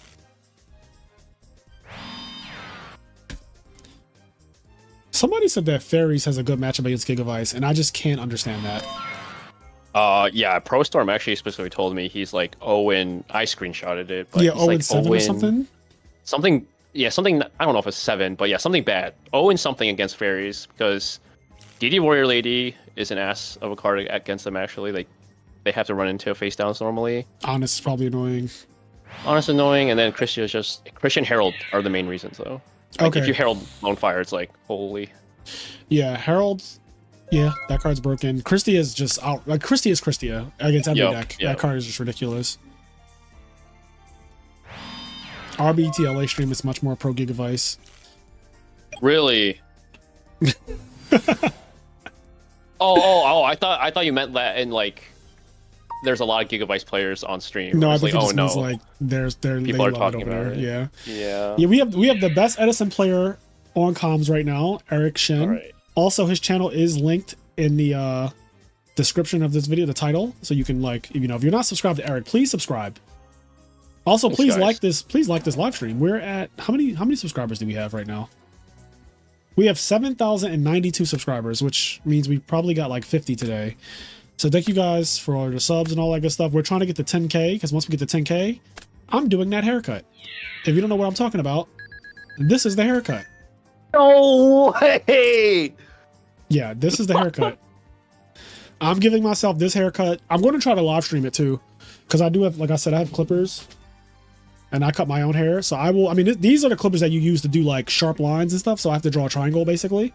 I'm going to try to do this live, but once we get to 10K, that is the That goal. looks like a fancy ass clipper. It is. This is like $150. Like this fucking. It's from a band called Babylus. Because I cut hair. I cut my hair and I cut like a lot of my friends' hair. Gary's hair? I do cut Gary's hair, yeah. Asian hair, Alright. white hair, black hair. I do it all. Gary needs a haircut right now. You need. I was gonna say you need a haircut. I just watched your How to Beat Gigavice video, which is an amazing video, by the way. But in that video, I was looking at your hair the entire time. Oh no, dude! I just could not stop staring at it because usually when I've seen you, you've always had like the Shorter. really nice, the really nice cut. So I thought that was funny. I've let myself go. I mean, when you're a champion, you get to do that. You just get to. Is that how it works? No, it's not. And also, like don't let yourself get all big if you keep eating. No, I don't. I know you're yeah. active though. I'm the one who's getting big because I love food too much. I like beer too much. That's my issue, You do love a blue moon. dude. I know that At about you. I Yugioh, don't even drink beer. At Yu-Gi-Oh events, when we all go out, it's like the vibes are too immaculate, bro. They are. The dinner is so awesome. I love the dinner. I so wish we much. could do that every weekend. Honestly, Yes, agreed. in 2022, when my locals was popping, like me, Sylvan McCabe, sometimes Alex Flamer would go. Our friend Marach, Vinny Casello, like we would all go to like a restaurant after every local on Thursday nights every single week, and that shit was so lit every time. Yup. We used to do that in Chicago, but now we mainly only. Well, I don't go to locals too much anymore. I mainly only go to the monthlies. But Yeah. after the monthly, we always go out after. Yeah, it's such a good vibe. Somebody had a good idea, which is not realistic, but it's kind of cool. Casey Barber said barbershop podcast where Fraser cuts the guest's hair. That would be funny. I would not actually do that because GBs win again. Oh, GBs did win that? Nice. I saw Dark Arm and I was like, did he pop all his back row and attack? Okay. Oh, Insidious is undefeated still. Ooh. There's no way he's playing fairies. No, God, no. He knows that's a bad deck by now. He's playing Hero Frogs, so he's... By now is crazy. Yeah, because, he used to be a devout fairy guy for, like, years. And after literally getting fucking scraped tournament after tournament after tournament and being told your deck sucks, I think he finally realized, okay, my deck does actually suck. Now he's playing a real deck. He's playing your deck. He is, and he's playing his Value, which is one of my favorite matchups. And it looks like he's been through a lot. he's been through a lot. Wait, this guy kept Heavy Storming? I need to figure out if that's right or not. Wait. Is this game 1? There's Bombless and Head. No, it's game 3. Look at this. Oh. I can't read. What's new? It's okay. I'm here for you. Yeah, thanks. You are not alone. Insidious is cooking. Well, right now, though... Looks like he's... Well, no, he's fine. I mean, it depends on what these... Like, if he has Miracle Fusion, which is honestly like the $1 million question, and this is like a Dust Tornado, then I would say that he's in a good position. Yeah, a good play needs to be made here, though, because I feel like this is where Value starts to encroach on you. Wait, is that actually Dub K Dad, or is that just a Dub K Dad's fan? Yeah, it says for president, so I'm assuming it's a fan. Gotcha. You know who that is, right? No, K Dad, I actually don't, but I've heard of the name. Obviously the name Dub K Dad. I know the name. I don't know who it is though. He's on your Patreon, I'm pretty sure. Dub K Dad. We have Dank Arm Dragon. I don't think we have Dub K Dad. I thought you had Dub K Dad. Maybe at one point we did. Okay. Hold on. Let me look up Dub K Dad because I might be tripping and saying that I don't know. Like, I don't think I know who that is though. He's an OG YouTuber. I know he's like old school. Okay, his channel has 17K subscribers. I'm trying to see. Do I know this guy?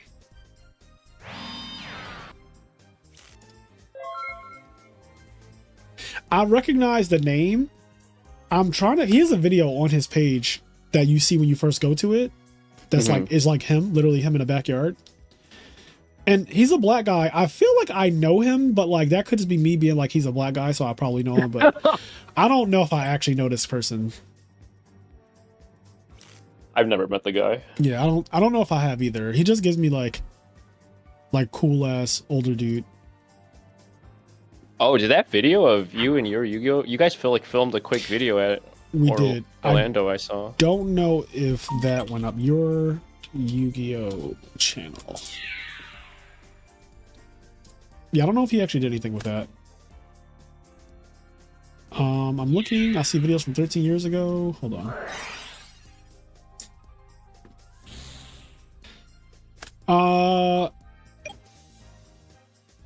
Yeah, not yet.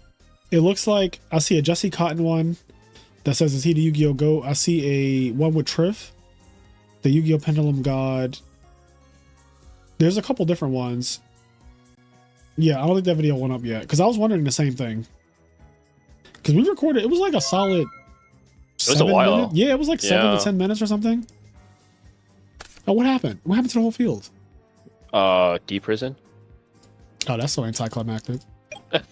That's about it. Oh shit! Then he had to go through Kaiku too. Look at all this side deck hate. Yeah, I don't know how much of that was milled or not, but that is a lot. They're perfectly even in cards though, which is good for value. Yeah, I feel really strong at this point if I'm buying. Well, I guess it depends on the cards in the hand. Dark Arm's gone though. I'm just seeing the power cards that are gone. Oh! Okay, this is where things get. Okay. Oh. Right. Look at us. Ooh. Oh. Ooh. That tells me his hand's not that good. Because if you're holding Dust Shoot, that means you probably can't follow it up. Yeah. Yeah, keeping it double bottomless definitely isn't right in my opinion, but I agree. What do I know? Also, so there must not be a Monarch here because he just took Gores. I mean, there could be if he has like Monarch and Miracle right now. Yeah, but he would trap Dust Shoot the Monarch back. Oh wait, I'm confused. I thought the other guy.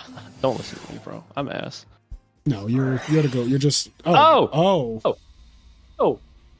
Well, this is a big ass 0. That's 2,900 and 1,000. So that's a lot. 3,900. You couldn't add 29 plus 1. No. I was thinking about the Necro Garden being. So I started thinking, I was like, he could just garden at that, right? And brain control is not in the grave, so maybe he does want to keep the life points high. Who knows? And also, you don't want to fall below 1,000 against monarchs, right? Yeah, you definitely have to necro the swap. Yeah, like you really just. But this should be game though. For like the Hero Frog deck should win from here. Just because they have the life points and they don't have the card advantage necessarily, but I don't think you need it when your opponent's going to be this low. Like any little thing, just. Yeah, you're not playing for card advantage anymore. Do you have it? Do you have it? What's he talking about? Is he going to like econ tribute take the Necro Guard now? That must be what he's thinking about, right? Or like yeah, especially if you took away Gores and not like Swap Frog. Right. Scary. Oh, he's just talking about Gores, I think. Oh, yeah, you were right. Yeah, because you have to think about like. Oh, it's just. Yeah. I'd be shocked if he has Gores here, but there's so many turns. Yeah. I would have attacked with the Absolute Zero first, by the way. I did this to Fitz, but I tend to when there's this much damage on the table and I have an Absolute Zero, I actually do not care that you have a Gores. Realistically, you're dying this turn anyway, like realistically. But doing, yeah, you just want to make sure put them off brain control. Yeah, like just doing so much fucking damage. Like I probably like no, yeah, it's definitely giving 0 first. I just want 3,500 is just like so good. I also just don't think you have Gores anyway, but okay.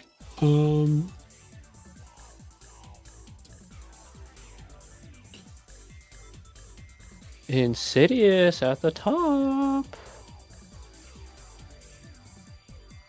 Gores is a myth. Yeah, Insidious just won. What round? This is round 4 that we just saw, right? You know how many rounds it is? In total, it looks like 7. Because of the 132 players, I don't know what you need to be 8.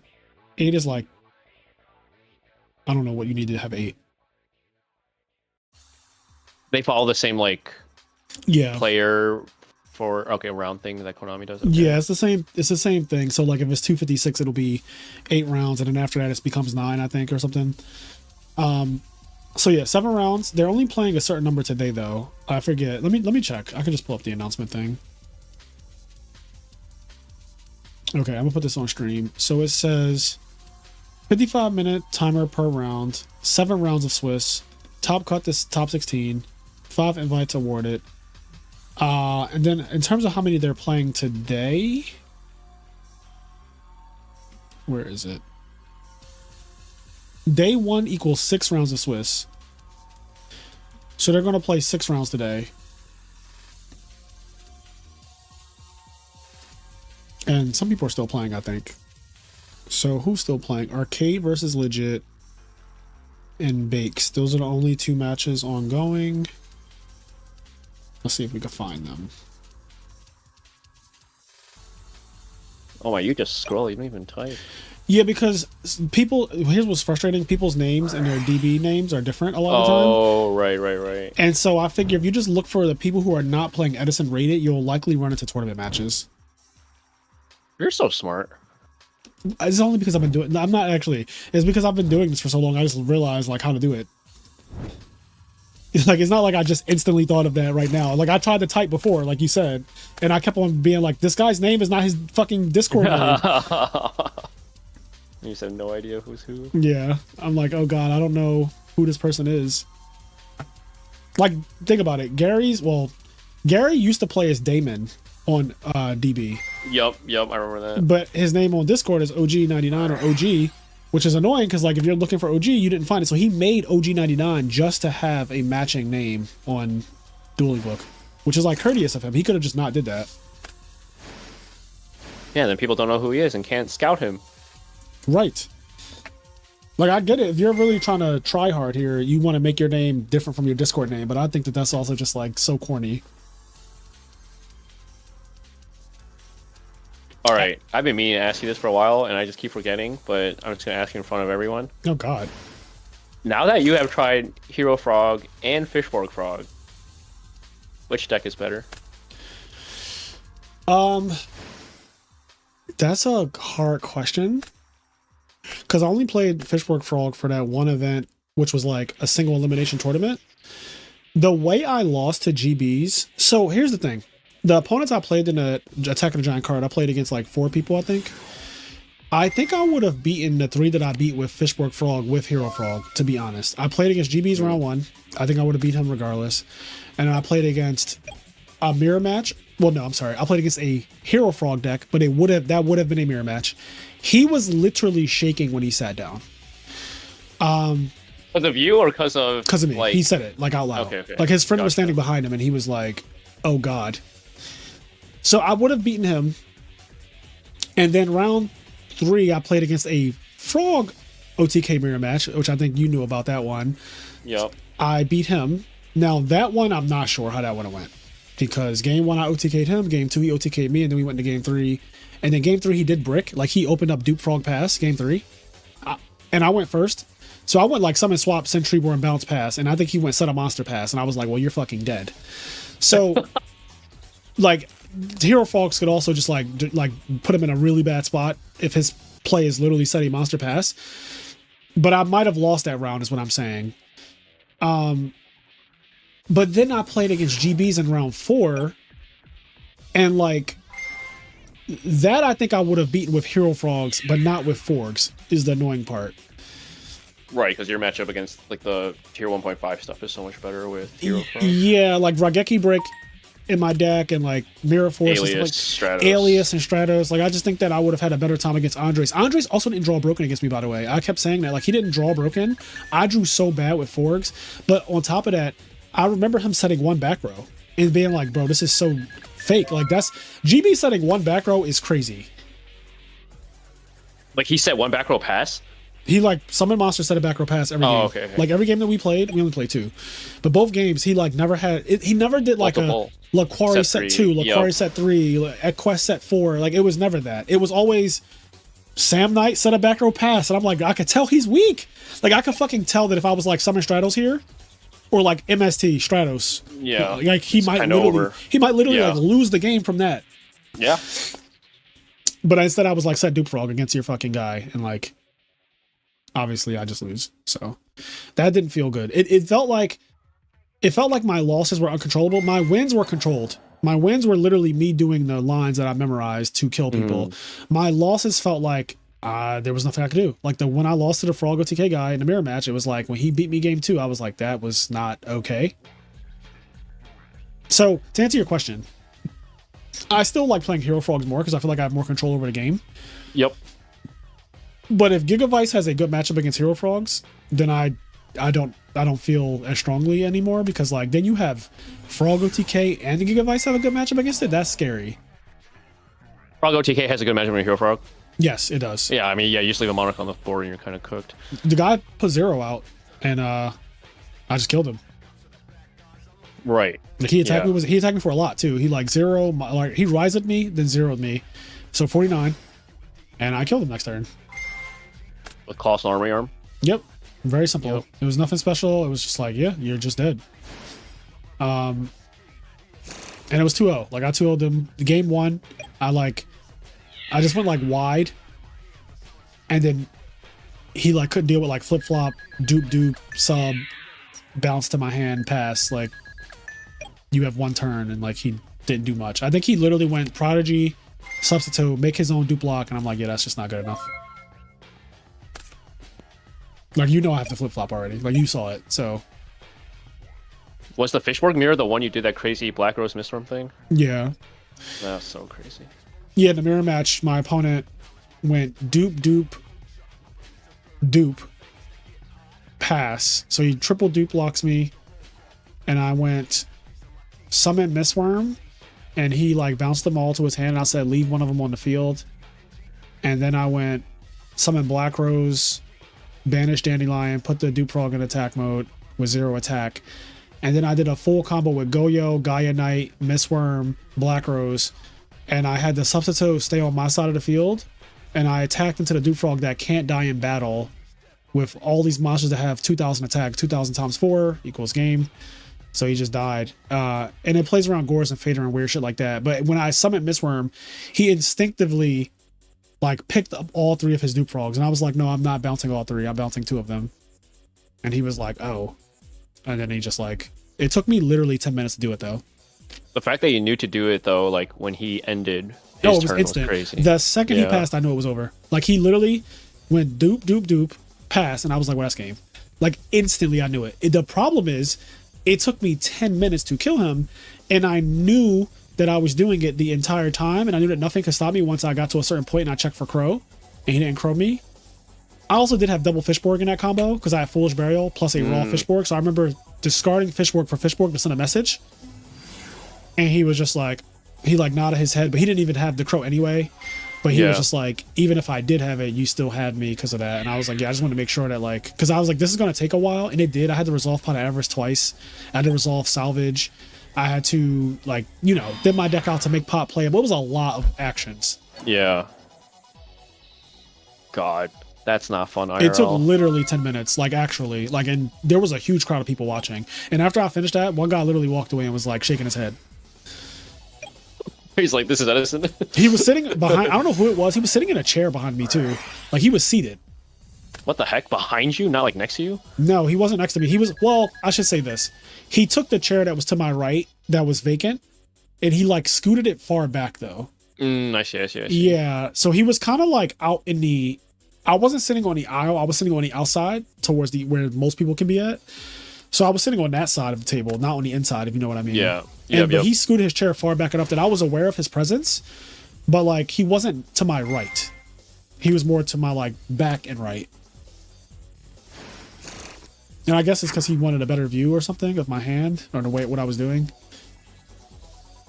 That's another thing about IRL versus online. I feel like a lot of people don't know how to play when you have like 30 real people within like 5 feet watching you play. Yes, that definitely makes a lot of people nervous. For sure. Okay, so we have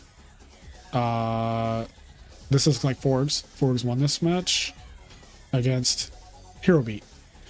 Hero Beat has to have it the worst right now. Like it has to. Wait. He lost. Oh, wait, what? Oh. Wait. No, it says Smoke admitted defeat. Oh, okay, because they said it's already been over. Oh, I thought when he said it's already been over a minute, he meant time's already been over for a minute. Oh. Never mind. Yeah, I mean, I'm just judging, looking at this ending more, but like he didn't. He drew triple miracle. Did he normal summon twice? I think that's what they're talking about. Kai scores and. I actually have no idea.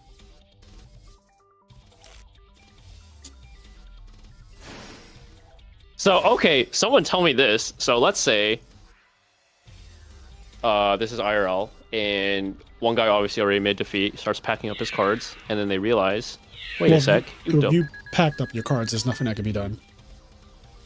Right, that's what I'm saying. So, but if he doesn't pack up his cards, and if he doesn't admit defeat, the ruling, I believe, is because the opponent did an illegal action that gives him an advantage, he would get, and if it is caught by a judge or something, next round he goes in with a game loss. Oh, see, that I do not know anything about because I've never experienced that, and I've never had an opponent sit in front of me and say, hey, I cheated last round, so I get a game loss now. Right, it has to get caught. It's very, very rare. Yeah, I've never had this situation come up before. I've had someone show up and say, like, I have a game loss, Sacramento, round 1, because he submitted his deck list late. And I was like, okay. And then he proceeds to 2-0 me. Which is like, bro, if y'all... It was the Vanity Fiend main deck guy? Yeah, it was the main deck Vanity Fiend Hero Frog mirror match. Dude, I still don't believe that was main deck Vanity Fiend. It was. He said... I don't believe it. I mean, he could have preed for me, but that's like ignorant as fuck if he did that. I don't think he did, though, because I was watching him play later because I had nothing else to do. And like, he He vanities fiend multiple people, yeah. Oh, I see. Nice. Because obviously after that happened, I wanted to check. Like, right. I just needed to know. But he vanities fiend me game 1, and I lost.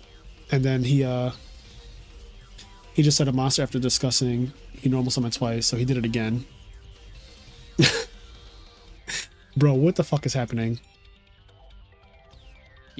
Yo, Bakes is literally baked right now. He's using the extra normal with Swap Frog. Oh, and then he switched flip flop. But like, yeah, guys, he normal summon flip flop and then activate effect to set it down. That's actually legal. That is a legal play. Imagine he just. But did he like show that it was flip flop? I hope so. Well, I mean, he just did anyway, so it's fine. All right, tell me if I'm toxic and a red flag because I enjoy reading DB banter like this. Bro, Judge, you cheat. House Swap Frog, second effect, extra normal summon.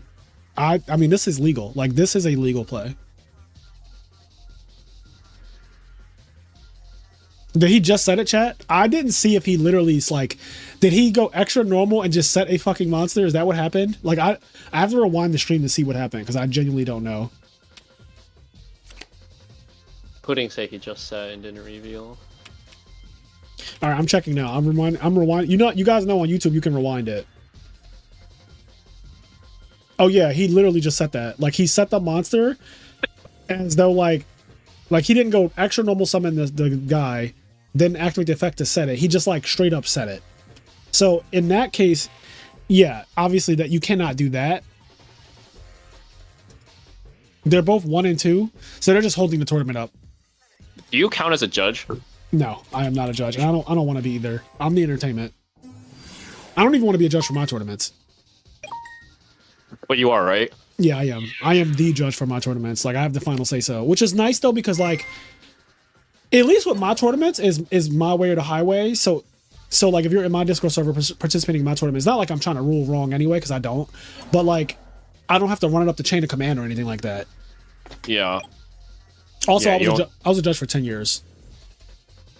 It's also easier because I feel like you don't need to like follow any like procedure or anything. You just call BS if it's BS. Exactly. Like right here, if I get frustrated here, I'm just gonna be like, no offense, but you already admitted defeat. We're done here. You guys are holding up the tournament. You guys are 1 and 2. You're done. But because this is not my tournament, and I'm just the entertainment, I'm gonna let them do whatever they want to do because it's not my say and how this is gonna be resolved. But if this was my tournament, I'll be like, I am so sorry that this has happened to you. Nice PC answer. But like, no offense, neither one of y'all can top. So I mean, it changes other people's tiebreakers. So. It does, but like, I also don't care about that because tiebreakers are such a complicated math that everything changes your tiebreakers. Everything changes everyone's tiebreakers, right? Like, if you don't show up to the next tournament, that changes everything, right? Like, you just not being there changes the entire like everything changes.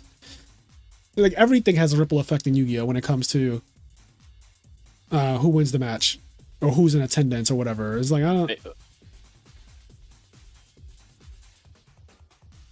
Yu-Gi-Oh's so funny.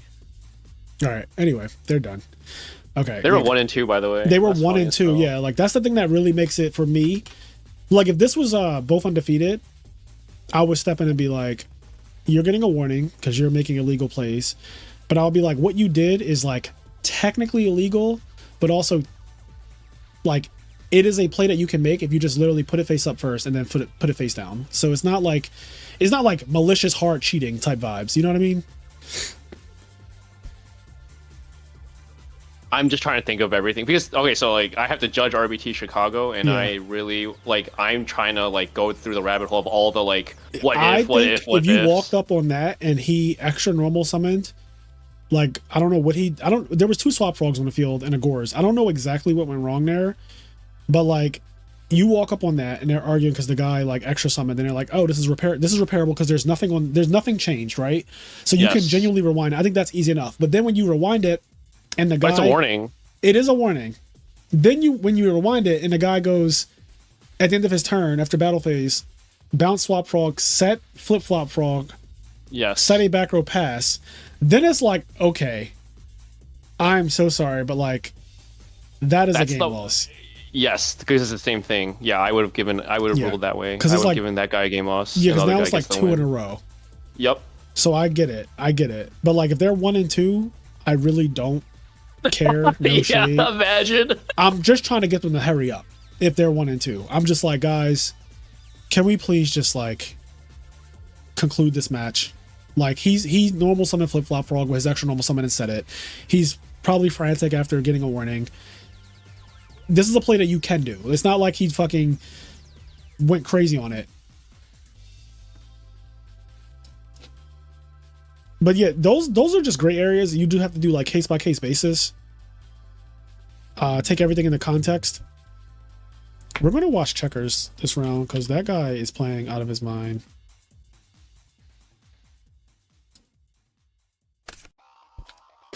I'll be right back. So I'm gonna grab a protein snack. I need something. Sizzle. Yeah, you haven't eaten all day. I literally haven't eaten all day, and yesterday I fasted for like 18 hours because I didn't eat until, was it 7? What's wrong with you? I don't know, but I did like a crazy long fast before I like started eating yesterday, and I only ate 1 meal yesterday, and I'm trying to like curb my appetite because I've been eating terrible like the last several weeks, like since Orlando. Orlando was terrible every day, and then like it did not stop when I got back home. So I'm trying to like get my appetite and my glucose levels back to normal. So I'll be right back. Cool, thank you for the sub, Raphael. I'll be back though. Yes, sir.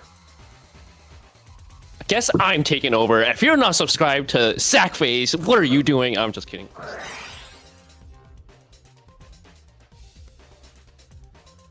Chess Prime wants us to refer to them as they, them.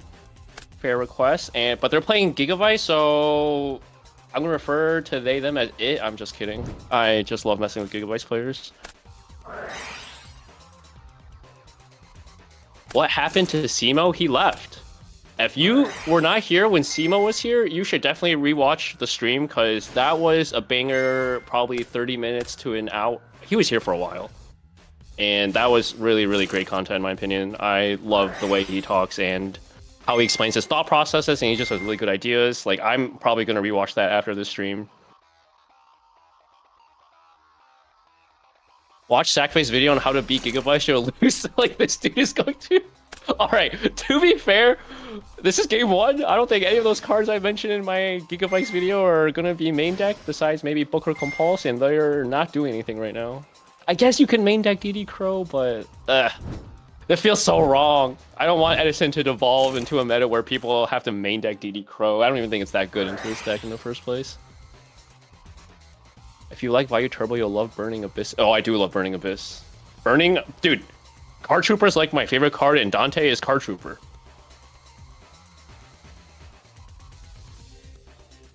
Why didn't I mention Orange Layer Christia? I guess I should have, but those aren't very generic, and I think people already know about them. If it's not obvious already, Christia Soren or Christia decks just have a good matchup into Gigabyte in general. Christia Stunks are just up in general. If you can play a deck with triple Herald of Orange Light and Christia, your deck is in a good spot right now. Like, Alex Chen just won our last Chicago Monthly. I think it was the biggest one ever with Christia Soren. And our meta hasn't even adapted to Gigavice and Fishborg yet. I don't think he played a single Fishborg or Gigavice player. And he still won. Like, the deck is already good. And now it's just even better.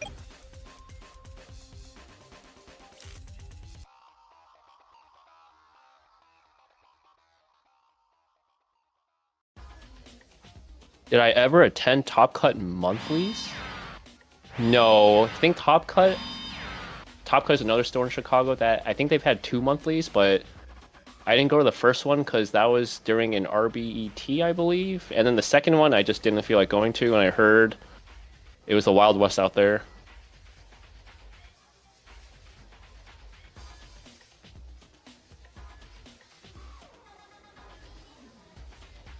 This guy just set 3 pass. Dude, okay, okay, as a Gigavice player, when you go turn 1 and you open your combo, which is essentially Whirlwind Shura with Lone Fire, Super Vice, and then they set 3. Dude, as a conservative value player, I am not playing to Torrential here. But I also don't want to play into Mirror Force, so what am I... Oh, I thought it was Chess Prime's turn. I'm an idiot and can't look at the colors. Alright, so... Yeah, so this is where Morphing Jar number 2 would cook! Except it's game 1, so if that's a Morphing Jar number 2, I'm calling a judge. Thoughts on Clown Blade format? I don't even know what Clown Blade format is. Is that Blade Armor Ninja? Aaron and Swords of Concealing is fun. Concealing and RDA is fun. Ooh, I called it, dude. I fucking called it, dude. I'm never playing to Torrential. Oh, you knew? You know it was torrential? Also, this is round 5, right? Yeah, this is round 5 now. I didn't know it was Torrential. I'm just never playing into Torrential. Oh my god, Torrential bottomless! Let's go! One for the Vayu team! Gigabytes win first, opens combo. Vayu Turbo off in stocks. Wait, what? He's still coming back? Well, Gigabytes went first, and they did the combo, and what's Vayu the combo though? Like, what's the combo? It was Lone Fire Supervise. And then, like, what did he end on?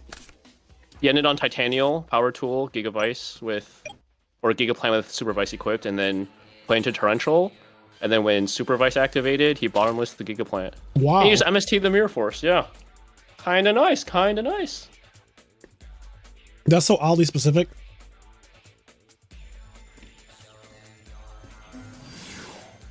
Oh my god, dude, if he has... Dude! That's crazy. Also, just heads up, I don't know if you read, but Chess Prime wants to be referred to as they, them, in case you ever refer to Chess Prime. Wait, where's that at? It was, like, way higher up. In the chat? Oh, in your chat, yes. Oh, let's see.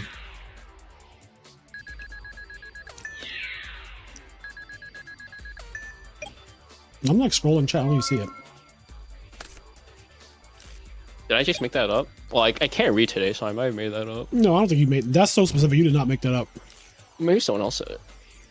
I could have sworn I read it. Oh, it says, yo, by the way, I don't know if this is a big ask, but if you feature me again, I'm non-binary and use they, them, and I appreciate not rewatching a bunch of Heat, LOL. I guess if not, that though. I'm going to scream if Vayu loses this match, by the way. Yeah, they're close to losing now, because they have to clear this. I know! Dude, what?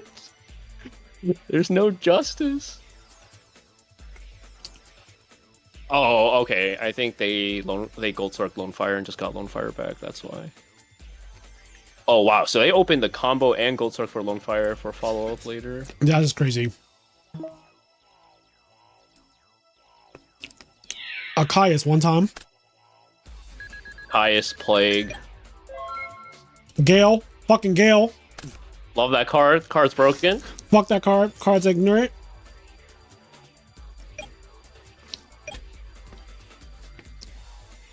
I can't believe people ever consider cutting that card.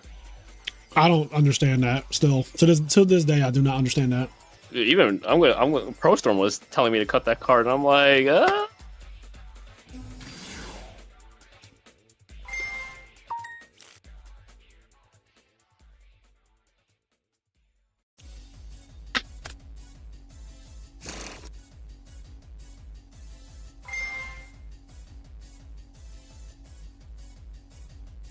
Marcus LOL said, what's going on here? You know what the fuck going on. You know what the fuck going on.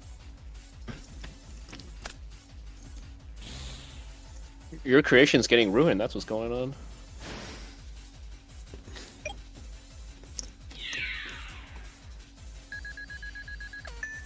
At least people stop thinking Reaper is better than Gart. I'm gonna leave. I'm gonna exit the room now.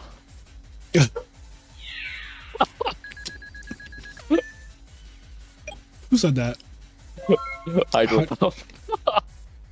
I still hate drawing Necro though. I hate drawing Necro. He said that Gigabytes is getting marked so fast. You're like, maybe you don't take that shit. Oh yeah, yeah, that's a good point. That's so scary. That is very scary. Is Copy Plant or Nettles in graveyard? Well, if he was doesn't making matter, if he was making graveyard, this, so then they had to be. Yeah. Wow, that's scary. That is super scary. Yeah, I don't think this is right. Yeah, I don't think it's right either. Like, unless these are 3, what's that card called? Super Solar Nutrient. Yeah, I don't know what's in this dude's hand. He's been holding some cards. Okay, well, you can't normal summon Gigaplant now.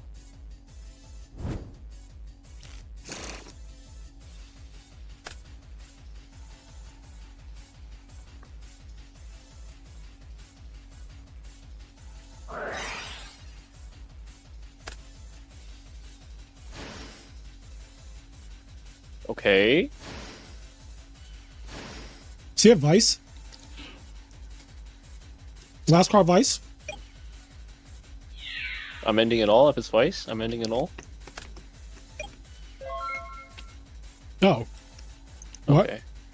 Yeah, if it was Vice, it was just over. You just missed one, right? Or I don't even know if you could like do other combos.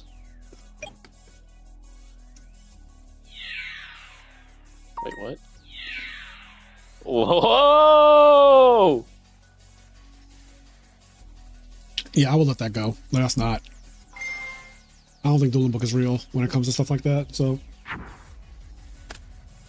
Like, obviously, you don't mean to crash your fucking small monster to my big monster. Unless you actually do mean to do that for Dark Arm, but. Which, you could argue he did. But yeah, like, misclicks on Dueling Book, I'm not. I never care about that type of stuff. I hate Dueling Book. He keeps stealing his fucking Gigaplant. This is hilarious. Yeah. Also, Just Prime gave it to him. He's like, "Let me draw Mark of the Rose. Let me draw Mark of the Rose." Oh god.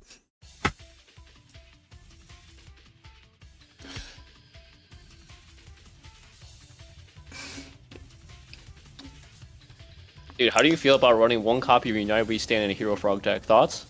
Shut the fuck up, Sizzle. So, I'm reading chat, dude. You're wait, so where's that mean. at? You're so mean. Oh, dude. I'm sorry. You're so mean. Oh my goodness. Wait, I don't- I'm sorry. You're I thought it was so you mean, saying bro. that. Oh my goodness. I like being mean to you, just you, not my fans.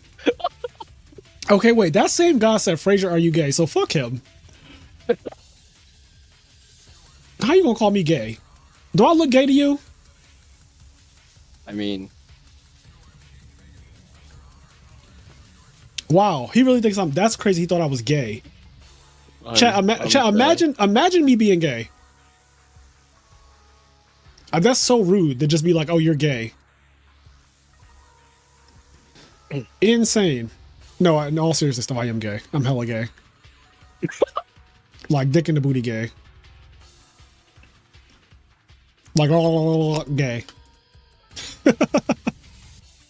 that one is crazy. Like Trump with the 2 hands. You ever see the Trump dance where he's doing this? Yup. The floss. Yeah. Or what you're doing. Yup. You into Indian men? What the fuck is this? This is not Jacked or Grinder or whatever. And no, I've never been. I'm not. It's not that I'm not into Indian men.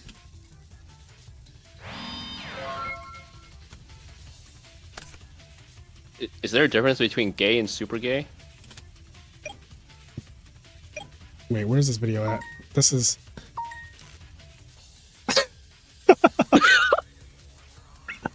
This is the fucking meme, Oh right? my goodness! I didn't know you did the second part. Yeah, no, Trump is great. That's my president right there. That's a president for the gay people. Look at him. Both hands. Trump be at the orgy like. That's how he dances at the club. I'll be at the orgy. Oh my, you're so crazy, dude. That's one of my favorite memes. Anyway. Somebody said the stream is off the rails. Oh, You're everyone's God. favorite. What was that? Favorite male entertainers? Yeah, favorite male online entertainer. Oh yeah. Marcus LOL said, "Is there a difference between gay and super gay?" Yeah, there is a difference between gay and super gay. Somebody said he's GB gay. Well, gay just means good at Yu-Gi-Oh, right? Isn't that what we're talking about? Or is that wait? I assume that we were talking about good at Yu-Gi-Oh. Yeah, Trump is also good at Yu-Gi-Oh.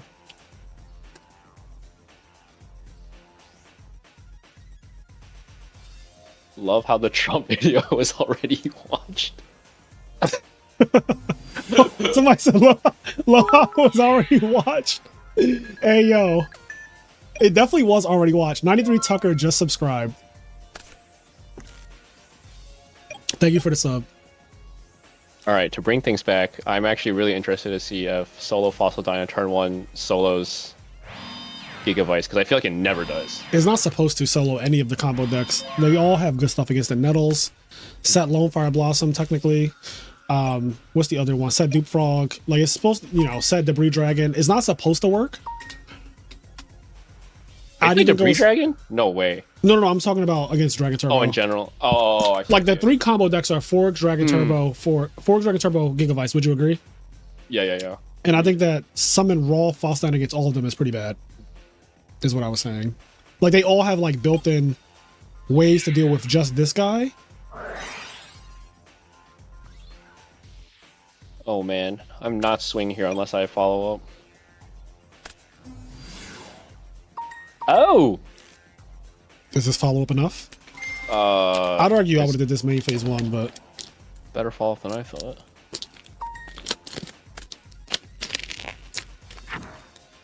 Set heavy? Well, you're gonna pay for that one. I'm setting my world. I'm setting the whole world.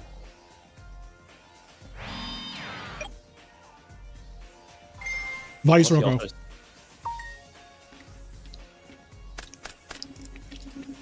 Shit mills. That's a soundboard. That's good, Will. That's a good one. Yeah, Stango. He always used to say it when we would be watching tournaments, and I'm like, yo, I need you to say that one more time, and I record it. Here comes James. James Arc, the hater.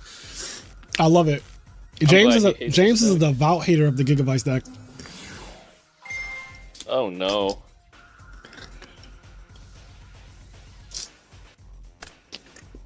This is my favorite time. This is what I'm talking about. If he had Mind Crush set, like I would just blind called Supervise on the True Nade. Yeah. I feel like it. Because what do you have to lose? Like how do they? I don't even know how they combo without Supervise. They don't. Because they can't normal summon and play Hidden Armory at the same time.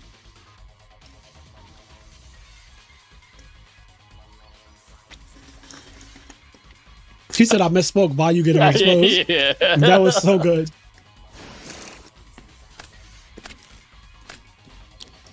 I misspoke is crazy.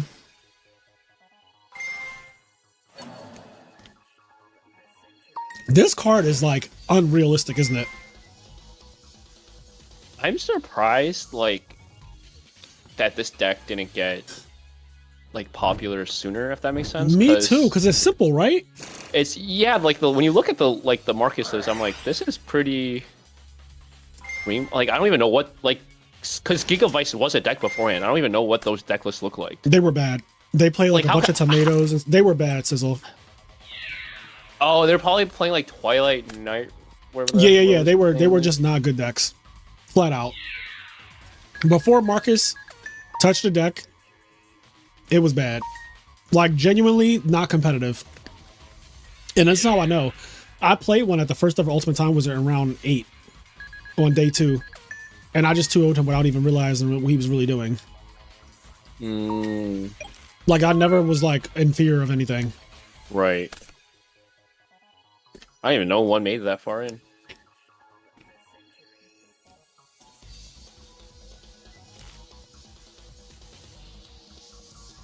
Yeah, I guess that should have been an indication that he was 7-1. Because I was 7-1 after day 1. Mm-hmm. And it was 9 rounds. Or no, so I was 6-1, sorry. I was 6-1, so he was 6-1 as well. Was it Gemini or was it? It was this. It was this, but with a bunch of bad cards in it. Like, I remember him having a tomato against me. Multiple tomatoes. I remember him having Dark Arm in his deck. He had, like, Tragodia. He definitely had the Market of Roses. He had the DDR, Supervised, Giga Plant, all that stuff. But, like, I dupe blocked him, and it just lasted for an extremely long time. And then when he finally decided to, like, start to make a move to break the dupe block, I just did the ultimate frog crack. Mind you, this is before Hero Frogs was like what it is today. This is like one of the first real hero frogs being accepted as like, oh, this deck is outrageous. So he didn't know, I think, how to play that matchup, but like he tried to go in on me, and then he obviously didn't kill me because at that time I was playing multiple Battle Fader. I think at Nationals, I'm pretty sure at that Nationals I played triple Battle Fader. Yeah, I think you did. So he tried to kill me. And obviously I'm just sitting there looking at him like, you are fucking crazy. And then he did a full field. I battle fadered. Then I went draw for turn. Like, I was also playing multiple econs, I feel like. So probably like econ, he titanials, like econ again or something. And just like miracle fusion, you lose. It's like he gassed himself. Right. Yeah, people definitely did not know how to play against that deck back then. Yeah. And like the triple battle fader also caught so many people off guard. Like one guy I played against played Dark Fusion. Some of the 5,600 guy was like attack for game, and I was like, no.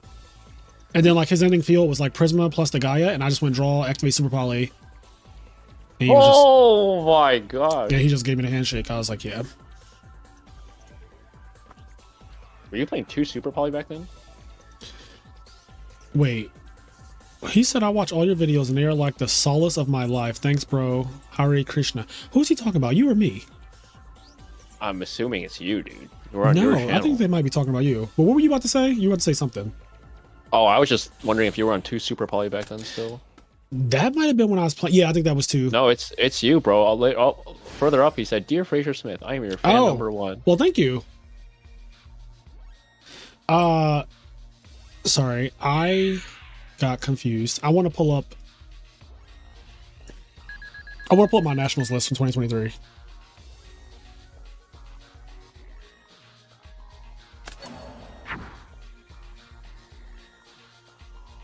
Ooh, how do I even find this? Like, I'm sure I did a deck profile, right? Back then? Like, I had to. I'm just trying to think about what did I call it?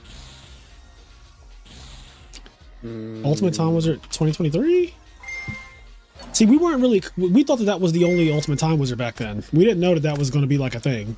Yeah. Fraser Smith, 4th place? It's the only time I ever got 4th place.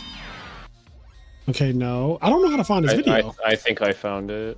You're so much better at searching for, like, every time we're on the call together, this happens every time when you find it before me.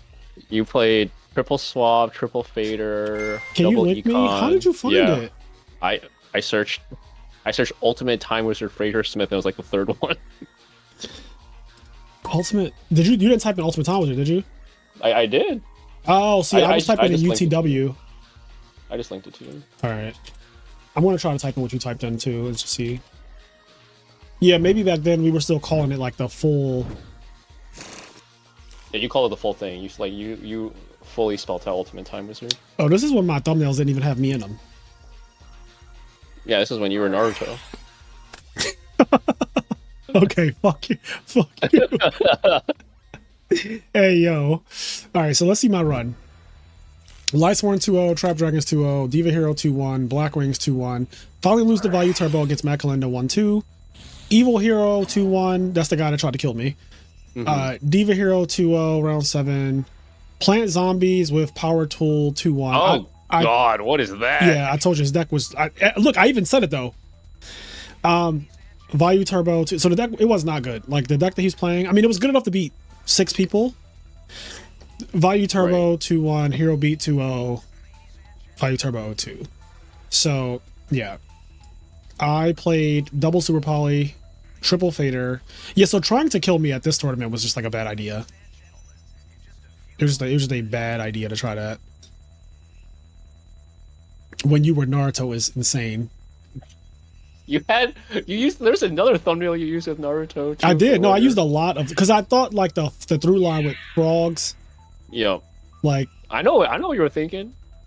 Yeah, I still like using Jiraiya and Naruto for frog deck profiles because it's like, it's kind of cool. Like if you're a nerd, and this is the I'm Nerd Discord, this is the I'm Nerd channel, right? I mean, if you're a nerd, I feel like it just makes sense. Not believe it, Hydro. I fucking hate that line. I don't actually like Naruto the character, by the way. I actually hate the character Naruto. Because he says believe it. What about Date Bayo? Date Bayo? So that I don't mind because it's Japanese and it's weeby as fuck. Date Bayo. Yeah, it's weeby as hell, so I don't mind. The entire show is named after him, though. Yeah, what Edison deck would Sasuke play? Sasuke will play fucking Vayu Turbo, obviously. And Naruto will play frogs. Yeah, it's like it's so obvious, right? Yeah, it's Dark Arm Dragon, Armed Wing, like no, it's so obvious. Caius, yeah. There's no way he's playing that over, or there's no way he's playing Blackwing over Vayu Turbo. Oh, I forgot. Format Library actually has. The oh yeah, they list. have that first ultimate in time. Yep. Yeah, here I am. I'm sad they stopped doing this. I know, it's just hard to do it. Yeah, it is. Somebody asked me a question that I wanted to answer, though. Let me scroll up. Fraser, Dad, which frog variant is the best, hero or Forgs? I think that right now, Forgs is better because I think Forgs has a stronger Gigavice matchup. If you're trying to beat this deck, I think that you need to play the more unfair deck. But I think that Hero Frogs is really, really good against the other decks, like, because they're going to be really hateful and focused on Forgs and Gigavice. And Hero Frogs is like a little bit more resilient to the hate, which is like, that's the thing about Hero Frogs. It's like a really resilient deck. So it's really, what do you value more? Forgs is like, if you value the glass cannony feeling of a deck, because like that is a thing that you have to come to terms with, is if you're going to play Forgs, you're playing a very like defense light deck that everyone knows when they play against you too, that your deck is defense light. You have to be willing to accept that. You're not playing Mirror Force Torrential. You're not playing like, some of them don't even play Gores, even though I think that's crazy, but because like Frogs is the best Gores deck in the format. But yeah, I mean, I think Forgs is better. I think Forgs is a better deck overall, just because if you're trying to do like unfair shit. Yeah, I hate how Forgs is. Yeah. Feels really. I mean, they have clear weaknesses, but it's more like they lose to themselves more than you have to like do anything against them, I guess. Right. It feels like Dragon Turbo. It's like when you're the value player playing against Dragon Turbo, you really feel like if you beat them, like, oh, thank God he didn't draw a good value turbo hand, because it wasn't really up to you.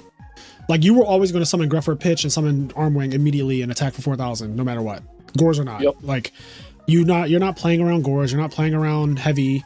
Like, holding cards doesn't make sense. It's like, oh, if he has heavy, I'm only going to set like 1 or 2. Like, you holding a deep prison is going to win you the game? Like, would that have been the difference? Like, oh, if he had heavy and thank God I held this deep prison, was that going to win you the game? No.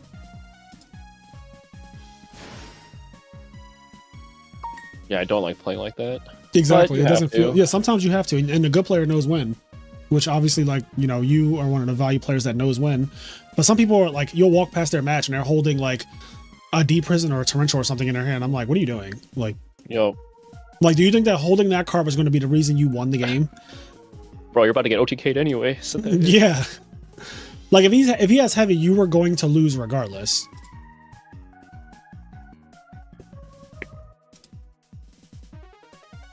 This is not a great spot for bro. Which one is bro? This game 3. We're Vayu Turbo. Wait, hold on. Vayu won game 1. We remember that because he like. I think this is game 2. Oh, this is only game 2. I think Hero Frogs can adapt. I do too. I think Hero Frogs can especially adapt in the side deck. And even the main deck. I think that Sunny's build is good right now because it plays Threatening Roar. And I think that card is like really good against all of this bullshit. Kind of have to play Roar over Vader. It's funny. I have a deck list for that too. You probably have like 50 decks loaded that are Frogs in your DB. No, I was talking about like I topped an event. Oh. I probably have a deck profile. No, this is the Dream Frog one. That's my side decking guide. What deck devastators are at top? I forget. I got 1,450 players. Shit. Where's that? Further up. Oh yeah. Oh yeah, this was my favorite. I love this. This was Pepe Bosch. Was that when Kieran was the thing, or? No, Kieran might have been legal. I don't remember, but that was when Pepe was at full power. So like monkey board. Oh, just tier 0. Like just nonsense. Wavering Eyes and all that. Yeah, exactly. Wavering Eyes is at the Wavering Eyes is a crazy card. Who's winning? Well, I'm I mean, if this guy just, if they just use Power Tool Dragon, sorry, and search Mark of the Rose, feel like it's GG. Also, let me say this now. In terms of the trans thing, I love trans people. Trans people are people. I don't have anything against the community or anything like that. If you get misgendered on this live stream or on this podcast or on this like YouTube channel, it's not on purpose. But most of the people who play Yu-Gi-Oh are male, and so naturally the pronouns that we use oftentimes are male. We try to switch them up. Like when I see Ice Queen playing, obviously the name Queen denotes, you know, a woman. But if your name on DB is not something like Simon, also makes me think of a guy as well. But if your name doesn't blatantly like have a feminine sound to it, then it's not as easy to remember like, oh, this person is trans, let me use they them. So it's not on purpose. So I just want to throw that out there because I know, Sizzle, you were just like, you know, you apologize and everything like that. So I'm apologizing in advance if we misgender you, but it's not on purpose. Like, I'm not malicious like that. I don't have anything against trans people. So anyway, with that being out the way, I want to try to find my Deck Devastators list because, oh, I know where it's at. Also, I thought Lila was still on the field. It is, I think, here. Oh, this is okay. This is when I already changed from the Threatening Roars. Damn it. What's this? This was Deck Devastators 5. I got, or Deck Devastators 4. I got 5th place. Hold on. Oh. That's what I was wondering if he had this card. This card's broken. that kind of changes things. Bruh. I mean, that's everything. That's the game. That's the game.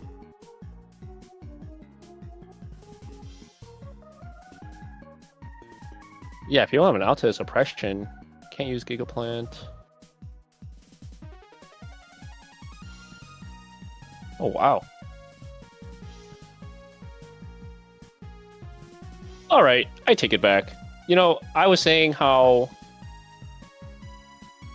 value, I was thinking we should just sack game 1 against Gigaplant and not main impressions and stuff because I still don't want to lose to Blackwing and value. But I guess if you can make like a Thought Ruler or something with oppression, that is really cook. Thought Ruler is broken because there's nothing they can do. Just like I always said. Yeah, just like I always. James is ridiculous. He's so funny. The professional hater. I love it. Just like I always said.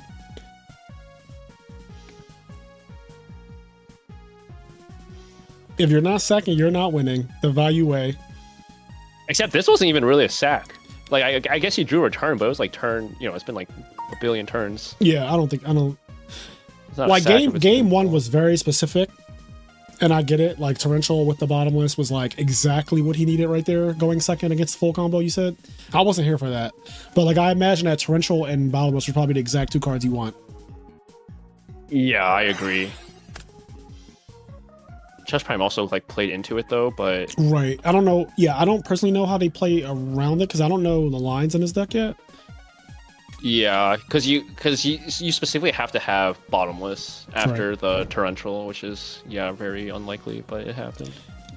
Yeah, interestingly enough, he can only pay 1 more time. Not that that really matters here, but like he's about to be able to pay a lot more. How many equip spells are in the graveyard? How many have they gone through? 1, 2, 3, 4, 5. 5. So they can't search anymore. Yeah, would they play 7? Yes, typically. So you just hit Giga Plant here. Oh right, you gain life. Yes, never mind. Yeah, that's why I said. At first I was like, he could only pay once because he was at 1950, but I said he's about to be able to pay a lot more. But I don't think you really was picking up what I was saying with that.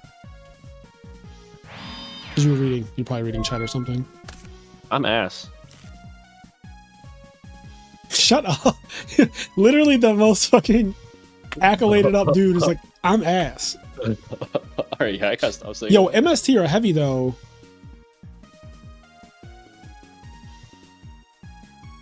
MST are heavy though. Yeah, you should still hit. Oh, heavy's Giga gone. Plant, Okay, heavy's right? gone.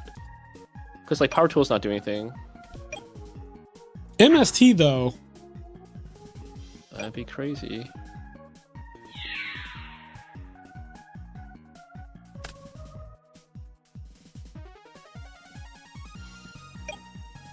I do not see a big birdie with a small birdie.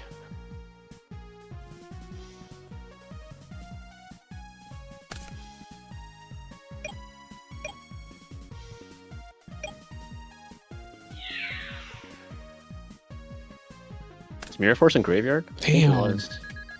It is. Yeah, it was. So you know that attack is going through.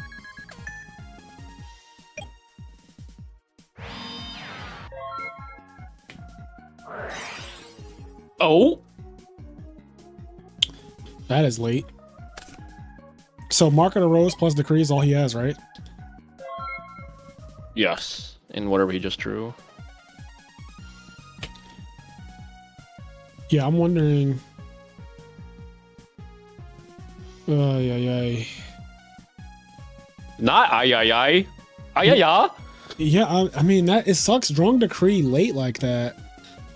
Vayu Turbo! Vayu Turbo was broken for sure. Let's go! Because it always has a game plan. That's what I think Vayu is so strong at.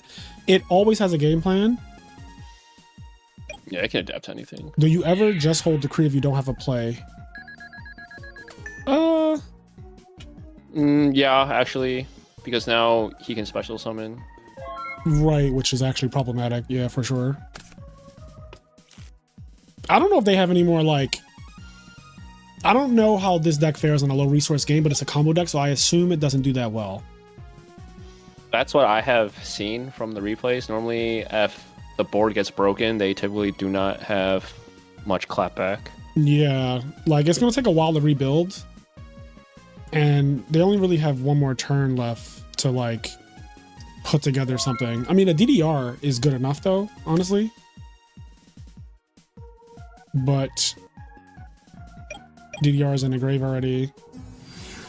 That's game, right? Yeah, that's game. 35? 35, yep. Vayu 2-0! Yeah, that was kind of like an easy clap. Like, not actually easy. That was not easy, yeah. It definitely wasn't easy, but just like... Yeah, that was... Okay. Vayu. So Vayu's undefeated then, I imagine, because that was Simon Thunder. I don't know. See, like, where do you see Simon Thunder here? I don't. Yeah, you don't. That's right, Sizzle.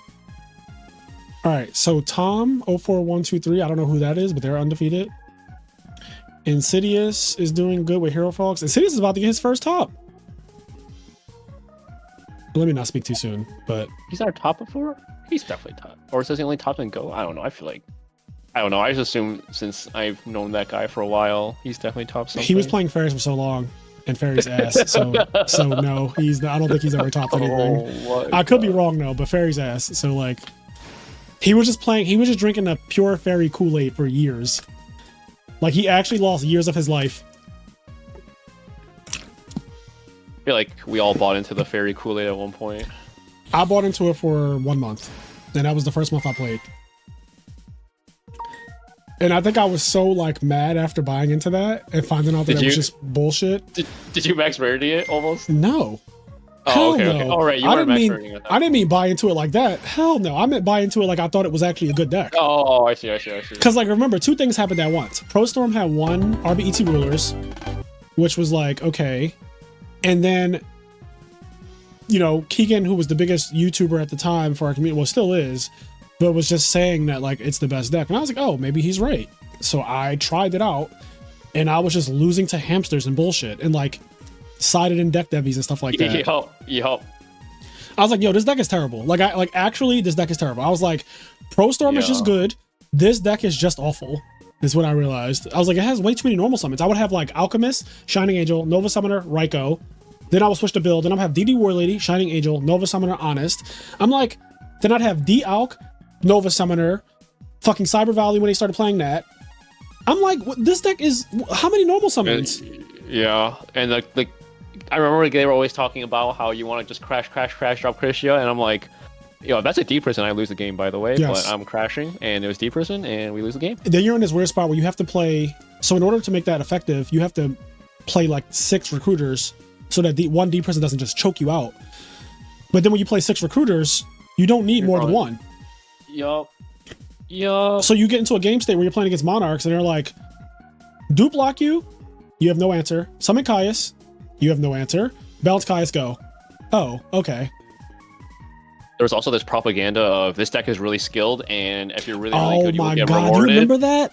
Do you remember when people used to say that? I was like, that's me. I want to do that. They used to say, oh, Fairies is so hard. It's so good. It's the best deck, but it's hard for people to play. That propaganda was terrible. It got me. That's why I hate you. You're so dumb. It got me, bro. You were so dumb. And I was on my good. channel like, that is fucking bullshit. The deck is not hard. And then James Ark will be in Discord saying, like, in the Edison format channel saying, like, the deck isn't harder than any other deck. Like, there's nothing intrinsically harder about playing pure Fairies than playing, like, Vayu or Frogs or Black Wings or anything else. Like, it's not intrinsically harder. You have to count to 4 Fairies with Christian. You have to count to 3 Darks with Value. What do you mean? Yeah, that propaganda, like, oh, it's so hard to play, that's why no one ever does well with it. It's like, bro, how long is it going to be so hard to play? Like, how long? To be fair, I am pushing that propaganda for Blackwing right now. I do think Blackwing at the highest level is actually really hard to play. Oh, I do too, but the problem is the floor of Blackwing is so high. Yes. The floor of Blackwing is probably the highest out of every deck in the format. It's a deck that you could give to a newcomer and they could legit beat anybody. Yep. Like, they could just beat anybody because the cards are so powerful. Triple Blizzard, Triple Shora, Triple Kalut, Dark Arm Dragon, Vayu, Triple Icarus, or however many you want to play. Like, they could just beat anybody because the deck is good at doing damage. Summon and attack is a good strategy. I'm gonna summon and I'm gonna attack. You don't like sitting Raikou? No. Actually. No, I don't. I believe in miracles. Can he do this? Did he normal summon this turn? I wasn't paying attention. I think Dandy got milled in. He just went super slow. Oh, that's rough. I mean, this is game, right? Is this 8,000? Oh, he gets a battle phase? I think so. What are you doing? I can hear you like, you're kind of like preoccupied. My cat is hyper intelligent. I could literally tell that like you're like you're in the background of your room right now doing something. Oh no, yeah, a little bit. My cat's just going crazy. Do you think Quacky Miro has a spot in today's meta? You know, never say never, Professor. Never say never. One time I thought that X-Sabers were garbage, and then now I'm asking people to teach me how to cook X-Sabers. Did that guy message you? He did. We're gonna do teach me how to cook. So there's a teach me how to cook for X-Sabers coming out. Not yet though. Not yet, but it is on the docket. He's on vacation this coming week, so. Yeah, that guy travels a lot. So do we.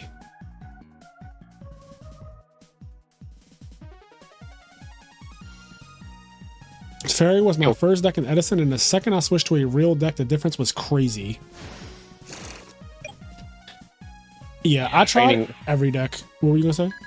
Oh, I was saying Fairies with training wheels.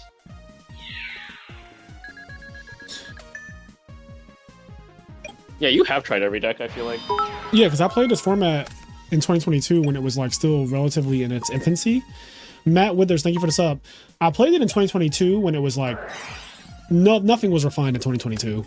Like just nothing. Like Vayu Turbo wasn't really considered a deck like that.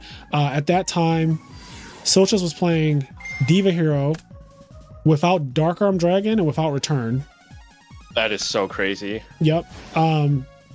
Zombies was like considered the best deck at one point.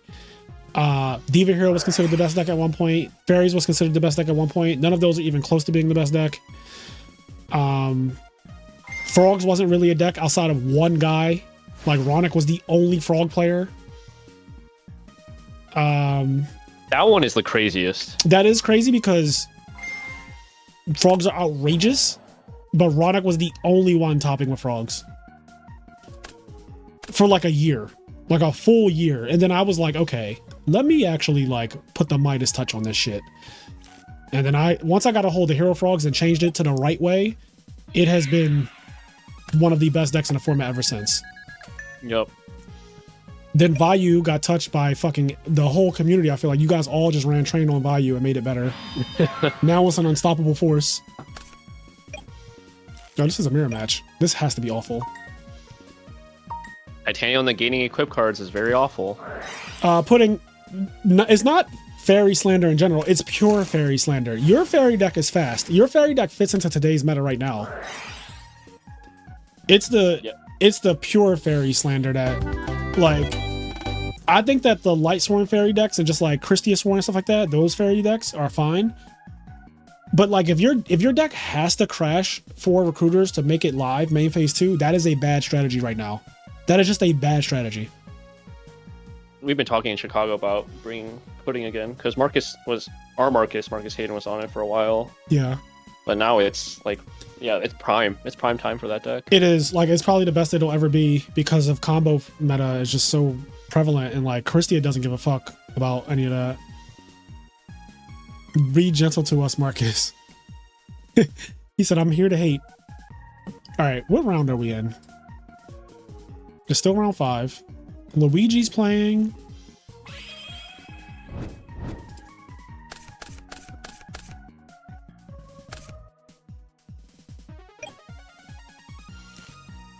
Flamvel about to bounce back.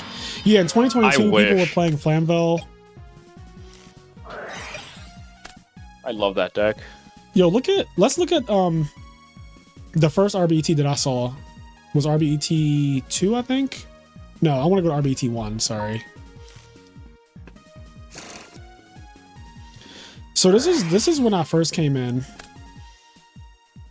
Yeah, this is the one that I first came in. So Value actually won this, which is kind of funny. That's crazy. Because at the time, I don't think people, even with this happening, people didn't think that this was like the best deck or anything. Like it wasn't. This deck looks very equipped to deal with Gigavice. Yeah. Book of Moons, Oppression main deck. Sangan was in the main deck back then. So Silchus got second. Again, remember what I said? No Dark Arm and no Return. Which are literally the 2 best cards. They're literally the reason that you play the deck. That Good Pizza topping with Nerlaris back then. Diva Hero.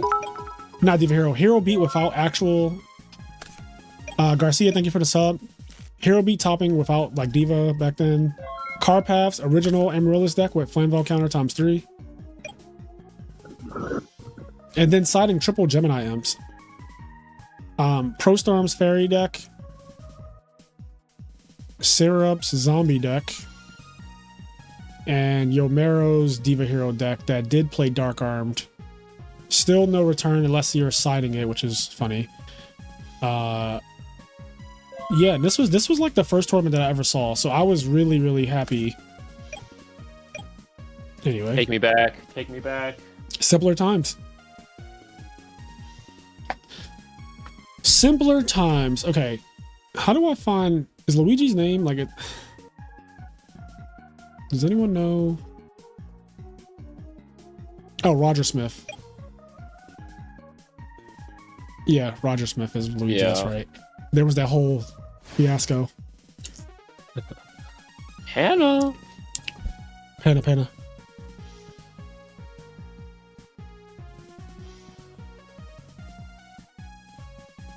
I lost to the winner in Frog Slicer OTK that event. That does not sound fun. Luigi Mangione playing Giga.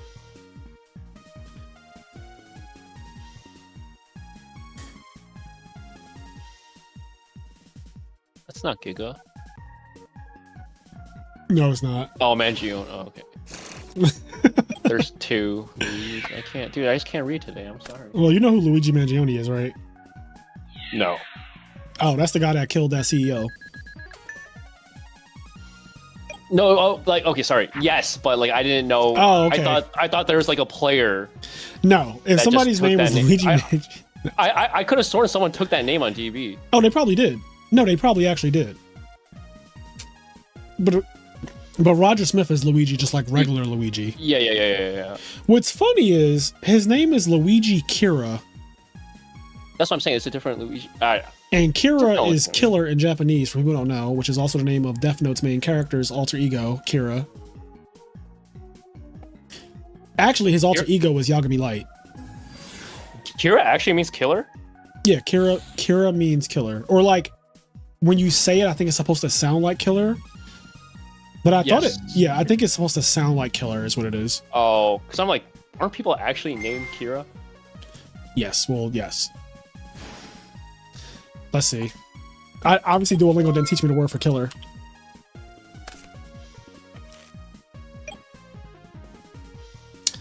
The name Kira has many meanings and origins, including mistress, beam of light, black, and glittery. In Japanese, it means glittery / shining.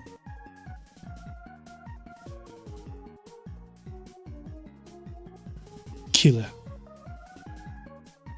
Strong woman. Why is Light Yagami called Kira? Kira is just a Japanese pronunciation of... Oh, here it is. Kira is just a Japanese pronunciation of the English word killer. The closest Japanese word to Kira, which can be a Japanese name, but it is in itself not a Japanese word, is Kira Kira, which means shining or glittering. I remember seeing that like when I was a teenager. Today I learned. Killer. They don't have L in most Asian languages, right? Like L is usually R. So like killer is going to be Kira. Right. Because that's what people make that joke like fa ra ra ra ra ra ra ra instead of like la la la la la la la la la. Yeah. It's like in Asian languages they don't have. Like I'm learning that in Japanese too. Like you don't do a lot of like la. You're canceled. Shut up. All right. I'm literally on day 520 of Japanese lessons right now. You just waited for me to finish and go, you're canceled. Like, I'm just trying to push the Fraser's racist propaganda, you know? I am not. Everyone's a little, okay. Everyone's a little bit. I agree with that. It's like when people are like, are you Jarrell Winston? I'm like, really? Who says that? No one says that, but still. People should. Oh my god, at Orlando, when you were watching one of my matches, in the middle of siding, some dude just walks up to you and whispers, "Activate Royal Tribute." Oh yeah, that definitely did happen. And you were just like, you were done. You were like cracking up. I'm like, what is so funny? You were like, did you not just hear what that guy said? I was like, no, I did hear what that guy said. He said activate Royal Tribute, but like, he just said it and walked away. Yeah, it was so... You were insane. Oh, I was like, this is not real. That did not just happen. Oh god. You are so silly. Mind you, you're out here winning the whole tournament, laughing at nonsense. I walked up to you, I took a selfie and said, I'm going to tell my children that this is Jerry Wang. That was a good one. I enjoyed that. I love that. And then you won, which is great because Jerry Wang also had 3 wins. Yeah, whatever happened to that guy? I think he just, you know what? Not even trying to be funny. So I played him when I won the YCS Atlanta. He said, I'm playing this deck. After he called the judge on me, he said, I'm playing this deck, and he said, good luck, and he walked away, and I never saw him again. And I'm not even joking. Oh, really? Like, he doesn't have a single, like, top after that either or anything? I can't say if that's true or not, because it's obviously 15 years ago now, 14 years ago. Right. But, right. I don't know if he has a top after that. Like, I would be surprised if Jerry Wang topped something, because that was the last event of 2010, right? Like, I won November 2010. So there's no way. I can't think of a 2011 event. 2011 is Tengu format. It's like he's top YCS Charlotte 2011. Oh, and that was too. That was his last thing. Okay, so that's like kind of right after. It's like a couple months after, because it's Dallas first, then Charlotte. Dude, this guy's like list of tops is not real. Where are you looking at? I just googled Jerry Wang Yugioh and his Yugioh Wikia page came up.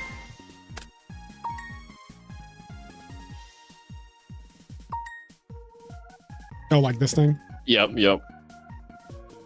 Yeah, I mean, he's one of the GOATs.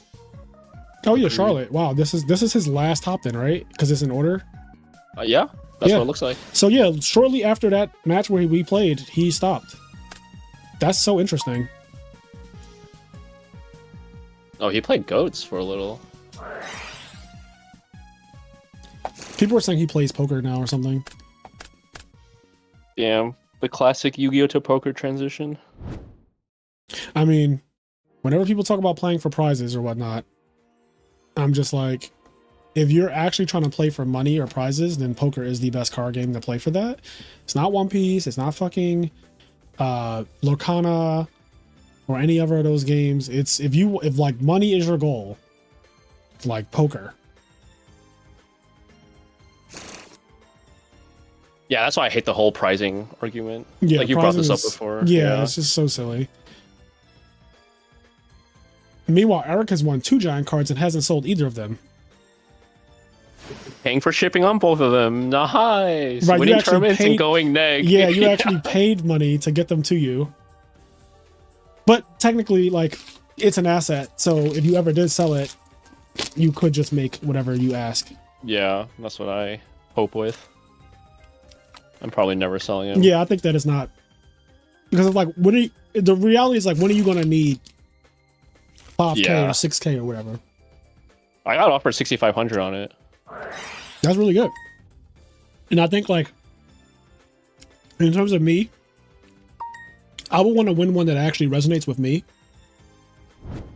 Like Substitute would have been good. Yep. But I'm not. I was just never keeping JD. I agree. I have no affiliation to that card. DMOC, like, I just think is one of the most badass Yu-Gi-Oh cards ever.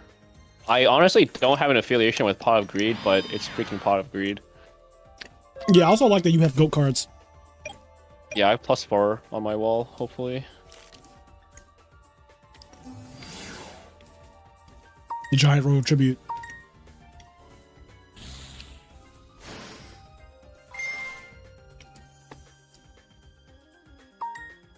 How much time is left? This is the last match.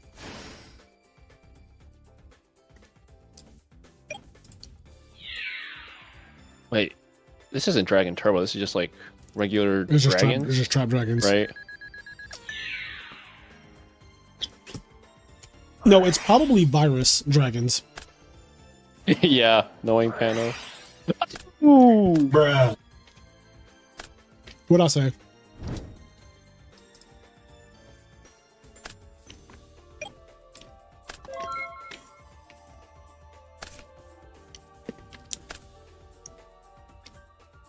Yeah, he's definitely siding Eradicator, I bet. Yeah, 100%. Because this is one of the best decks that can play that card. Also, this is the Virus guy. Like, Pana is the Virus guy. He was the first person to be main decking, like, DDV. He played a DDV deck. Oh, is that time? Yeah, I guess so. Damn, literally 50-50. Who won? I think Pana won in time. Oh. And if he had Caius the Mirror Force, Luigi would win in time. Oh, what the... Ludo's here. Ludo, was that you? Are you Roger Smith? We know he's Italian.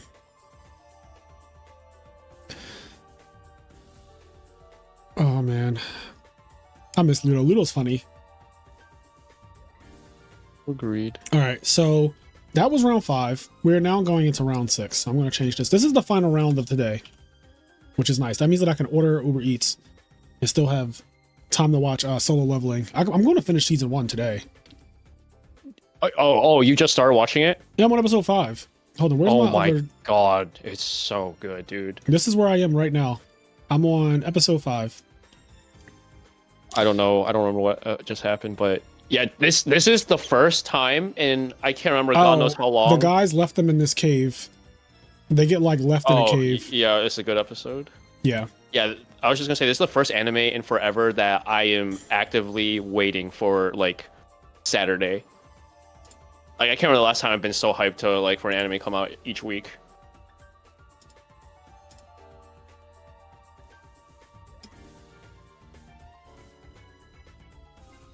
Oh, what is this? Are you cooking someone? No, this is my... Well, yes.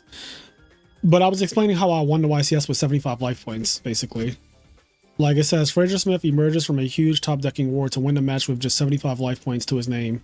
Gravekeepers are headed to the top 4 as Smith receives victory by the skin of his teeth. What did you win when you won that tournament? Like, what were your prizes?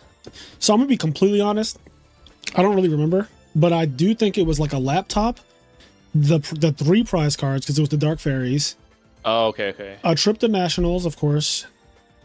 Obviously the top mat or whatever, And then I had like a bag. I feel like I had like packs or something in the bag. I remember the laptop. I really don't. That is so foggy because after I won, I didn't feel like I was in my body. And Jarrell picked me up off my feet, like he swung me around. Mm-hmm. And I just remember feeling like euphoric, like I'm not actually in my body right now. And then like McCabe, he completely disappeared. I didn't even see him. That whole thing just felt like very out of body experience. I do remember Jarrell picking me up because I was scared.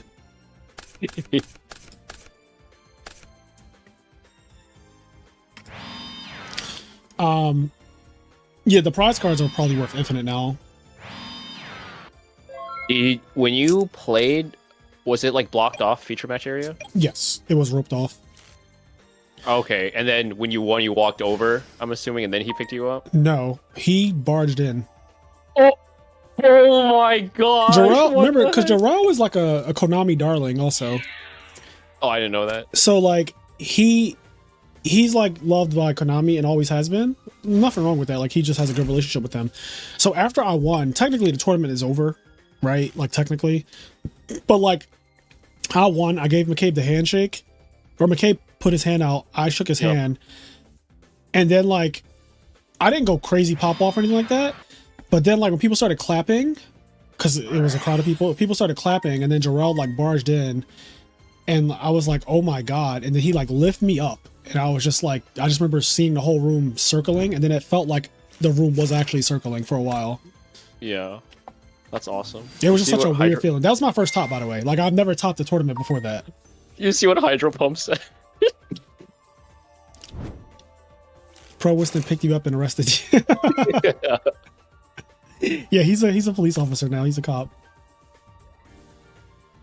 Oh, man. Yugioh is serious business, bro. I cannot believe it's been 15 years. That is so wild to think about. Flies. Yeah. So your Mero's on a hero beat? Is this real? Yo, Mero loves this deck. Like, I've played him when Hero Frogs was first becoming like what it is. He was one of the people I had to play to top. And I remember Super Poly being like a deciding factor in our match.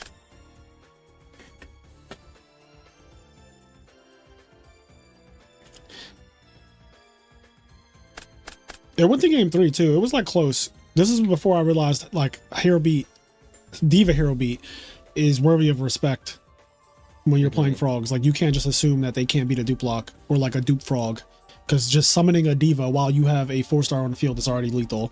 Not lethal, but it's 7,900. I haven't seen that combo in a minute. Me either. I think it's a myth now. For whatever reason, it just never happens. I mean, I think it happens, but like the deck's just not played.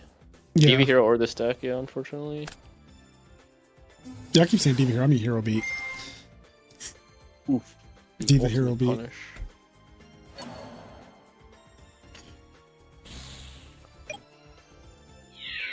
Oh, I want to target Stratos there so bad. No, I would want to target Stratos too, but Honest is such a good card. Yo.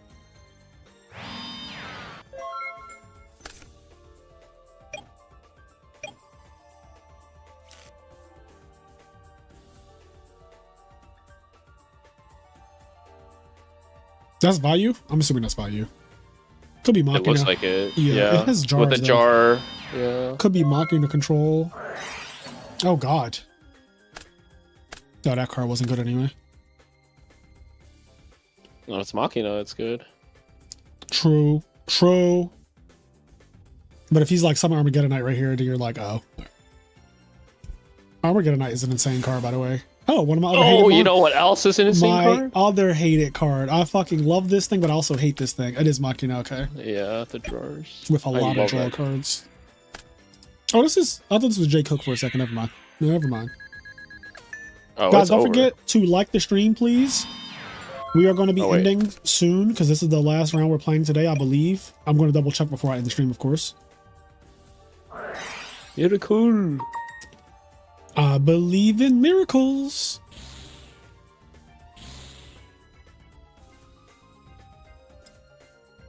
Like Machina's gonna have to play oppression at this point. Damn.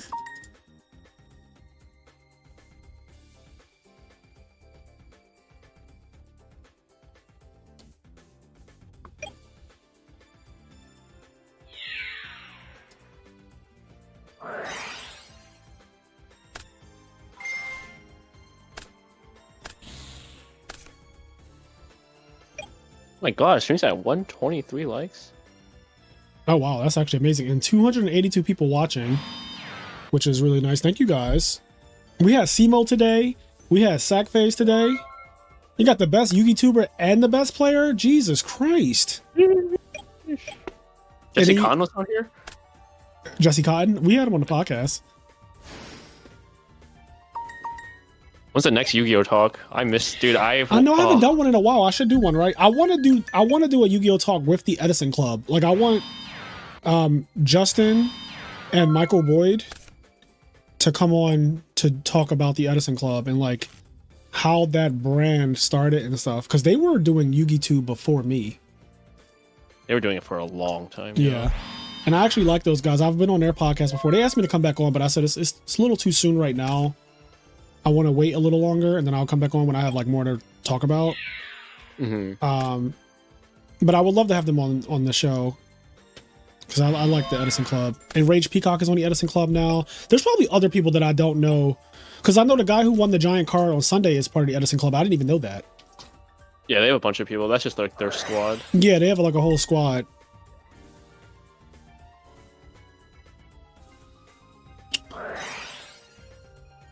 Also, that guy told me his Stratos is going to be a rarity collection Stratos. What? Like that's what they told him, and he's like, have they done a QCR one before? I'm like, no, I don't think so. What? So I don't know what it's going to be. Yeah, I don't know about that one. I don't know about that one.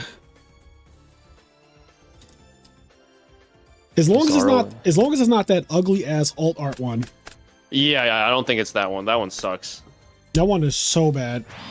And I've seen that one given out before. You probably have too, because you were at the same event, I assume. Mm-hmm. Yeah, the indie, not the one you won the year before. I saw it given out. It was at multiple events.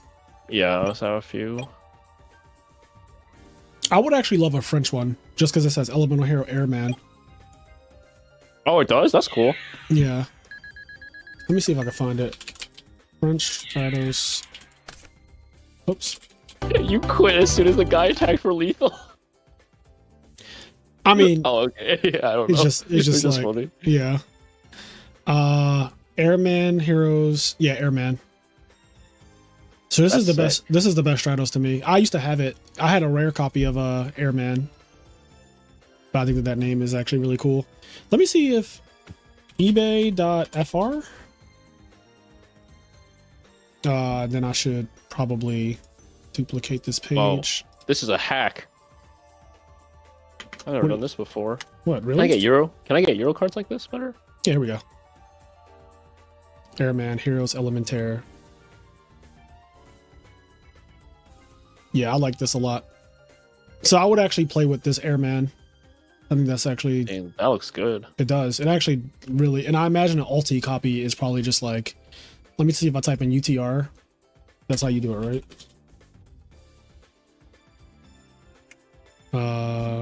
That didn't do anything. Maybe you have to type in ultimate. I don't know. Yeah. Oh, I don't know how they do it in French. Yeah, exactly. I don't know. Yeah, it's not really... what is this? No, this is not enough. Yeah, Airman. But I don't even see ulti at all. Like zero. Maybe it's like extremely rare to find an ulti French Stratos, which makes sense, I guess. Because like we're not even seeing a single copy of it. Yeah, but yeah, I think this is cool that it says Airman on it. Yeah, that's sick. Yeah, agreed. And that's his Japanese name too. Like if you look at the wiki, it says Japanese translated Elemental Hero Airman. So that's his real name is not Stratos, it's Airman.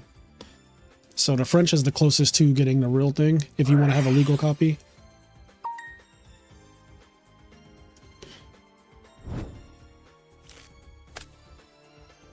When does HT19 play? I love Kevin. We love Kevin. Kevin, woo! We left him behind. That was crazy. No child left behind. In our defense, though, he was in the bathroom like for an hour. So and his phone like died. Yes, a lot happened. Feels bad. Airman is so based. Yeah, now I need to find an. Damn it! Now I need to find an ulti French Airman. Yup, your deck's not max rarity anymore. What an asshole! Okay, I'm just glad that Hero slow. Frogs don't play Dark End. That's true. Even That's when true. they play Malicious, they still can't even make the damn card. They don't play any level 5s either. Yeah. Well, you synchros, I guess you do, but Yeah, we play like but yeah, we don't. I mean, if you're playing the 10-foot plays a Cyber Dragon for some reason. I mean, you still can't make it. Oh yeah, You need Dark yeah. Tuner. Yeah, right? that's true, It's so you only still- junk warrior plus junk. Yeah, synchro. so if you play Diva Hero Frogs, which people have tried, but it doesn't solve any of the problems that Hero Frogs would have. It actually adds more problems, honestly. But if you play Diva Hero Frogs, then you can make it with like Stratos and stuff.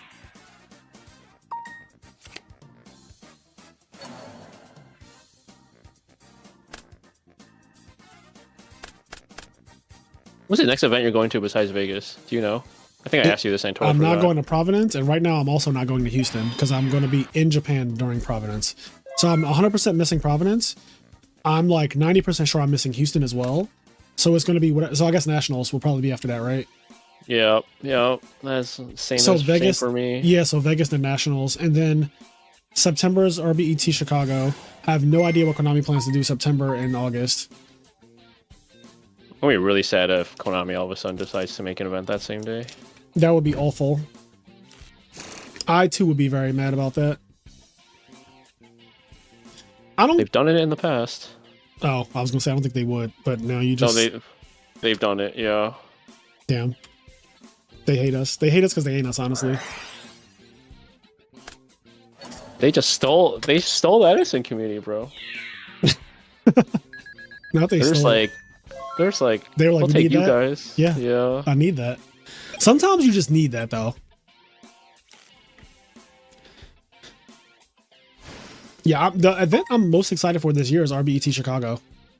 I am too. Just I'm because also like stressed you about it. and Marcus, yeah, well, you guys are like hosting it, but just because you guys are hosting it, you're like my good friends, and I actually love Chicago. Chicago has amazing food. I love Giordano's. I don't know how other people feel, but I actually like that deep dish pizza shit. It's good to me. I feel like it gets hated on way too much. It does. I know that it's like popular to hate that, but I actually like Giordano's. It's something also different like it. too.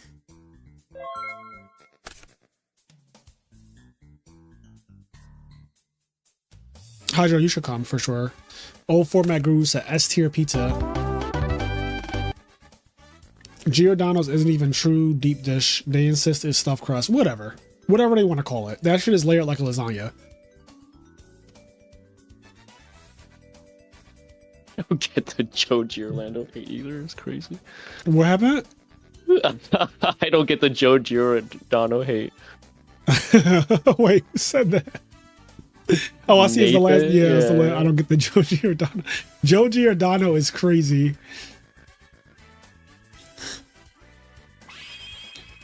Giordano's with spinach fucks so hard, makes you feel like you aren't only eating cheese. With spinach? I never tried that one. Does it still have red sauce? Because I like pizza only when it has red sauce. I do not do white pizza.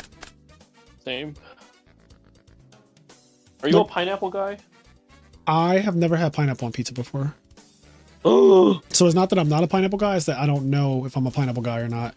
It's like, are you really gay if you haven't done anything gay, you know? That's how I feel Fair. about pineapple on pizza. It's like, I haven't done pineapple on pizza, so I don't know if I'm a pineapple on pizza guy yet.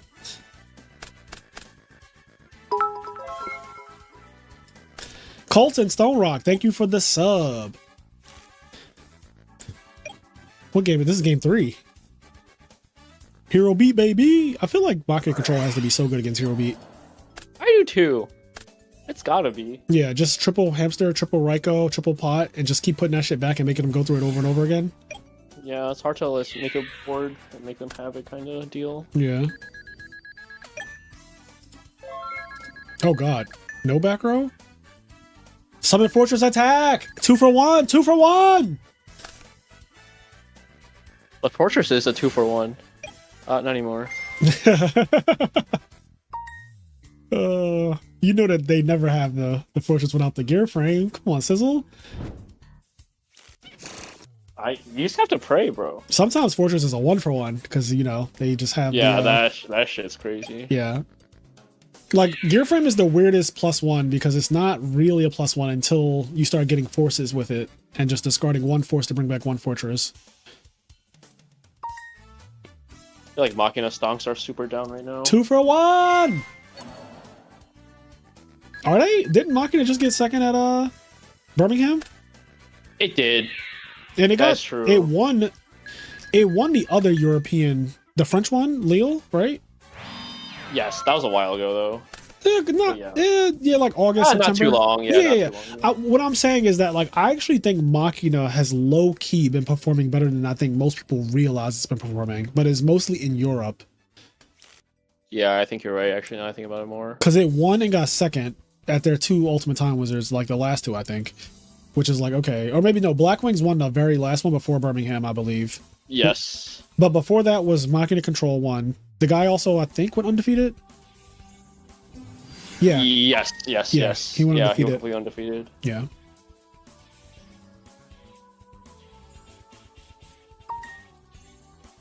I'm just never scared of this deck. Me either. Like, But like, I'm also a Frog player, so I'm very biased. This is one of the matchups that I want to play every single round if I could. Like, if I could have 9 rounds of just this, I would take it every single tournament. all right, yeah, I'm not that confident, but I'm never like. Is oh, there no, a deck that Machina. you actually would want to play 9 rounds? I know 9 rounds of a deck is a lot, but like, it's a hypothetical. If you could play one deck for 9 rounds straight, what would it be?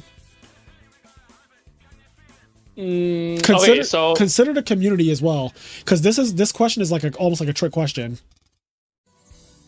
Dude, Vayu doesn't have a deck that it wants to play 9 rounds in a row. I know you say that a lot too. I'm never like, oh yeah, free win.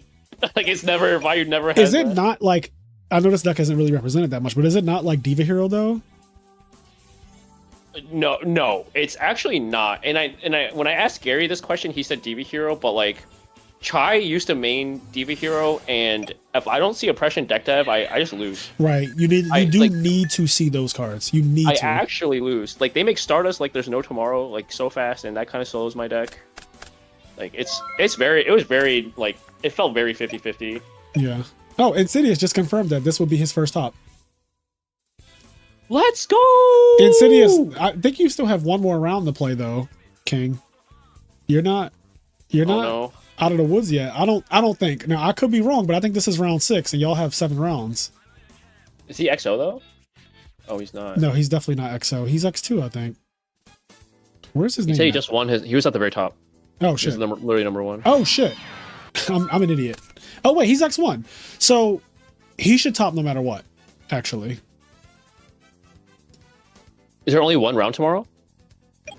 Yeah, there's only one round tomorrow, and then top. Oh, So yeah, he's guaranteed. It's his first ever top, and it was with my deck, Hero Frogs. Look at that. I've been telling you that fucking fairies are shit for years. I actually have the receipts too. I can pull it up on Discord.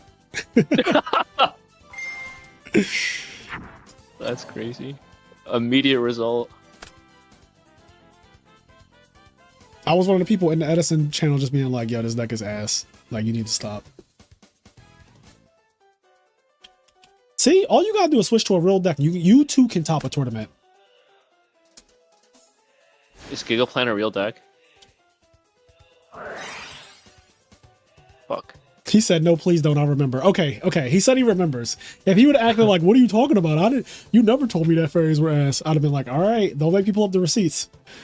Because Discord is really good. If you type in from Fraser Smith, mentions fairy.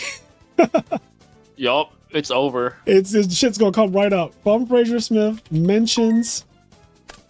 Or not mentions. I think it's like if I just type in the word fairy after that. But you have to just make sure it is coming from me. Oh man.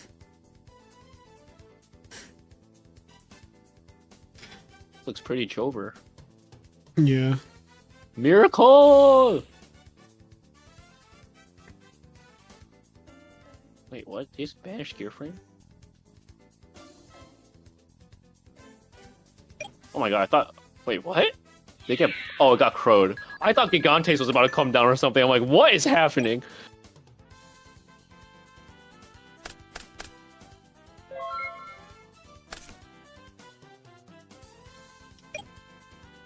Yeah, these conversations go back to 2023. Oh, you're still. I'm actually I'm not going to put him up on screen or anything, but I just like looking at it.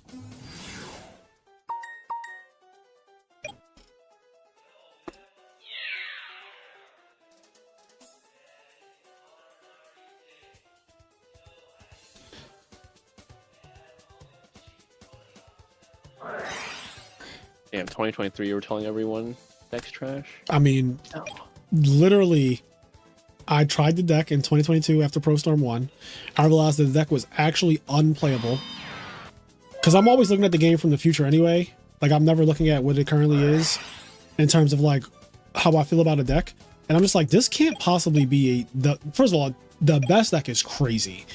The best deck will for sure special summon a lot. Right. Always. Always. Literally always. So I was like, well, this deck doesn't do that. So it can't be. Like, it literally can't. Also, yeah, I mean, this matchup I just think is, like, not favored for... I also hate Crow in this matchup. Me too. I don't think Crow is good, but, like, he went MST attack over Lila and just still lost, like, commandingly, too. Like, it was, Yeah, it was like a commanding loss. Keep that up for later. Hell yeah. Keep that up for later, baby. All right, I watched Soul Leveling and Daima. Who is Tom? Because Tom is undefeated, and I actually don't know who that is. That might be somebody's alt. Oh, Tom is playing Ghost Rider. Well, we featured a lot. Oh, if that was Tom Mack, that'd be so crazy. I wish. Oh, they're playing this. Okay, this is somebody's alt. I'm assuming. Why do you know that? Hold on, let me check. Tom P.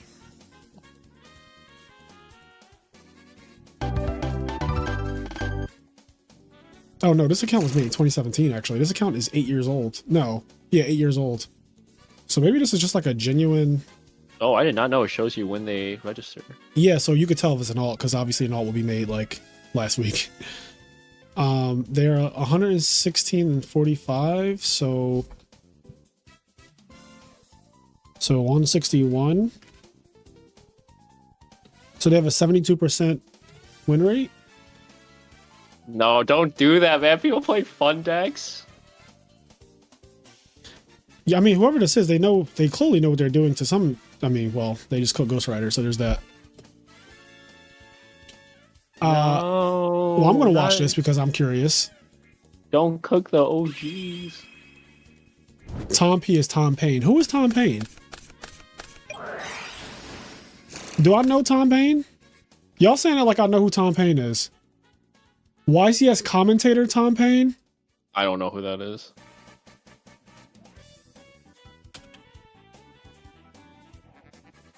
You typed in T, and the first thing all you recommended was Trump jerky. Hey, yo. Oh, God. Somebody said the fact that it's already watched is crazy. Oh, so is this Tom Payne on the left? Master versus Caster. Yo, they stole Master and Disaster. No, I'm kidding. Yup. You should copyright that shit. I don't care. Okay, wait. I said I was gonna watch the replay and I just didn't even like. But no, the reason why I typed like, if you guys were here earlier, you know why Trump jerking was a thing. It's because of the video where Trump is going like. Yeah, it's also for not good reason, bro. Like Trump is just literally dancing. Well, I had TCG Rewind was in my search history because everyone was telling me to go to his channel. Yo, someone please clip that. Someone please clip that. I mean, it's there forever. I'm I'm already gay. There's nothing that you can do to me. I'm like, I don't care. It's still funny, obviously, but like, I am not embarrassed about fucking making a gesture that the president of the United States, the two-time president of the United States made. You're a two-time YCS champion. It lines up. Listen. Sometimes you just gotta jerk two at one time. Freaky ass stream. They not like us. Okay, he's dead. It's so dumb.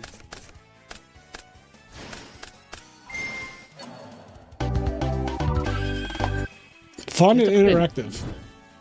Both of these decks. Oh, his hand is broken. Okay, maybe not anymore. Oof. Yeah, that was bad. Oh dear.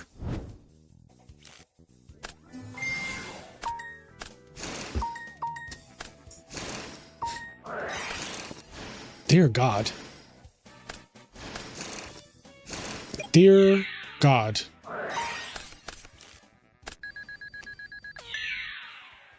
You actually cannot break this with this hand.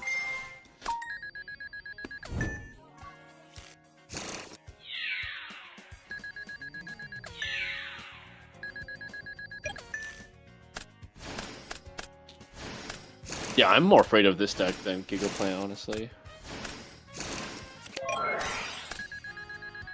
Yeah, like what the fuck do you do here? Cry. Pray. How much is this? 26 or 631. Okay. 5K.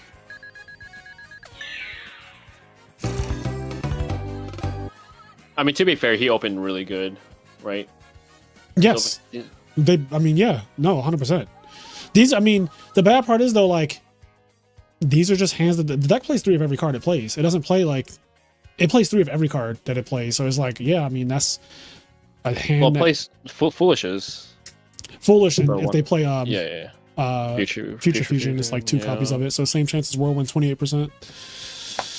Yeah, those are the more 1-for-1, Future, Foolish are the more swingy, like, oh, you drew one of those cards. Adam said it only took 9 months. It did, King. When was the first time this deck topped? Oh my god. The first time it topped was Adam last year, right? Or Alistair. I forget which one of them topped, but either Adam or Alistair, one of them topped last year, UK Nationals, or 2 years ago. I forget. But like, was that the triple trap stun version? The first time you? Yeah, with like Mother Grizzly and shit. Was that them? Was that Adam and Alistair? Yeah, that was them. Oh, I didn't know that was them as well. Okay. Yeah, it's always been them. It's always been them. Okay, so this might say get him, Trump. He's getting them all right. TGU versus Giorgione. I kind of want to watch that actually because Giorgione is playing GBs game 3. GBs in game 3. Are these guys X1 right now?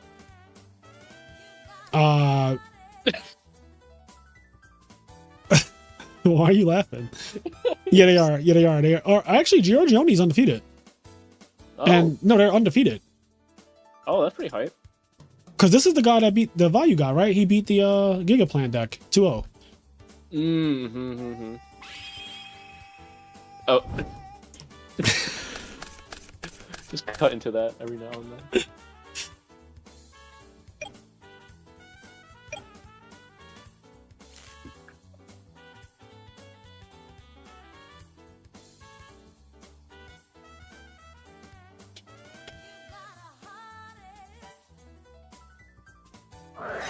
God bless America. Cut to the frog bread. Yeah, the frog bread. I used to cut to the frog bread. That shit had me dying. Did you get that? No, because he didn't have an oven in his apartment when he came to the US. I wanted this so bad too, because I'm a big bread lover. Like, I love carbs. I have no shame in my game. I'm a fat kid at heart. Same. If I don't work out, I would be huge, by the way, because like that's the only thing that's saving me is that I have a fast metabolism, good genetics, and I work out. If I did not do those things or be blessed with just like, oh, my dad is just like a skinny black guy, and so my mom was like a skinny black woman. If that wasn't the case, then I would be like, all of my friends are fat. I don't have any like my friends from Philadelphia are all fat. Huh?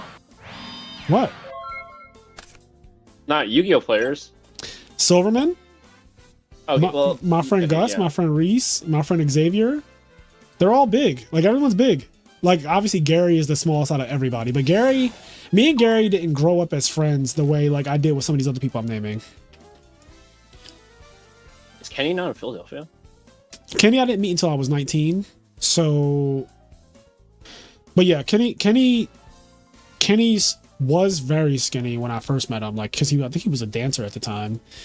And then, yeah, X used to be really buff. X used to have like a fucking Adonis body because he was a football player. He just used to work out all the time. He would do push-ups at locals.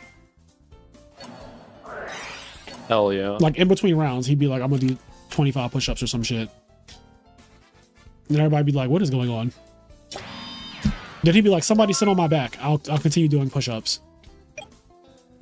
The GOAT. Just crazy shit. Bottom lay. Stun.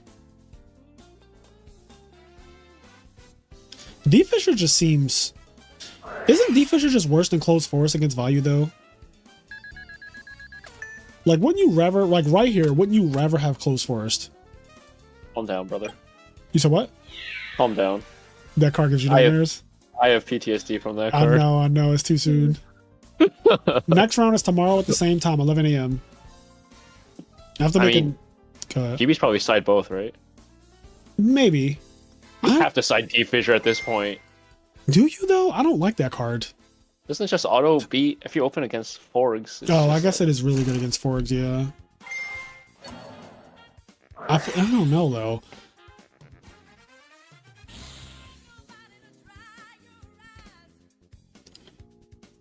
It's weird to solve for a matchup that you kind of already beat. Is what I'm saying essentially. Ooh, that's true. Like I feel like because Andres did not beat me with D Fisher, and none of the GB players I played had D Fisher, and like I don't know. Yeah, I just because if you're siding it, that's when they also bring in like Raigeki Breaks and Breaker. I feel like it's worse. I feel like it gets worse because it's a face-up card that you just have to put out there, and they side in double break or triple Raigeki Break. Like you're just asking for it. Your Honor, she was practically begging for it. That's crazy. Also, look at what happened. Yeah, that's a major feels bad. He's down in life. Oh wait. I just realized. Yeah, I just realized. Like, what the fuck is Wait, that? I was so fucking confused. I was so confused just now. Me too. I was like, what? Oh, what's that doing there? Oh, this is a game. This is your favorite card. This is you. Like if everybody can be a Yu-Gi-Oh card, this is you. Gary's Armageddon Why Knight. is that? You're Chaos Sorcerer. No, I want to be Card Trooper. No, you can't fucking be Card Trooper, bro. You're Chaos Sorcerer. You're the one who swears by it. You keep on going on and off of it and shit. You won without it and with it, right? Yeah. Yeah. You just like to confuse the community. First time I won, I didn't have Necro or Return in my deck. In your defense, though, nobody did, right? Yeah, that's true. I mean, a few people had Necro, but no one Yeah, really we had saw the Return. list from 2022 had Necro, which so funny because that list is actually, like you said, it's well equipped for like Giga. It has like double Book of Moon and shit.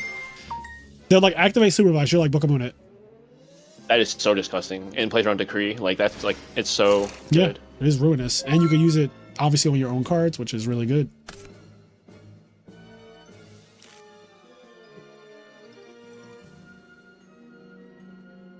I mean, it also stops Market of Rose too. When you think about it, Book of Moon is like low key. Oh yeah, it's really good. It stops Market of Rose. Like they try to, do their ignorant shit. You're just like, nah. I cooked 3 Giga with Mask of Restrict today. Yeah, I saw that on Sizzle's tier list of cards that are good against the deck. That was one of the ones I did not think about. I saw people talking about swords. Gary was telling me about Morphing Jar number 2. And a bunch of other people were saying like Book of Eclipse and stuff like that. So I saw those cards, but then Mask of Restrict, I literally didn't think about it at all. Pretty good. I also think Grave of the Super Ancient is actually really good if your deck can support it, but... So it's like level 6 or higher can't attack or use their effects? Is that what it is? Special Summon level 6 or higher cannot attack or activate their effects, yeah. Oh, it really floods them out then. Yeah. I mean, your deck just has to play around it. Yeah, Needle Sealing is good in my opinion. I think Needle Sealing is good as well. Oh. Oh. Oh. Oh. Bruh. Feels bad. Oh, that's. Oh, this is game 3 yeah. too. This is like for everything. Oh, that's like. Oh no, he dodged any monster. I'm pounding the table when that happens. To What me. happened, bro? He had a chaos sorcerer. Any monster. Oh, I mean that's more than good enough. Oh wait, Gorse? Oh no, just lose. Damn. Giorgione moves on with an X1 record. Yes. Oh no, undefeated. Holy shit. GBs. GBs are undefeated. Oof. So it's funny. GBs and Hero Frogs are undefeated. So that's pretty much guaranteed.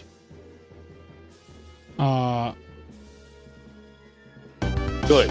So You know that JoJo meme where people are stomping down, 3 guys are stomping down 1 guy? That's the meta stomping down in Gigavice right now. Let's go. So the undefeateds are Giorgione with GBs. Oh wait, no, I'm sorry. Insidious is not undefeated. He's X1. I'm stupid. What? I don't. Did we find out who? That's the Tom Peak guy, right? Oh, that's right. He's playing Forgs. Yeah. Oh, that's bad. Yeah, that's bad. Fuck. Forgs are undefeated.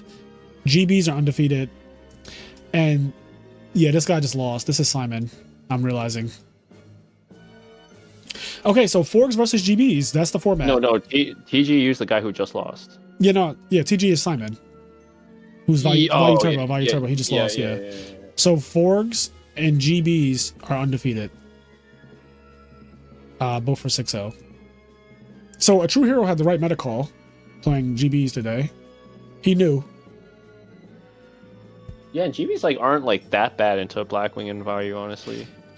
Yeah, you could absolutely beat. I mean, you could absolutely beat those decks. You know, Yep. like people talk bad about GBs, including myself. Like, I hope that we're all just memeing and not actually thinking that the deck is bad, because it's not. I think in the meta before the degen, it was definitely tier 1.5. Yep. Maybe like even top of tier 1.5, maybe. But Right. yeah, now it's definitely Tier sneaking 1. up. Yeah, it's a tier 1 Yep. deck right now because it's good against the bullshit. These like defenseless glass cannony decks. Bro, I'm not even in the tourney, Frazier. I know you're not in the tourney. I'm entertaining people, damn it. There's no one else to watch. Look at this. Look at round 7 or round 6. Look at this. There's literally Diego. Okay, wait, hold on. Let me see if I can find Diego's match. Okay, wait. Hold on. We're staying here. How do you make Ancient Sacred? Mind Master? Oh yeah. Mind Master, because it requires a light tuner. Yeah, Mind Master Malicious. So his life Ancient points. Sacred Wyvern is gonna. Well, this is game, OTK right? him. Yeah, I was gonna say this is literally game. It's gotta be. I mean, I haven't calculated. I but didn't calculate. I didn't do any math. Sacred I Wyvern, did yeah, zero math. Okay, well now it's 100% game. I would attack with this first.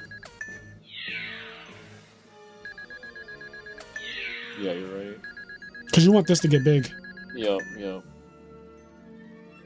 He's just reading no gores. I mean, this thing is fucking huge. They're doing calculations right now.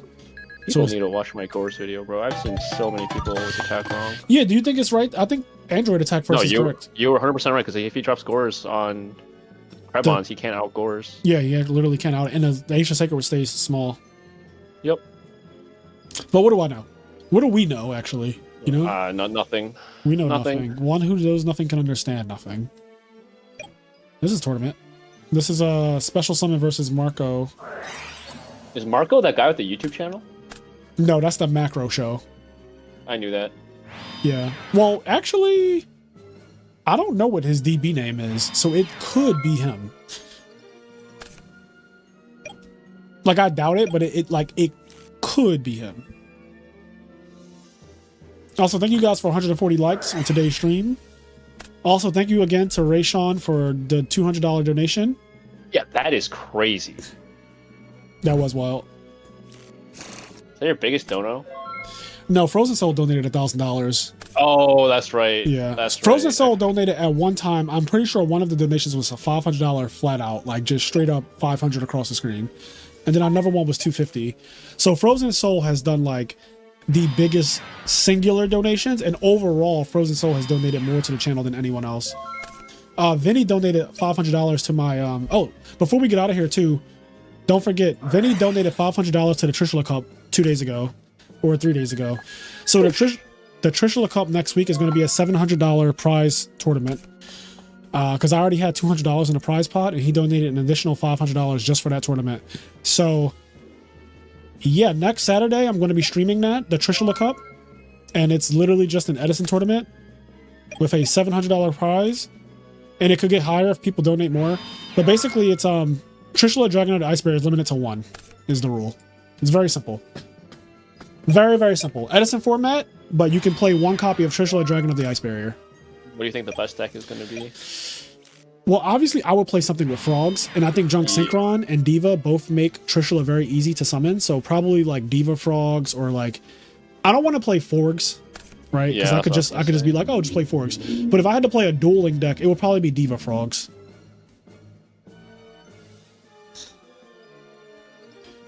There's also Diva makes Trish easily. Well, yeah, because you get 5 stars from just like summoning. Yeah. Summoning Diva is just 5 stars right there, so you just need 4 more. Right. So basically, if I have a dupe lock up, it can just become Trishula at any point. Also, like if you play Junk Synchron, if you play like Hero Frogs with multiple Junk Synchrons, you could just... Yeah, spam swaps. Yep. You could spam, it could be swap, or you could just do Stratoses on the field, or Aliases on the field. Oh, yeah. Summon Junk, make Trish. Diva Hero makes it very easily. Special summon Greffer by discarding Malicious. Normal summon Diva, that's Trishula right there. Have Stratos on the field. So your deck, I know your pet deck is Quick Draw or whatever. That deck makes it very, very easily. Literally summon Debris Dragon by itself with Dandelion and like sending tokens or whatever. Like Foolish plus Dandy. I mean, Foolish plus Debris makes it. Future Fusion plus Debris if you're playing like the spicy Quick Draw decks that play like Stratos and stuff. Yep. Which I think you should for this event. Diva Zombies can make it if they just include Gilman in their deck. Like that's pretty sick. Yeah, flip Goblin Zombie, summon Diva, Synchro, make Trish, Chainlink 1, Goblin Zombie, Chainlink 2, Trishula. Trishula is fucking nasty. It's so nasty. Banish your Treeborn Frog, banish the Miracle Fusion out your hand, banish your guy on the field. And it's a water monster for what it's worth. Oh god, does that change anything? I mean, I wouldn't say like change anything, but the fact that it's water is relevant for the purpose of Miracle Fusion decks and stuff like that, right? Yeah, true. Yeah, I mean, you probably have a water if you probably, yeah. Yeah, you do have a water usually if you're making it. But like, is there a way to make it with Plague? I guess not. Yeah, I guess not. I mean, I've seen a true hero have like Malicious bring back Treeborn Frog, and if he had Plague Sweater right there, that's Trishula, without having to banish his Treeborn for a Miracle. So like, that is something that could come up in theory, like Plague Sweater. But yeah, you're right though. Most of the time you will have a water already. It also matters for return though. Banishing Trishula is a fucking huge monster. Like you Miracle Fusion out of the way. Yeah. Return is like, oh.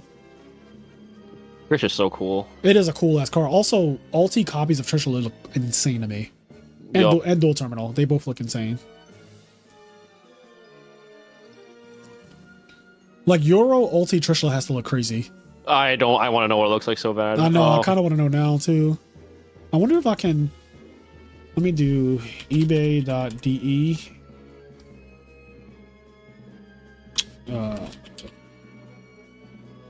I need to get the German name of it. Oh god, not this website. All right, the German name for Trishula. I found it. It looks not real. Really? I'm sending to. It looks. Oh my god, I'm gonna. Oh my god. I kind of just want to own one. Yeah, same. You sent it to me? Oh, you sent it to me already. Here we go. Oh my god. Oh my god. Oh my god. Wow. Wow. Wow. That actually looks insane. Look at the spiral on it too. looking for EU Trish. Yeah, compared to the NA ones that are flat, oh my god, this is like not real.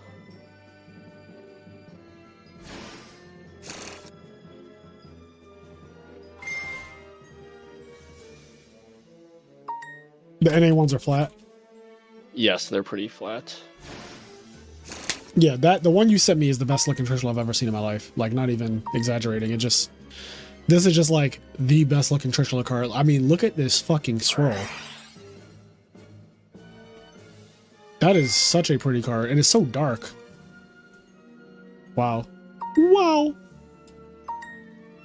Wowie, wowie, wow. Okay, well, all right. Okay. You just want me to activate, don't you? You're baiting me. I am baiting you. I'm hooking you real good. Everyone plays Trish. I play Oppression. See, Lucas is toxic. GYB, you said there's probably a turn 1 Trishula loop. Well, listen, there is $700 on the line. So, like, if you find the best Trishula deck or whatever, then win the money. Turn 1 Trishula loop? Like, looping Trishula? The only thing I can see doing something like that is Forge with Pot of Avarice and, like, Fishborg Blaster, obviously.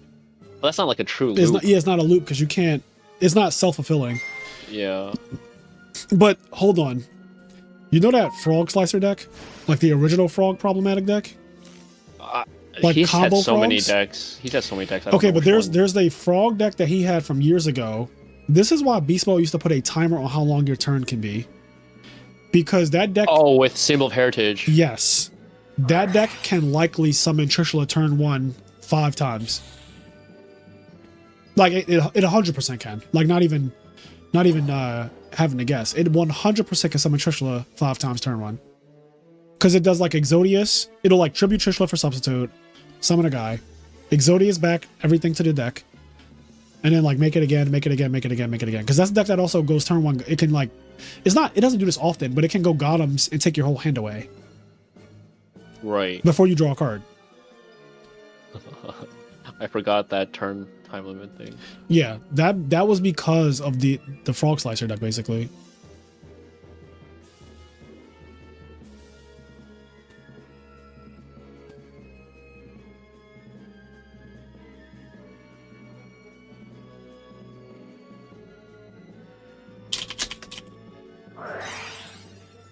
Alright, we don't need to talk about Inferni making multiple Trish. I hate it here. Toxic times, toxic times. Yeah. What is this? What is this duel? Dude, there's 3 equip spells out there. It's fucking Jover. Threatening War. Threatening War literally, like, gets you another turn. So you could put another, Oh shit, I was joking. Oh shit, he actually had it. Alright, bounce the Duke Frog to your hand, and then normal summon it so that it doesn't have Mark of the Rose on it. Okay, you're cooking, you're cooking. Oh boy. I'm the best. How do you out this? Flip-flop Frog, by itself. True! Flip-flop is a crazy-ass card. I don't get why that card... I mean, I get why that doesn't target, but it's still dumb. It is dumb that it doesn't target, though, let's be real. Yeah. I think cards that don't target are nonsense in general. Like, I don't even think that it's just like flip-flop. I think just like anything that doesn't target is ridiculous. You know what cooks right here? Obelisk. GG. Is it actually? You said that in your video. Is Obelisk actually a real deal? How are they out? I mean, no, because you can't summon it, but right now you can. Well, Frogs, I think, can always summon Obelisk. If any deck in the format can summon Obelisk, is Frogs, right? Yeah. Yeah, it's like, the only deck that can really... Yeah, the only deck, because like Fishborg, you can make any number of monsters on the field with Fishborg. So like you can spend one turn. What? Oh. Okay. Oh. Well, wait. Okay. That doesn't. What way start to steal? What? He's got to have something. There's no way he forgot about that. Bro, he's throwing. There's no way. He's got to have something. Sizzle, if he passes, I'm ending it all. Sizzle, he's throwing. Dark Dust, Vortex, Sizzle. something. He's playing football. Sizzle. He's throwing. Sizzle.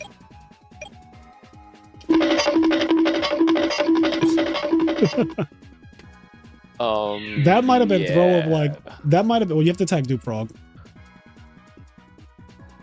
You definitely cannot attack us. You cannot attack a Swap Frog. Oh dear. Anyway, well, all right. Well, I mean, it doesn't matter at least. I don't even know what to say about this right now.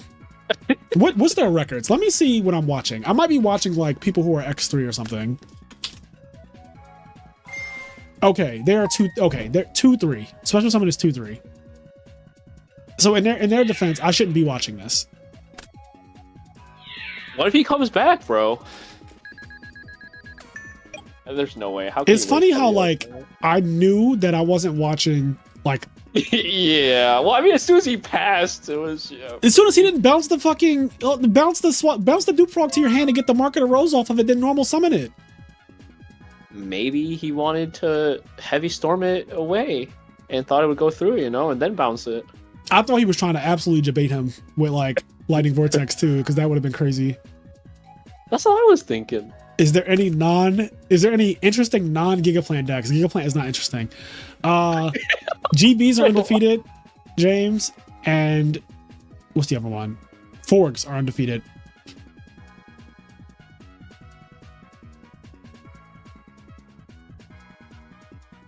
Oh, please just summon Obelisk. He literally could have had him under Dupe Block. And I don't think he has an out to a second. Like a Dupe Block when your Mark of the Rose is gone. You know what I mean? I mean, you could have a second Mark where they normally play 2. Right, that's what I'm saying. But I don't think he had that. Yeah. True. Yeah, I actually don't know. He has to have like a Wind Blast or another Mark. Yes, yeah. You can't out it with his board alone. Right. Oh my god, what was that? My mic arm. Screech! Yeah, sorry. No, you're good. It wasn't like as loud as I made it out to be. Hopefully it wasn't too loud for them. We're at 7,107 subscribers. Thank you guys so much. I feel like we damn near got like 70 subscribers today or some shit. Dude, you're killing it. I'm trying. We had Simo, we had you. You got 70 subs in one stream, bro. I need a stream. Well, think about it, because I had like 7140. And then we're at 7107, right? So what is that? Wait, you have 7140 and then 7170? I'm sorry. 7040. 7,000. Oh, yeah. Yeah, you got like 60 subs. Yeah, there you go. Sheesh. Okay. Also, we're trying to reach the sub goal. 10K subs, and I cut my hair to look like this guy. I'm doing this haircut when we get to 10K. This looks so crazy, y'all. This looks fucking wild. Like, this looks insane. Why can't y'all ask me to get this? Look at this handsome guy. Who is this? He's beautiful. Who asked you to get? Like, can I do this style? Like, what is this? I don't know. It doesn't help that he has this like huge gap in his teeth. Oh no. My coworkers, when they see me on Zoom, are gonna be like, "What the fuck happened to you?" Yeah, what are you gonna tell them? I lost the bet. That's fair. I mean, that's what you have to say, right? Yeah, you can't. You have to say that. He looks so juvenile. Oh my god, I'm dreading the day that I get the 10K subs. Like, I'm dreading that. Yeah, is there a deadline? Well, this is crazy too. Is there a deadline for 10K, or is this just inevitable? You're gonna get this haircut. I mean, it's inevitable. I could make it a deadline. I could be like, if we don't have it by June, then y'all are beat. I think you have to make a deadline to have a shot to not do it. No, to make it so it's like people would want to sub. You know? Yeah. I don't think people are really gonna be like, oh, there's no deadline. I'm just gonna do whatever. True. You're right. See, this is why I need you as the marketing genius behind the channel. I'll just make videos. You make banger videos. I try. People like that video with Alistair a lot. I like that. I really like that video. Yeah, where we're just talking and there's no no dueling or anything happening. It's just like we're just talking. I'm not gonna lie to you. I skip like 90% of the dueling. Oh yeah, I mean, you don't. I watched the intro, and I like the yapping at the beginning, and I watched some of the dueling, and then I'm like, I'm done. Except the Fish OTK one. I watched all of that one. Oh, the unhinged one? Yeah. You would watch all of that one. That one was great. What do you mean? It was. Yo, Alistair was laughing at that one in our interview. He was like, at one point you asked the guy if he knew what he was doing. Yeah. I'm so blunt. Oh, God. I said that shit like on camera. The bluntness is the best. I appreciate the bluntness. I try to listen. Alistair, that's why he thought that shit was so funny, because he, you know, UK people are very blunt as well. Like the British are blunt. So they can appreciate that. All out the bullshit. Oh my god. Yeah, we have Master and Disaster, which is like very casual. That's like for our kid, like, you know, if you like casual stuff where it's not, the gameplay is not supposed to be like peak gameplay or anything like that. Teach Me How to Cook is supposed to be like educational. Like, here's a deck, here's a player who's one of the best players with the deck. Here's how they play it. Here's what their mindset is when they're playing it. Here's how it's built. And so that one is like more competitive. And I think Master and Disaster is like supposed to be more like funny, entertaining. Yep. And then it's just like a bunch of different videos that we do, just like random videos that I'll do every once in a while.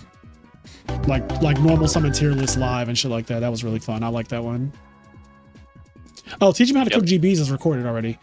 That one will be coming out soon. That one is recorded. I just recorded that this week, actually. Or maybe it was last week. Who'd you get for that one? Johnson Boss, the man who's played over 5,000 duels with GBs. Yep.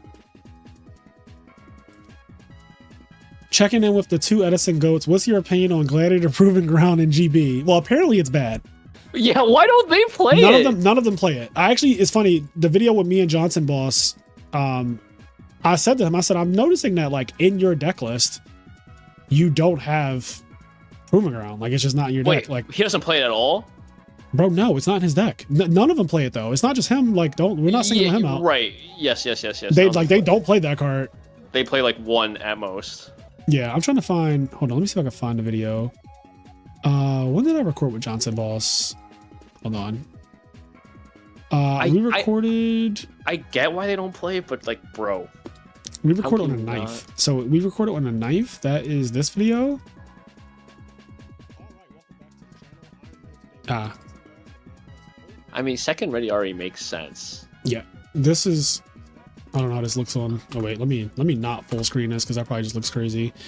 But like, this is placed at an online major as well. So one of the top GB players in the format for sure. Why don't you? It's where you have to. We talked for like a very long time. Mm-hmm. And before dueling, hell yeah. That's just how I feel. And also, as we get these more combo decks, like Shrink is not helping you versus Frog. Shrink is not helping. You should look at the analytics for this one, super, compare your other ones, behind. and see if the watch time is longer than average. So I've been doing this new thing with Teach Me How to Cook, where like in the beginning we do usually like 30 minutes. Like, look at this. This is 30 minutes, and we still haven't started dueling yet. Yes. And I've been enjoying doing like talk for a half hour ish or however long it really takes, and then like get on a ladder, you know, at some point.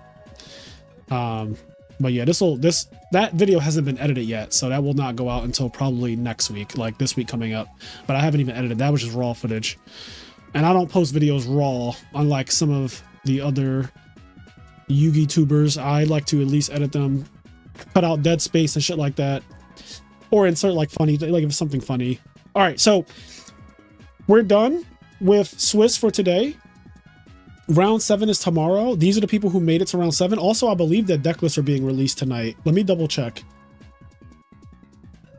Okay. See you tomorrow for day 2 at the same time, which is 11 a.m. I will DM everyone a deck list of remaining players. Oh, let me ask Jazz if he can send me the deck list. Oh yeah, that'd be good.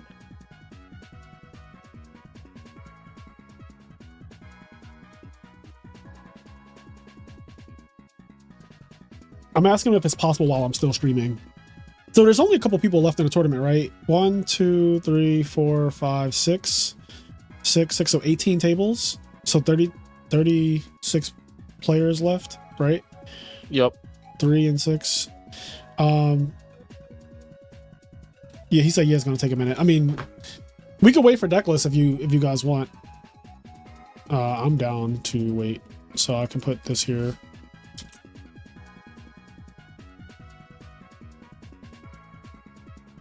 All right, Jazz. I'm going to keep the stream going until he gets the deck list. I want to see the sideboards on everyone's deck right now.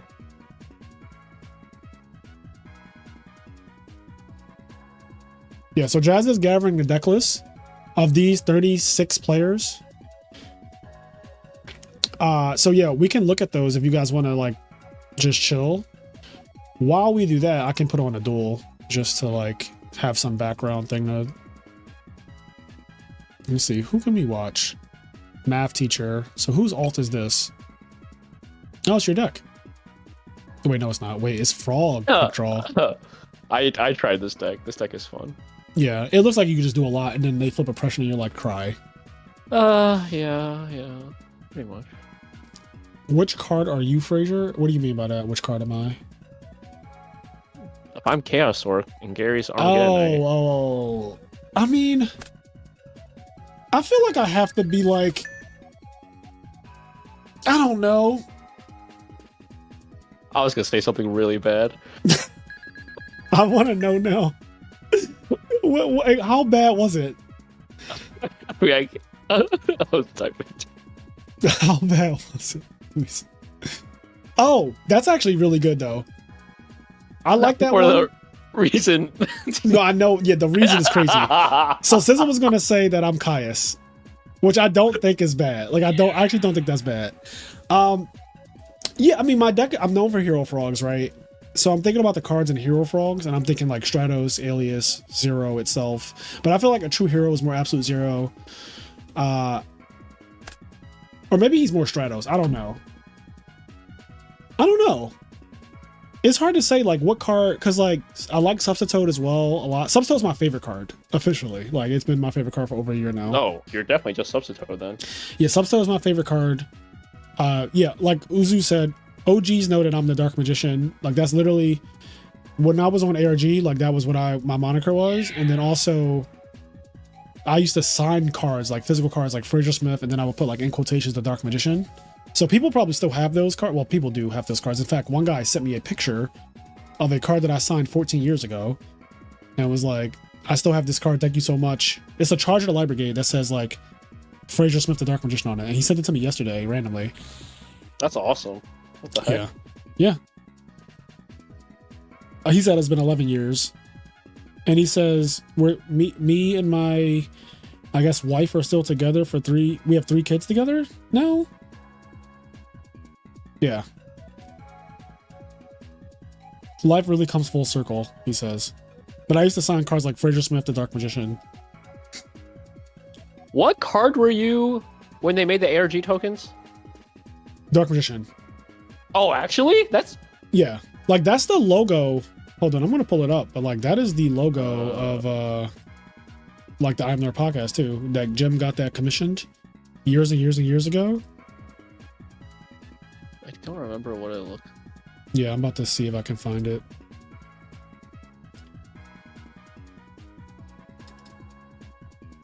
Like this. Was that the token? Yeah, my token is this.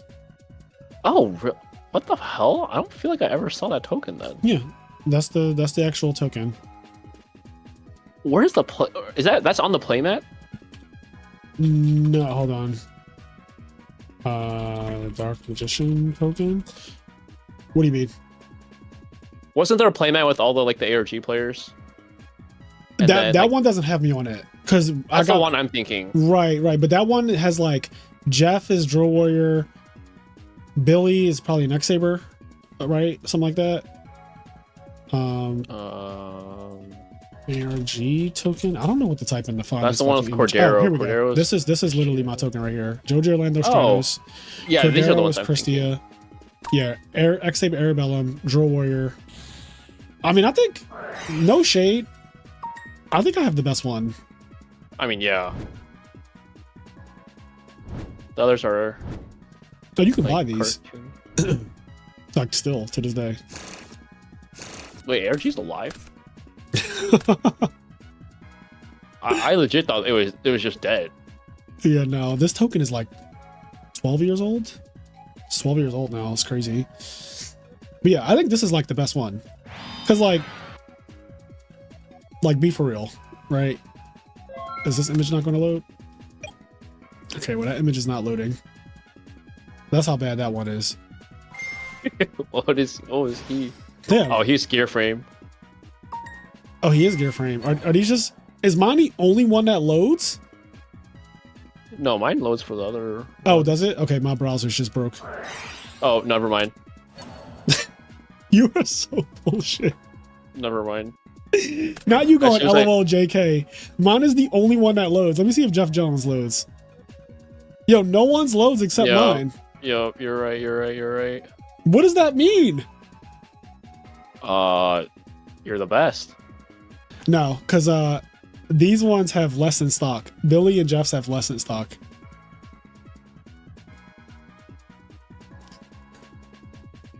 But they don't load. They don't load. I don't know why they don't load, but they don't load.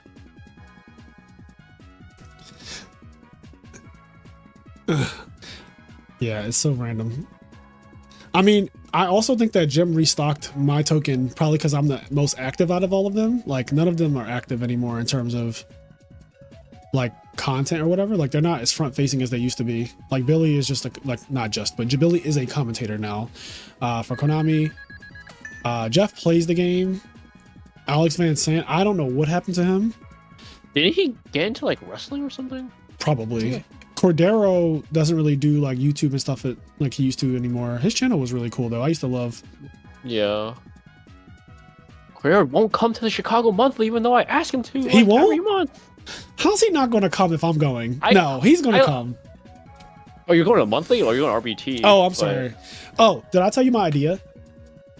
No. There should be a Chicago Monthly the Friday before their tournament. Okay, I was thinking about that. The issue with that one is I'm not sure if I can go to that monthly. I probably could if I really tried, because I want to like make sure like everything runs well. So we're gonna probably like right see the night before everything's like the venue's okay, like everything's working, and just like test run some stuff. The venue and the monthly are in different places, I'm assuming. Yes. The monthly is at our it's in a different city technically. I mean, it's still only like 30 minutes away, but it's at like an actual card shop. The RBT is at a like fine arts center. Okay. And it's we got that venue because Marcus knows like the guy, and they have the guy who streams our Chicago monthlies is like one of the heads of production of Melee Every Day. Right. So and Melee Every Day hosts their locals at this fine arts center. Right. I heard that they have a really good like relationship and stuff. So. Yep.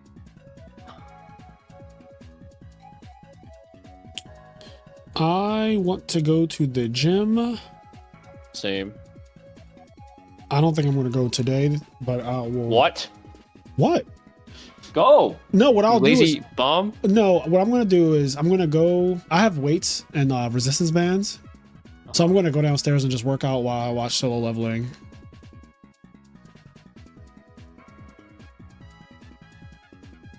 I don't deadlift. I don't deadlift. Oh, you use the Stairmaster? When I watch anime, yeah. That's why you have such a nice butt. I was wondering. I was like, I wish I had a nice butt, bro. I don't. You don't have any butt. At least not that I saw. I don't. Doesn't the Stairmaster help your butt though? Isn't that what it does? A little. It's mainly the legs, obviously. Quads. Yeah. See, I don't want quads. I do the leg press though. I do the thing where you push push on the machine at Planet Fitness. That also helps your butt.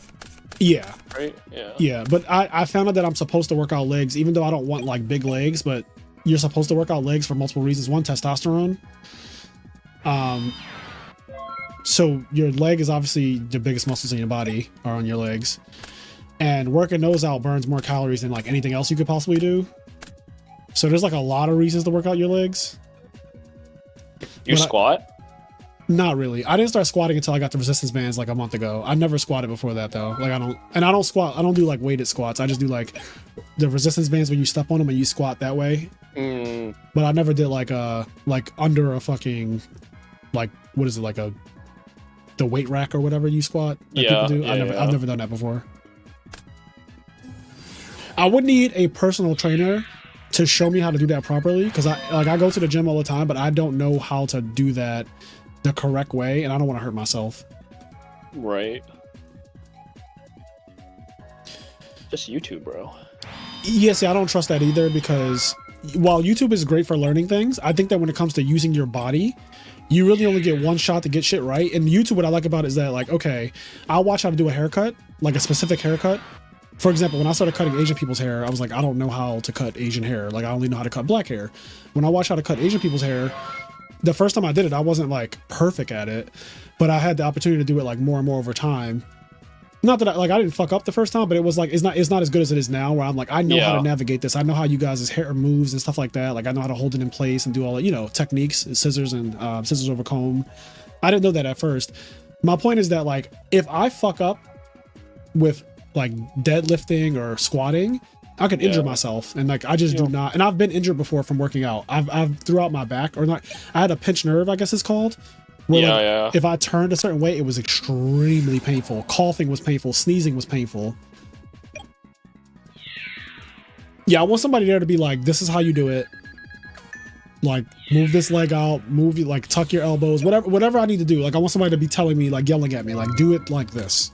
And then I'll know how to do it.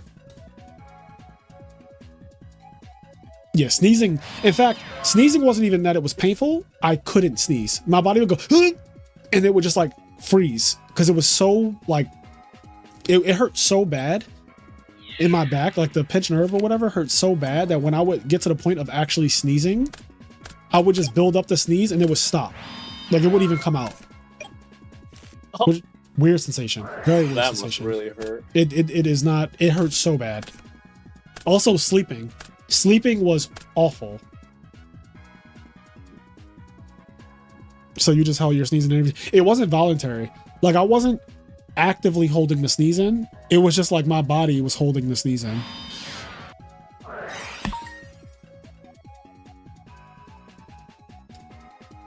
Oh my god, Effort Game knows all the workouts.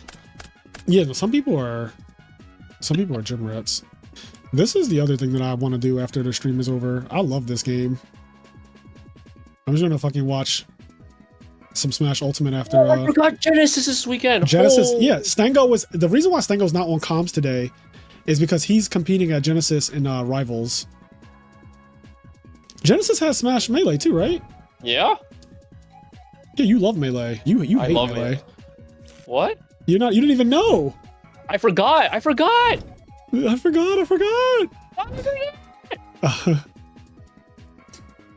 Somebody said Melee is also facing its, well, not like degenerate kind, but you know, those mid tiers are becoming very annoying. Yeah, I don't want a big butt or glutes or anything like that. Like, I don't actually work out for any of that stuff. I work out for multiple, like, the reason that I mainly work out is to burn calories, because I need to counteract my eating habits. The other thing is that I like having nice biceps, a nice chest, and nice shoulders and stuff like that, like a nice back. All of those things aesthetically I like. I do not like when guys have those really meaty legs. I think that shit looks gross. It also restricts what you can wear in terms of clothing, and I'm a guy that loves clothes. Like, I like to dress up and, you know, all of that stuff. I do not like the idea of having big ass legs. I never like that look. When you can only basically wear sweatpants and athleisure. I just want to be super toned. Yeah, toned is what I like. I would like to just be like chiseled. I don't want to be like, you know, those giant fucking quads and people start doing the poses where they show off their quads, and I don't want that. Vanity's Fiend is going in. Yeah, I'm not into thighs. Thighs do not appeal. Big thighs do not appeal to me. I also don't believe in having like the toothpick legs though with a big upper body either, because that looks crazy. Yeah, you need good proportions. Yeah, you need a good proportion. So like, if you're gonna be big on the top, you do need to like balance it out. But I don't want to be big on the top either. Like, I'd rather just be toned up.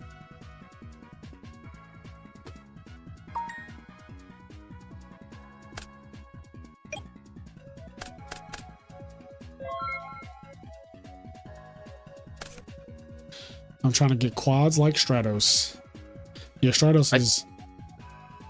Does that guy have massive quads? I think so. I feel like on the picture he does. Elemental Hero Airman. Oh man, that guy's huge. Sizzle, the most jacked value player confirmed. That's funny coming from Feng Shui, who literally is like jacked in real life. That guy's too jacked. Yeah. I miss that guy. Yeah, the last time I saw him, I think was at Niagara, and he gave me a ride back to my Airbnb. What a nice fella. Yep. And then he went on a vacation for his birthday or something, I think. To like Toronto or not. I don't know where it was actually. Was it Toronto? I'm gonna be making that part up.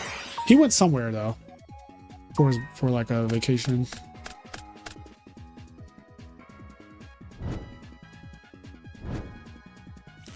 Wait, level eaters in this deck? Yeah, what is this? I think this card is underexplored in Edison as well. I've said this multiple times now, but like this is a ticking time bomb as well. I'm good. I'm not going to explore that card. It's toxic because it's one of those cards that can only be used for evil. Like, you know how some cards can never be used for good? Yeah, Level Eater is one of them. Yeah. I really have no idea how you can break that card, though. Well, Level Eater? Yeah. I mean, Substitute probably is involved. Right? Because, like... The Exodia thing. The Exodia yeah, because, like, think about it. A Level Eater with any big monster on the field and Substitute is, like, free Fishborg Blasters. like, you're not even discarding anymore. You're just literally doing it for free. Like, honestly, the frog deck can probably just play it because what you do, you would make a synchro with Level Eater, and then, like, the card advantage that you put into making a Stardust, you get it all back by lowering the Stardust's level over and over and tributing it for Substitute monsters. Like, you can get 3 swap frogs, bounce them to your hand or whatever. You can do, like, the dupe frogs, you know, across the board. You can lower it. You can lower Stardust, what, 4 times? Yeah. Or you can make Trishula and do it 5 times. Oh, wait. This face-up card on the field cannot be tributed. Oh, I'm stupid. Oh, this card's it. Never mind. Oh, okay. Never Wait, mind. how doesn't the Exodia? I thought the Exodia deck uses this or something. I've sworn. Yeah, I'm an idiot. I thought that Level Eater, I didn't know that you couldn't tribute it except for a tribute summon. How has that card been abused in Modern? Well, I guess there's links and stuff. Yeah, links summon. But I thought it was abused before links. Well, there was one deck that Chris LeBlanc made that trishuled you 3 to 5 times turn 1 with Level Eater involved, and it used like Doppel Warrior, Junk Synchron, I think, and like a bunch of guys and Desynchro and shit like that, and it played Level Eater as one of the cards. God. Also, Level Eater helps you to make Trishula, just by the way. Oh god. Math teacher's going off now. This is the deck I fear.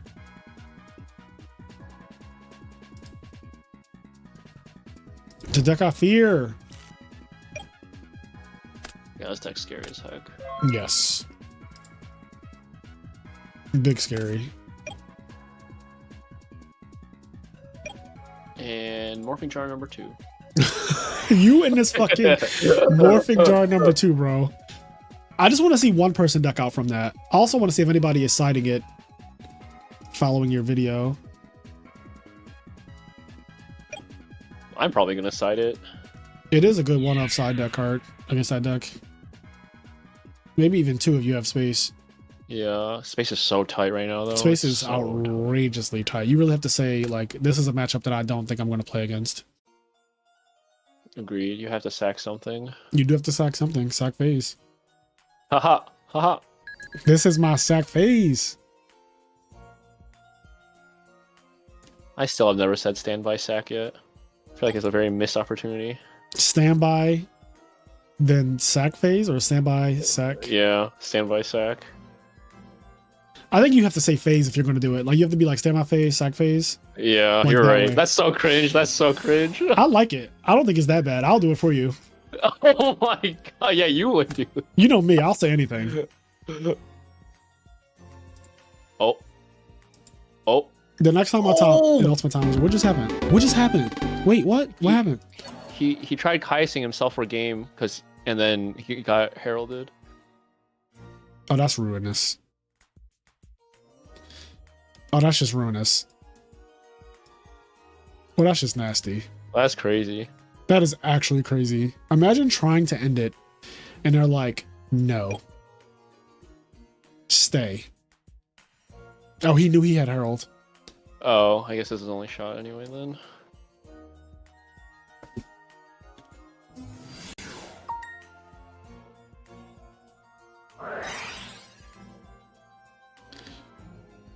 Bottom lay? Good Oh, card, good God. card. Immediately no.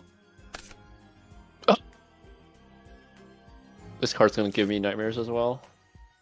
I'm so glad that like Ronak didn't find a way to make this one in the mainstream decks or anything.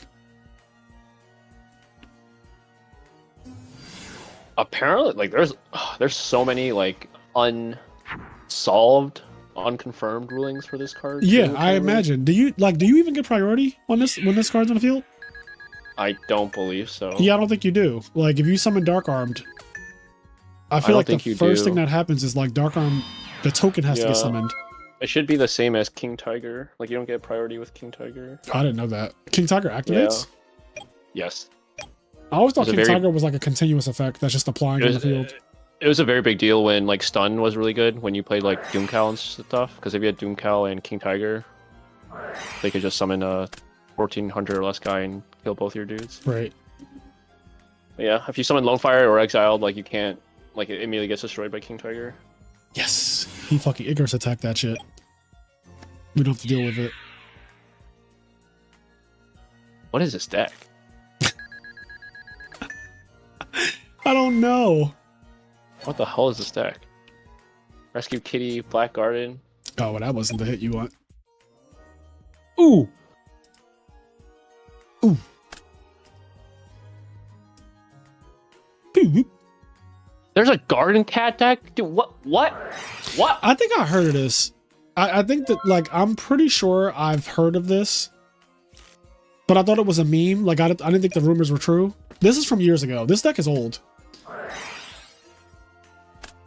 Norma to dump Monk and revive Monk with Garden. Oh. Oh my fucking god, this monster. What do you mean? It just comes down on any monster and just shits on it. What do you mean? Like, if your name isn't Titanial, here's Gale to fuck on your day. And even Titanial a lot of times has to just tribute. Yeah. Gale is so good. It really is, though. A special summon, Dark, 3-star, 1300 attack, priority having, half, Wing Beast. Like, ugh. Permanent half is also insane. Permanent half, the attack and defense, summoned off Ashura. So I remember one time I played you, I have one of your, I think I have Dacaius, and then you had to like write Geki break the Gale, and I'm like, Well, I didn't wow, have this is to. a... Let's start there. Yeah, yeah. you didn't- I decided to, which was a gamble, and I thought about that for a while because I was like, this isn't really like good unless his hand isn't that good afterwards. Like if the Gale, I needed the Gale to be like your only thing. Mhm. Otherwise, saving like having a Kai's get halved and then saving it from the battle is not very good. That Rageki break is better used for a back row Right. at that point, and then just like deal with the Gale because Gale is not a threat. It's one of your least threatening things in terms of like damage output. But I wanted to just say you didn't have shit and you had shit and I just lost. I was like, oh fuck. But like, regardless if you like Geki break it or not, like the fact that it's permanent is so unreal. Like that Kai's is just useless for you now. That's what I'm once you saying. bounce Unless, and that's the thing. Like contextually, if you have like a swap frog, you don't mind doing that play, right? But you're like, I'm just going to summon and bounce this Kai's back to my hand. But I did it without having any of that. I was just like, you're not going to have shit, and you were like, I actually just have cards. I was like, yeah, that was bad because it took away. If you end up, if I let you beat the Kai's eventually, then now you've taken Kai's for Geki break and the discard all from me at that point. Yeah, And that's what ended up happening. Like I lost all of them. you didn't have a good card to discard off right Geki break if I remember correctly. No, I didn't. I think I discarded Miracle Fusion, like I think you 99% did sure. too. Yeah. I was just praying. I was like, I'm hoping that he just has like this Gale is all he has, and then you just like next turn, like summon Armageddonite or some shit. And I was like, oh my god. Because the other deck that has the best normal summons in the format is Value Turbo. Value Turbo's normal summons are out of this world. Agreed. Trooper, Gale, Armageddonite, Greffer, Hamster, Raikou, Kaiku. Just like so many outrageous normal summons in that deck. Dude, do you know how many times I've had people ask me like how I side against Hero Frog, and then I ask them how do they side, and they're like, well, I take out this, and they always take out Card Trooper. Yeah. And I'm like, dude, like, I don't know if I was going crazy because I felt like I was the only one keeping in Card Trooper. No, you just gotta know that you're right. You just gotta know when everyone is going left, sometimes you just have to go right. Yeah, but it's like everyone. I know. And everyone is bad. And you will, like, the more you play, the more you realize that. 10-foot was telling me take out Card Trooper. All right, Gary not you was name dropping now. Okay, stop. I'm just saying, bro. Like, literally everyone. Not after me saying everyone's bad. And then you're just like... It's not a jab at them because, like, I respect them so much. And that's why I'm questioning myself. Because I'm like, dude, even these guys are taking out... the people who are telling it are, like, good players. Mm-hmm. Yeah. So yeah, I get what you mean. It's like when I talk to other frog players or like Hero Frog players, and some of their ideas are just so outlandish that I just keep things to myself in terms of that, because I'm like, I am going to do what I want to do. You do what you want to do. I'm going to continue to have the results I have, and you'll continue to have the results that you have. What are you trying to say, dude? Listen, that's all I can say. Because I'm not, one thing about me, I hate arguing with people back and forth in those fucking like channels. You know, like in Edison format, the Discord server. Like some people just have these outlandish takes, and like I just don't agree. But what I'm not about to do is sit here trying to convince you that I'm right. Like I just don't care. Because at the end of the day, I'm going to continue to do what I do, and you continue to do what you do. True. I need to think about that more. No, Dimitri has really, really good takes when it comes to like deck building and stuff. Like he's one of the best deck builders in the format. So I don't really question him as much when it comes to most things. Like I think he was right on Solemn Judgment. I think he was right on like the way he built his Hero Frog deck makes sense for the way he built it, which is like 1 tree 1 frog for game 1.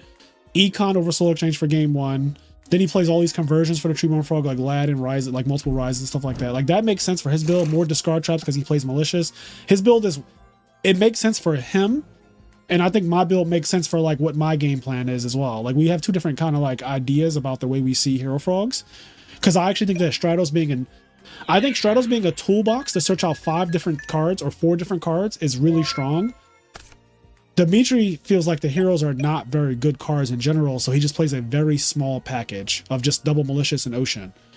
But like then you end up with the dead e-calls thing, dead rota, stuff like that. But then he has more discard traps to make the dead cards like live more often. You know, not live, but make the discard traps make the dead cards not as bad per se. Even though I still don't want to be discarding like e-call to Wing Blast or whatever.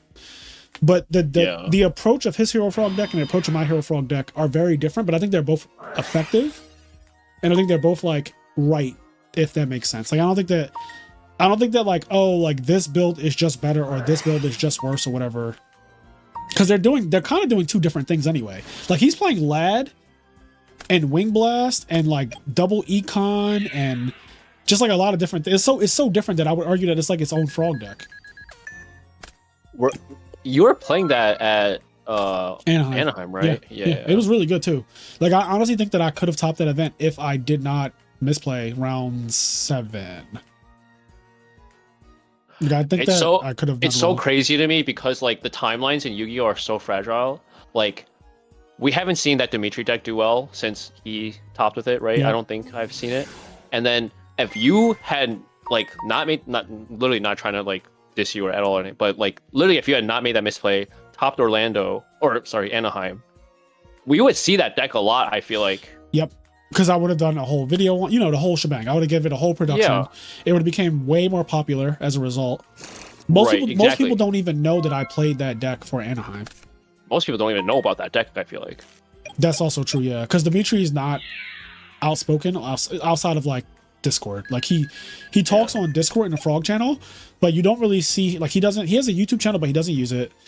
And he's kind of like another Sean McCabe type of person where he is a great deck builder and a great player, but he doesn't really voice any of that out to the world. Like he doesn't have a big personality, at least not openly.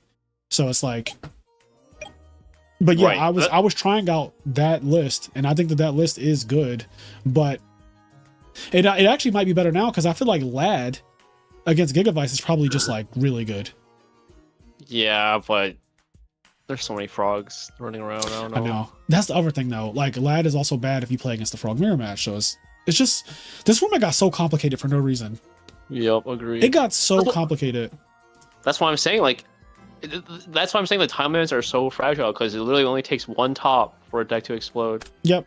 Because if Gigaplant did not top Orlando, we wouldn't even be talking about it right now. Yup. Like literally, if they did not top, we would still be like, oh, Lone Fire is broken, but y'all don't know why yet. Like I was saying that in my normal summon tier list video. I said like, I'm telling you right now, Lone Fire is next to Substitute because Substitute is the best normal summon in the game to me, and then I think Lone Fire is number 2. And that's not recency bias. That's just like if you think about the ceiling of what those cards do, even the floor of what they do. First of all, let's start with the floor. Yeah, the floor is insane. The floor is Titanial. The floor is Swap Frog, send Treeborn, bounce to hand, so I get set up turn 1 to have 8 cards on turn 2. Like, the floor is crazy. The floor is also like dupe lock, stuff like that, like the basic shit. The floor is like, make my hero go to the graveyard, play Miracle Fusion immediately.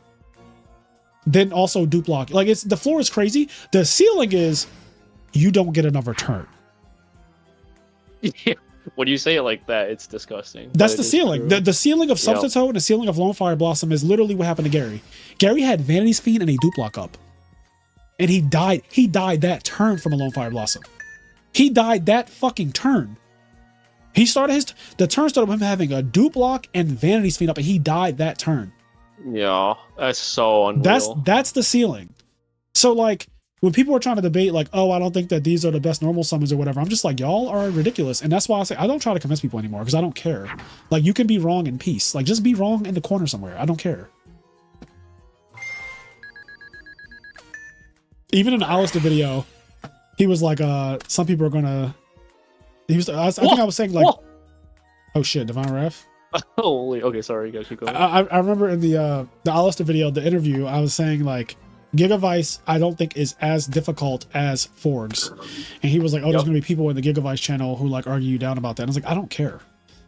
Like people love to argue about like Yu-Gi-Oh stuff in their ass. Like I do not care. Like I genuinely don't care. Also, like, what does it even matter anyway, right? People just love speculating about this stuff. Yeah, it is fun. It is actually fun. But like at the end of the day, like, what does it matter? We're not solving the fucking cure for cancer here. MKB, you're welcome. I'm waiting for the deck list. The problem is, the reason why it's taking so long is because there are 36 deck lists that we're waiting for. We're waiting for 36 deck lists. Oh, OG's still in it. Oh, is he X2 then? He is. He's X2. He's 20th. Actually, these aren't the real standings. Hold on. Let me get the real standings. The real standings are in the Discord server. So let me pull this up. How do you do this? Is it bot spam? So the real standings are Giorgione, GB's is 1, Forgs is 2, Vayu is 3. This is almost like the actual format right now. Ghost Rider, Dragon Turbo X1. I don't know what this guy's playing. Hero Frogs. I don't know what he's playing. Don't know what these guys are playing. Yon Daime, I assume is playing Frogs. I didn't get to see him all day. Diego, I assume is playing Frogs, but I don't know. OG's actually 29th. Oh no. Yeah, he's actually not player of the year 2024. Yeah, he's actually very low here. In terms of X2s, there are quite a number under him though. X2s go down to 38th. So he has to win both to even have a shot at top 16, but it's still going to be hard. Yeah, his tiebreakers need to be good. Like 29th starting off is not good. People who are like guaranteed in, like obviously the whole top 8 here, like these guys, everyone who's X and 1 is just like, oh wait, there's only one round tomorrow. Actually, I'm sorry. This is actually real. This is worse than I thought. 29th is actually, I dare say you're out. Yeah, I don't think you can top 29th. Is that why there's like that gap? Oh no, that's just another message. Where's that? I don't see it. Like there's a gap between 20 and 20, a small gap, like space between 20 and 29. Yeah, but I don't think know that's just Yeah, I don't know what that is. New message. Yeah, I think because I thought there was 2 rounds left, which you could possibly go from 29 to top 16 for 2 rounds, but like 1 round, there's no way. Yeah, so the people who actually have a chance with only 1 round left, I would say are like here, like these, like probably 20th and up, and they still have to like. I don't even know if they'll. I don't even know if an X2 can make it at this point. I No, mean, we'll see. X2s will make it, of course. No. Like if you're X2 right now. Oh yeah. I mean, no, I think I get your tiebreakers just have to be really, really good. they do, because look, X1s go down to fucking 15th. So this is going to get cut in half next round, right? So there's going to be like, oh, here, Jazz, here he is. Oh? All right, guys. We got some deck lists. Y'all ready? I'm going to blow my nose real quick. 36 deck lists.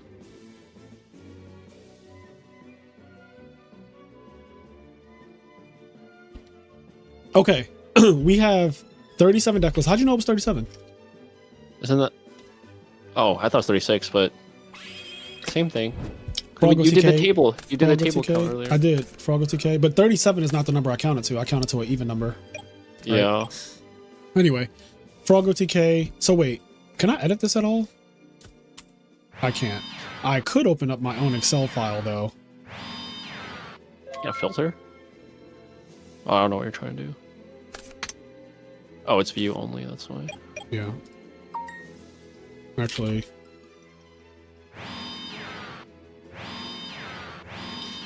Okay. Wait.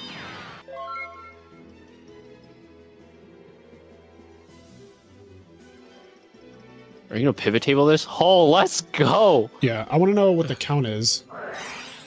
I don't need to know player. I don't need to know standing. Deck link. Where is? Okay, so 6 Blackwings. Wow, Blackwings is the most represented in terms of decks that are still live. Value Turbo. Oh no, Value Turbo has 7. I didn't see that down there. I wish this was in like order, but it's in alphabetical. You can sort it. Yeah. Okay, so Gravekeepers, there's 1 Gravekeeper live, 1 Amaryllis live, 1 Hero Bee, 1 Diva Zombie, one Dragon Turbo, we know that's Ghost Rider, 1 X-Saber, Virus Dragon is Pana, Machine OTK, and 2 Machine Control. So I'm assuming this is like the Future Fusion Jinzo deck. 3 Gigavice, 3 Glads, 4 Hero Frogs, and 4 Frog OTK. So like there's 8 frogs left. 6 Blackwing, 7 value. So 8 frogs, 13 birds, 8 frogs, and then like all the other decks. Now in terms of, I'm gonna move this out the way. In terms of deck lists, so let's look at the GB deck. There's not a single Lightsworn or Chrysosworn? No. That's crazy. No, there is not. Unless this list is not to be believed, but these are the decks. GK and X-Sabers over Christy Sworn and shit like that. There's even a Hero Beat, 1 Amaryllis. I don't know why. No offense to the Amaryllis community, but I feel like that deck is obsolete now. On top of it getting reprinted soon. Like, I just feel like Gigavice being a deck kind of makes it not really important to play that one. This is a deck that's currently first in standings, though. So it's a standard GB deck, but like he plays 1 Shrink, which I think is like a good number to play if you're going to play this card at all. I like maxing out on Wabaku. I think this is a God card in GBs, personally. And I like maxing out on Chariot. I understand why anyone would not do that, but I do like maxing out on these cards. I just like that he's maxing out on Book. Book, I think, is the most important. Book is extremely important. I like this card having resilience to Heavy Storm and like just wipes in general is so strong. Yeah, card is great. Don't look at that card. Anyway, Froggo TK, let's see, is this guy doing a transformation side deck? He is. He's doing, this is basically the Alistair side deck, but he's switched it up So instead of like triple D prison and triple Regeki break, he's doing double crow, double karma cut.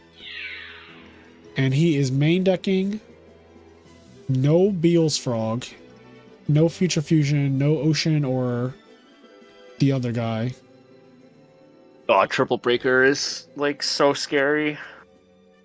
Is it? Yeah, as a value player, I'm just like, wow, please don't have breaker, because if I set up oppression mask or anything, Yeah. fossil dino. Triple upstart. So he's playing the upstart build, which is like really lean usually. Like the one Treeborn is like, it's interesting. He's doing the conversion side deck, but with one Treeborn, and I think that is very dangerous because people are going to side discard against you. Yep. Oh, one Dandy. Yeah, you have to be lean because he's maining Gores. This is like a very lean build. I mean, he's undefeated, so I really can't like say anything. I mean, this is undefeated. Okay, Value Turbo. Let's see if this is just Sizzle's deck. 41 cards. Yep, 41 cards, but he's playing draw traps. Well, that's very different. It is very different. This is, I'm pretty sure this is a person I've like coached before. Is this Poppy Churro? No, this is Simon Thunder, that person. Let me get rid of some of these windows. I have like way too much shit open right now. Okay, this is down to like no, a it's reasonable. wait. What's his name on the Excel? TGU. Oh, Simon okay. Thunder. I'm pretty sure. Okay. Because the Lila's, yeah, okay. Yeah. I've seen this. I mean, Lila has been popping off since Cairo started playing this shit at Anaheim. Yeah. And he got third place. So, but Cairo, I think, only played 2 Raikos. This guy's playing like triple Raiko and Hamster with the Lila, which is interesting. But that's also fine because he's playing Chaos Whisper, I think. Yeah. He needs the lights. He's playing triple D prison, which is very interesting in this meta. Triple D prison, 1 DDV, and 1 DDV period. The triple Dyna. That's why he's playing triple D prison. Because he's just trying to like do those like stick that's this. That's why Breaker is so good. That is why Breaker. This is what I want to play against. Like if I'm playing Hero Frogs, this is the list that I would like to play against. Right. Oh, he's siding Cold Wave too. Yeah, this is like a Cairo special as well. Oh, it's good right now though. It is. It is. Cairo was ahead of his time. Okay, we'll check this deck, but like it's probably just what it always is. There's Juju for GBs. Hold on a second. Let me. Where's my OBS at?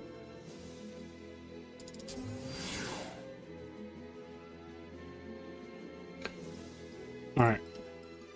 So I want to move this out the way because I know this is probably like a little annoying that you can't see the full extra deck. Okay. Yeah, he has some GB cards because the GB matchup is actually abysmal. Like it's one of the worst matchups in the format. Yep. This versus GBs, like you just defenseless and they just Secutor you. They Secutor you the second they know what you're playing. Cat's saying 3 Vortex Trooper because I think he only plays 1. Oh shit. What did he cut? There's no Flamvel Guard. What is Hydro Pump saying? 1 instant instead of 2. 1 instant. 1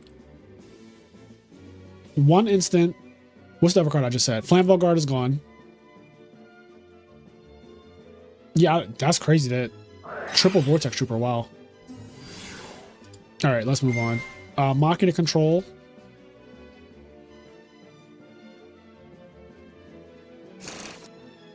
So 3 Jar Greed. Why is he playing 3 Jar over at Giannis? Ah, it's whatever. Yeah. Standard list. We've seen the draw traps. Our boy from Florida, what's his name? Forget it. I'm drawing a blank on so many people's names. Steven, who topped 2 Ultimate Time, which is back to back with draw traps. He played this build before. Yep. Ahead of his time. Ahead of his time. Okay. Insidious is Hero Frogs. Yeah, this is the Fraser build. Anytime you see this lineup right here, you just know immediately these 5 and the Junk Synchron with the exactly 4 Monarchs, which people tried to criticize me so bad for when I first started this trend. Yeah. I don't know how people only play 4 Monarchs. Idiots. 2 swap frog. I like the 2 swap frog. Usually I like the 2 swap frog if I'm playing Future Fusion though. The draw traps. Oh, if you're not playing Future, you play 3 swap? Yeah, I'll play. If I don't play Future Fusion, I'll play 3 swap. Because I do think that opening, like, graveyard access turn 1, like your setup turn. Like, if I go first, I want to have the +1 for next turn when Treatmark comes back. Right. Future Fusion technically is not exactly that, but Future Fusion is more broken than that anyway. Like, Future Fusion is like, send Dandelion, you know, do the most. Also, I also have to make it known that, like, if you Future Fusion itself is threatening a fucking absolute 0 at worst. Like, it's not nothing. You know what I mean? Yeah, that card's broken. Like, it's still threatening. Like, in 2 turns, you're still dealing with a real absolute 0 that, like, it's not like, oh, Future Fusion is such a minus or anything. It's like, we're going to play for 2 turns. Well, I'm getting 2 turns. I don't know what to tell you. Like, I'm getting it. He's not playing Battle Fader. Main deck Soul Exchange, main deck 1 Econ. Yep. This is, yeah. Hero I Frogs. like Yada a lot in Hero Frog. I do too. I like the build that goes all out on the draw traps, actually, because it really fucks with the opponent's mind, because you still play defense cards, but, like, you also play the traps. What people think of when, like, if you play against me and I set back row, you're going to be like, oh, perfect. Now I won't really play into your back row, and I kind of can lock your tree more, but it doesn't do that if it's a draw trap. Yep. Yeah, you always think it's right Geki break. Yep. What's this value? Yeah, Oh, this is Poppy Churro, yeah, okay, and this is 2 Raikou, 1 Lila, with a hamster, with the Chaos Sorcerer, double DDV. I don't know why there's no side deck and no extra deck. Yeah, he likes Trapstone a lot too. I know that. Yeah. Did he register? There's a chance that he registered a deck with no side and extra, though. No, wait, that's not possible. I don't know. I'm going to tell Jazz that Poppy Churro's deck is, like, missing a thing. Missing side and extra.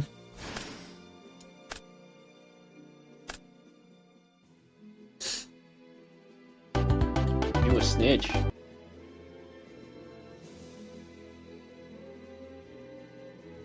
Shut up, still. This is public to everybody, by the way. I'm not like just for people who don't know. These lists are public, so, like, everyone in a tournament has these 37 deck lists. Like, no one is going in tomorrow not knowing exactly what their opponent's playing. It's kind of like old Yu-Gi-Oh tournaments where you just knew. Oh, Value Turbo is very top heavy though. That's something to talk about. Like, in the top 16 right now, 1, 2, 3, 4, 5 of the top 16 are Value Turbo. What? So that's important to note. And then there's like 1, 2 frogs. There's a frog just out of it. Oh, Diego's actually playing Frog OTK as well. That's important because Blackwings are not. There's only 1 Blackwing in the entire top 16 right now. No, there's 2. There's 2. Oh yeah, I can't wait to get to Pana. So okay, Value Turbo. I'm kind of good on. I'm done looking at those. Yep. I don't want to bore you guys to death. Okay, this is Jinzo Returner deck, which he's doing good, right? He's in 10th place. That's actually pretty good. This is the Tom Mack list. Is it? I've never seen the deck profile for it, so I don't know what Tom played exactly. It's similar. I mean, yeah, I think Jinzo Returner is probably just like, this is the deck. Right. I don't know.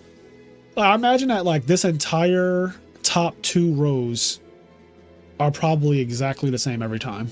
Like, I can't imagine that they're different. And then, like, where I think it's probably different is this trap lineup is you could do whatever you want here.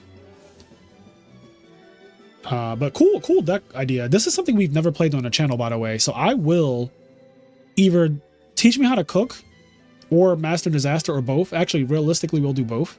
But I want to cover this deck. Like, I want to play with it. I've never played with this deck before.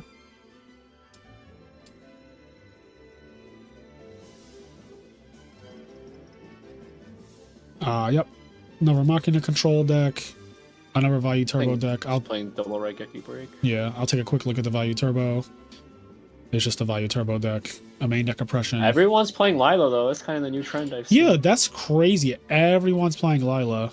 A true hero's gonna wake up and be so happy. Diva Zombie. Is this beast mode? No, I don't think Oh. Beast Mode made it. You know? Yeah, I don't see his name. It's his deck. I mean, yeah, it is actually Ultimate Offering, right? Yep. With all the trap cards. No heavy storm main. Yep. Yeah, this is the Beast Mode special. This is the James Arc special for real. Because he's the one who made that shit. That guy makes too many decks. We need to get James Arc outside.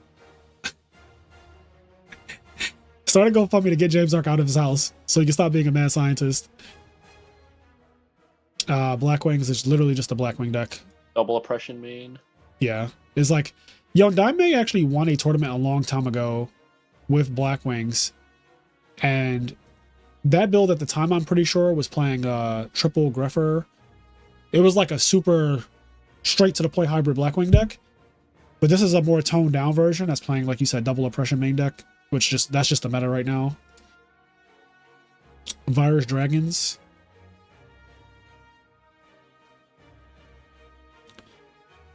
So he main decks no DDV, but instead mains 3 EEV.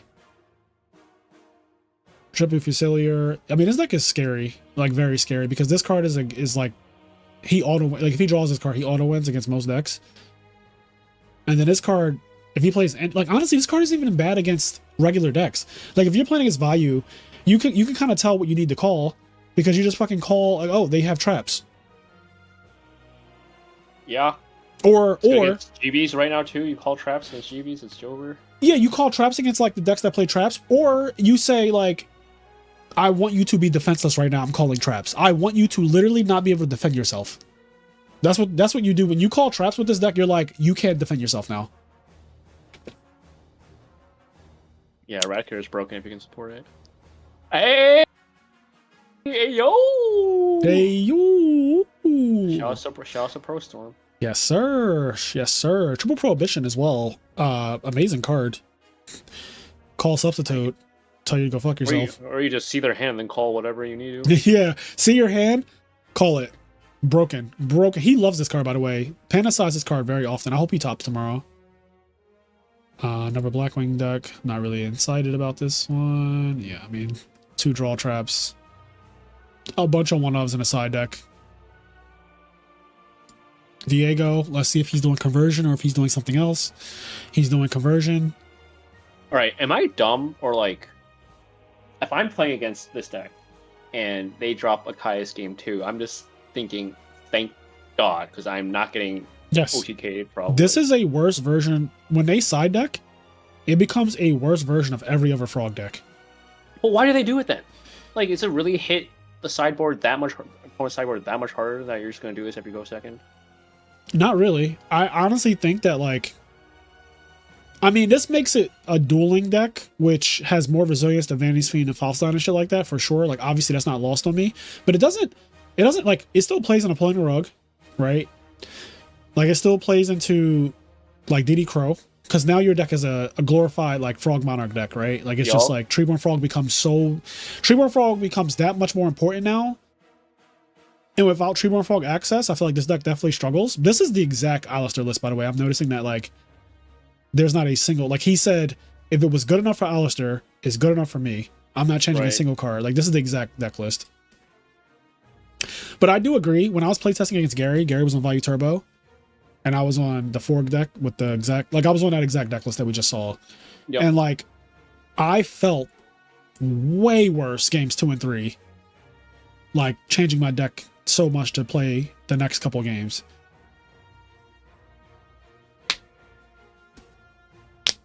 Or the Saberwolves. They don't always play that. Yeah, they don't. What's funny though is that when you play against this deck though, you have to think about Saberhole regardless. What's this guy do? I have no idea. Oh, okay. I never knew what this guy did. When this card on the field is destroyed, sent to the graveyard by a card effect. Oh, it has to be by card effect though.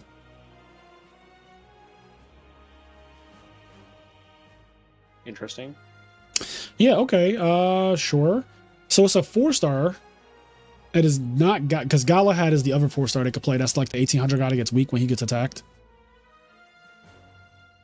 This guy, see, this guy. This is why I hate open deck lists. This guy's not playing torrential, so tomorrow everyone's just gonna go YOLO solo on him. That's yo, bro. I feel like in these online tournaments, because there's also like scouting for replays and stuff, you have to play. There are 3 cards that when I play online tournaments, I always play Mirror Force, Torrential, and Gorse. Always. Yup. That's like my rule. And I've topped a lot of online events now, so it's like I feel like my rule just makes sense to me. Makes sense. Yeah, you have to. Unless you're playing like this shit, then you just do what you want. Even though they're all represented though, Gorse, Mirror Force, Torrential, they're all here. Everyone's here. This is literally the exact same list as almost the exact same list as Marcus. Yeah. Open deck list for Giga is insane. You know if you're supposed to make Stardust for Vortex games 2 and 3. That's actually true, Marcus. Yeah, that's actually huge. Like, oh yeah. There's no Vortex. Obviously there's no Vortex there. There's no Vortex. Oh, that's actually so broken. There's no Vortex. There's no Vortex. There's no Vortex. Yeah, that's actually insane. There's Vortex in the sign. Oh, I lied. LOL, JK lies. I just wanted to keep saying no Vortex. It felt good. Okay, here is Salamander's GB deck. Another person is playing Double Chariot and Triple Trap Stun now. Cold Wave, which makes sense. Cold Wave Cold Wave has to be so good against Giga. That's what I'm saying. That's why it's good now. Oh, look at this. Dragon Turbo and Giga Vice, like, eat your heart out. This card's kind of broken. Yeah? Like, I'm not even memeing. I said this a long time ago when Dragon Turbo was a problem. I was like, yo, Black Wings could side this card, and Icarus Attack makes this card so, like, broken.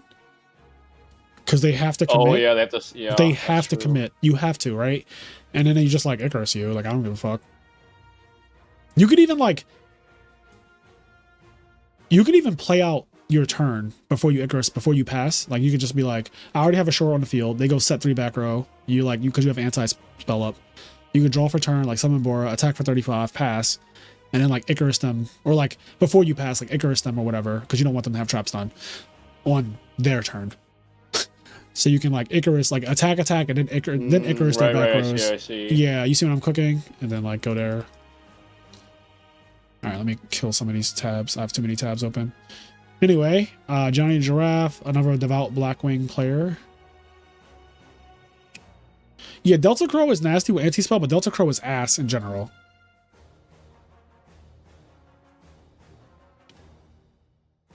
Chalice? Yeah, I'm not sure what that's for. Transmigration? Yeah, I don't know what the Chalice is for either. What is Blackwing? What monster is Blackwing trying to negate? I do not know. Traps unmained. Gold, Sark, and Vayu. I mean, there's a lot of broken one-offs. There's it. Yeah. It's because it's the beauty of the one-offs is you can't really super play around it unless you for sure know it's there. Yeah. Also, so, like, you can't do it for a monster like Dark Arm because Burial might just happen to you if you're playing a mirror. Yeah, you probably skip Burial like 90% of the time. Yeah, like you're waiting 2 turns, like I'm burying that shit. It's just dangerous to do that. I mean, you could do it on like other cards like Heavy and Return and stuff like that, but it's those cards, I don't know. Telegraphing that you don't have Heavy for 2 turns is kind of crazy in my opinion. GYBU is back on Hero Frogs. He is playing Double Ocean. Yeah, no Alias, Double Ocean. Oh, this is like the build that just top 8'd the Birmingham. I don't know if you saw that deck profile, but there's a Hero Frog guy who played Double Salvage, and he played... His package was even smaller than this. He didn't play this guy. He just played these heroes right here. This is it.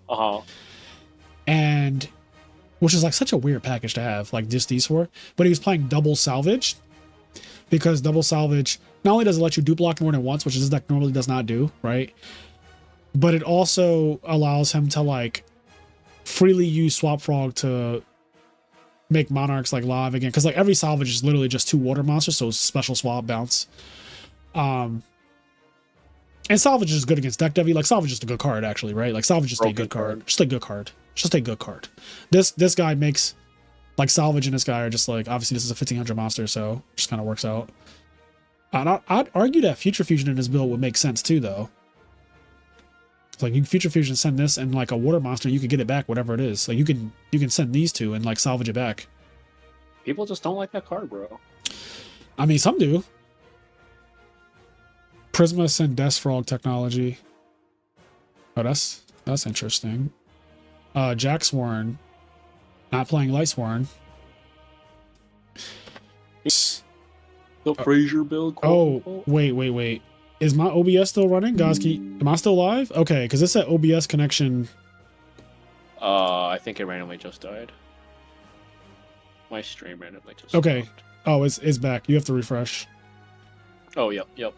Okay. Guys, can you hear me still? Chat? Okay, good. It cut out for a second. Yeah, it literally said on my screen, like, I mean, I've been streaming for 7 hours, and it says that I've had no frame drops. Literally, drop frames are 0 right now, which is crazy. That is crazy. Yeah, I'm also on like a gigabit connection right now. Like I have Verizon Fios, and like I'm Ethernet, obviously. Anyway, so yeah, like you were saying, this is like the Frazier build, the 4 Monarchs, the 5 Heroes, this exact package. Multiple Battle Faders, which I don't think is bad. Multiple Threatening Wars. This is like a mix of Sunny's build and my build, because like Sunny plays double Fader, double Threatening, but he doesn't play these at all except in a side deck. So this is like, and I think Sunny played like double Junk or something. Yeah. Likes Junk. Triple Crow, I love it. Triple Vanities, I think this is like kind of mandatory right now. The third Threatening Roar, yeah, I like this. I actually like this build a lot. I think if I were to play Hero Frogs right now, I would play something very similar to this. Like very, very similar to this if I were to play Hero Frogs right now. I just think this is like a very solid, like well-rounded Hero Frog deck. Okay. So, Jesus. Oh, Scrub for Life. He always plays Value builds. This is probably Virus Value. He plays Virus, yeah. Yeah. Oh, just one. Oh. One EV, one Virus. So... Oh, wow. I'm surprised he hasn't playing his normal Value. Yeah. Double Mask. Mind Crush is here. Nothing special. 2 Silverwind. Is that normal? That's not normal. No, but if you're playing Elfin, it's more common. Oh, he's playing Elfin. That makes sense because he's sliding into this. Yeah, that makes sense. Oh, he plays Triple Greffer. Okay, this is starting to make more sense to me now. Triple Greffer. Yeah, this list makes sense. I mean, yeah, Solemn, Oppression, and Gores. I won't rant, but they're all good cards. So whatever. Yeah. I'm in the same boat you are. 10 monsters, so he cut some monsters. What he cut? Cyber Valley. Oh, that card was never needed anyway.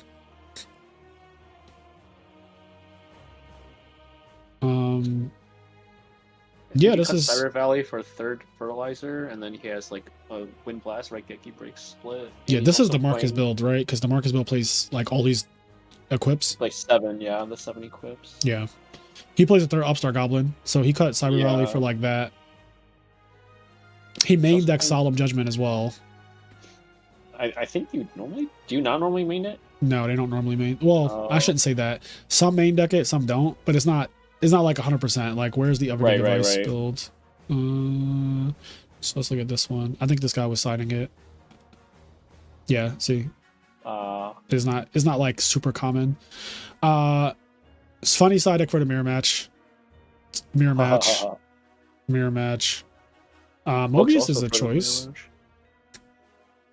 Marcus plays 2 Mobius, 1 Soul Exchange. Yeah. Anyway, where were we at?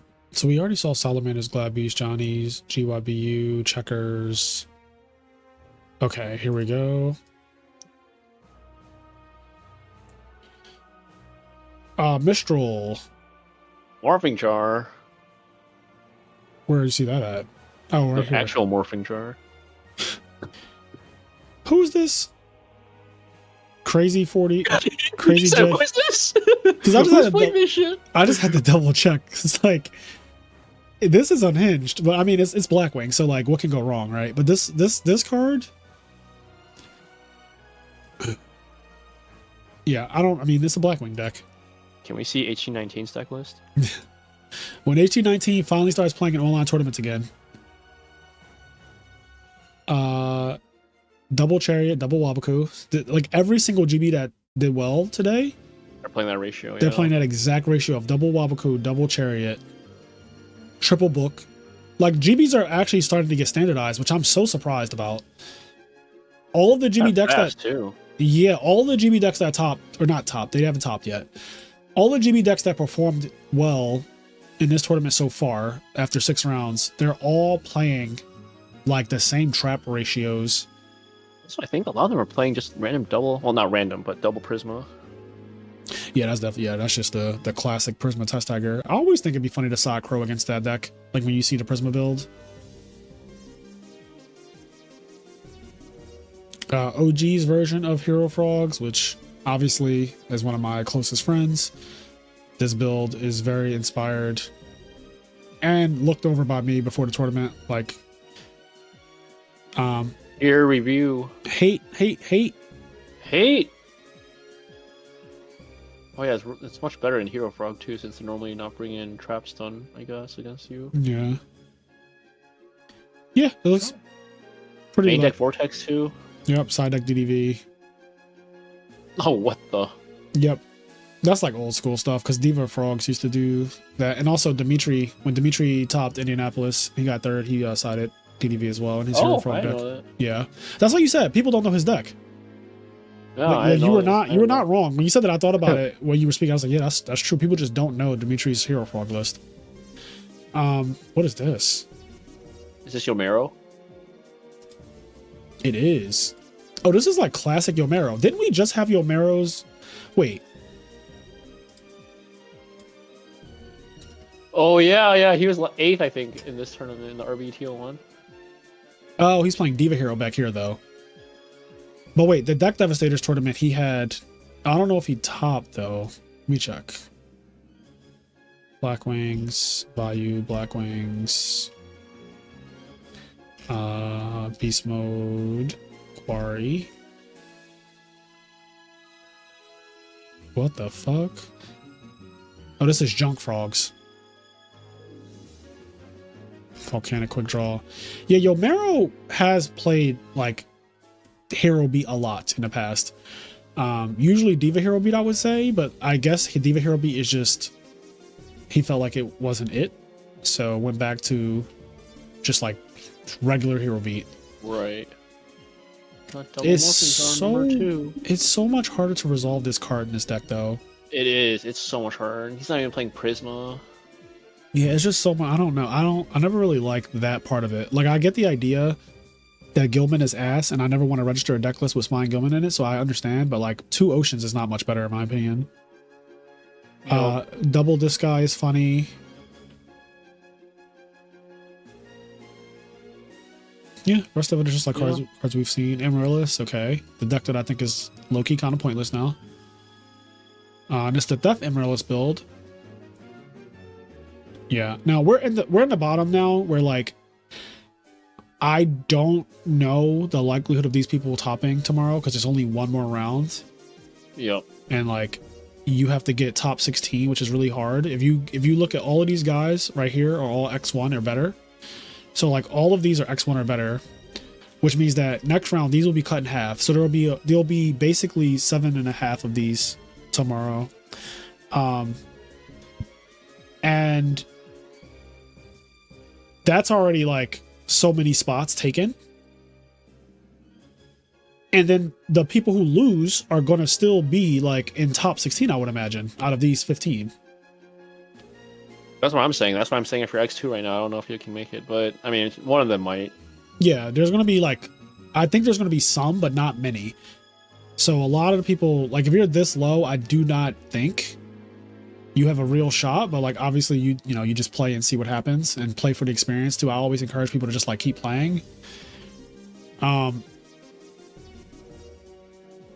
So yeah, I'm hoping no gigabytes top. Jeremy says 7.7 X2s, 14.1 X2s won't make it. Yeah, there's like calculators that you can use that will like kind of get the math close to accurate. Like I've done it before. Here's another Frog OTK, in case you were missing it. Conversion side deck. So the conversion side deck is 100% like the most successful and the most popular. And I think that's because of something that was talked about in the Frog channel, but like it is hard to not do the conversion side. If you try to do a side deck that is just like a couple cards for this matchup, a couple cards for that matchup, it's actually harder to side deck that way than just removing 15 out of your deck and changing the whole deck altogether. Oh. It is actually, like when you play with this deck, because I tried it, when you try to keep in like the combo deck, but then take out just pieces of it, you do end up with like a weird deck at that point. Because what are you cutting? Water monsters? Then this card becomes worse. Are you cutting this card? Because then the hands with water monsters become worse, right? So then like, okay, sure, you cut Reckless Greed, but then your deck doesn't have those gigantic hands anymore to do like the really kill you combos that are not just like, obviously if you're just doing Colossal Army Arm, that's not that bad because that only requires 6 cards. But if you want to do other setups, then it gets a little bit more tricky when you don't have the Reckless to give you the big ass hand. Then you like, are you siding in ways to out Vanity's Fiend?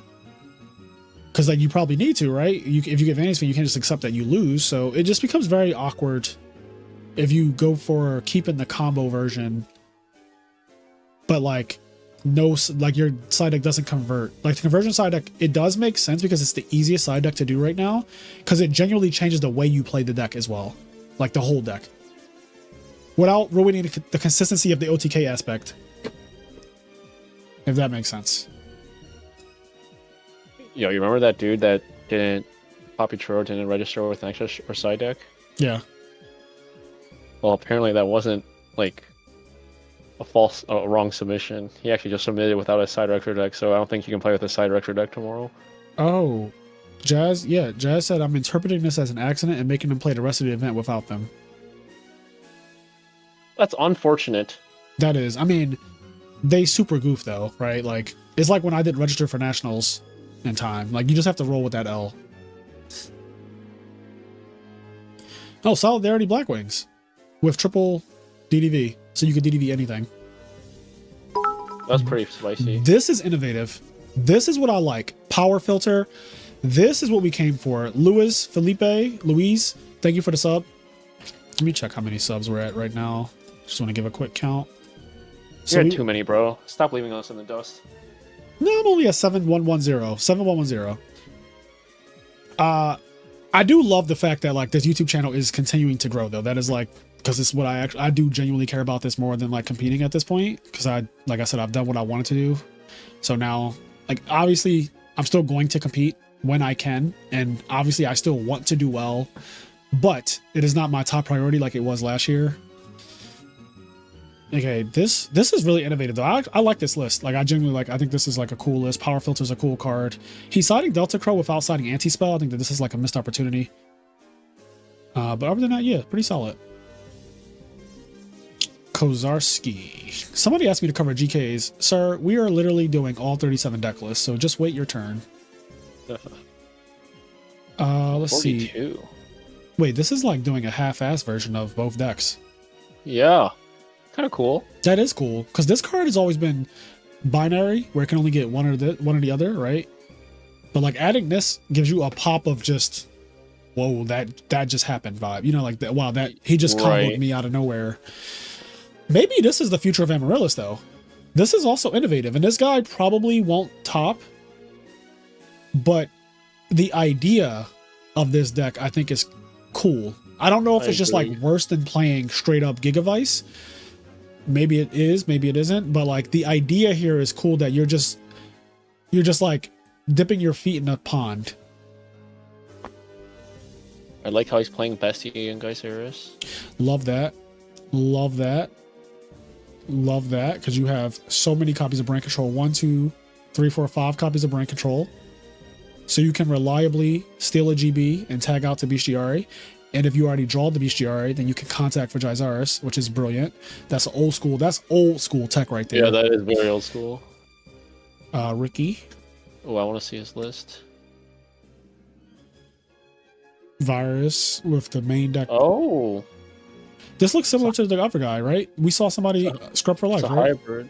Well, Scrub for Life. Oh Was wait. playing more This, Bayou. yeah, this is a scroll. I didn't even notice the Shoros. You're right.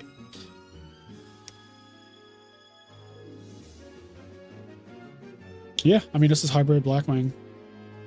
True hybrid Blackwing, as I like to call it. Here's the GK list, which is so here's the old GK list that he already topped with. Now here is the new one. So it looks like we have magical hats. He definitely didn't play that before. Love that. Yeah, this card with these is ridiculous. A royal tribute. Yeah, he always plays 3. He knows what's up. You got to know your deck is like not as strong. So, you know. Damn, this dude's playing Morphing Jar to royal tribute you after that. Holy. Oh, that's wild. Yeah. Is he always playing the random teleport package? Oh, he was. It makes Arcanine Magician and Black Rose. Yeah, it's sick. And Ancient Fairy Dragon. Oh yeah, Ancient Fairy is definitely. Oh, that's really cool. Yep. There's a lot of reasons to actually play the teleport package with these guys. Yeah, this deck is solid. I think that GK is competitive in this format. Like genuinely, I like not, you know, it's obviously not like S tier or anything, but with the current meta, getting Royal Tributed with some of these decks is like a death sentence. And also Royal Tributed means that Necro Valley's on the field. So that's you also have to factor in like when you say somebody got Royal Tributed, they also can't use their graveyard. Pretty disgusting. Like it's insinuated. Conversion side again. Yep, I don't think we've seen one without the conversion. We side. haven't. I'm telling, it's hard. As a person who plays frogs religiously, I tested it with Gary, and it was very hard to side deck and not make the deck feel worse or less consistent. Like you're half-assing it now. Whereas if you just side deck completely into a different deck, you're just playing a different deck now. Like when you do this, you're literally playing a different deck now. Right. You're playing like this tit for tat frog deck that plays still triple salvage and triple pot of avarice. So it's like Dream Frogs after game 1, but not quite as good as Dream Frogs, obviously, because there are some concessions that you have to make. Like you don't have Junk Synchron, you don't have more Monarchs or Lads and stuff like that, and you don't have Dream Frogs has a extensive frog package, trap package. Like I know James, when he originally built that deck, he was playing like Compulse and he played like Yatagarasu in there as well. But yeah, I mean, it basically becomes Dream Frogs after game 1. And if you wanted to, you can even keep in like a Fishwork Blaster so that the option is open. You can keep in like a Death Frog, so you still have the option of like, oh, you left something in attack mode and like we're grinding and I'm just going to murder you in the game. Let me make sure I say that on stream. Okay, but these are the top 37 decks. So here we are. I don't know if I'm allowed to link this to you guys, or if Format Library has this up or something. I don't know. I think he DM'd it to. Actually, I know he DM'd it. He DM'd the deck list to all of the players still in the tournament. So I am not 100% sure if like. Can we see the Trump jerking again? I don't have that up anymore. Yeah, I don't know.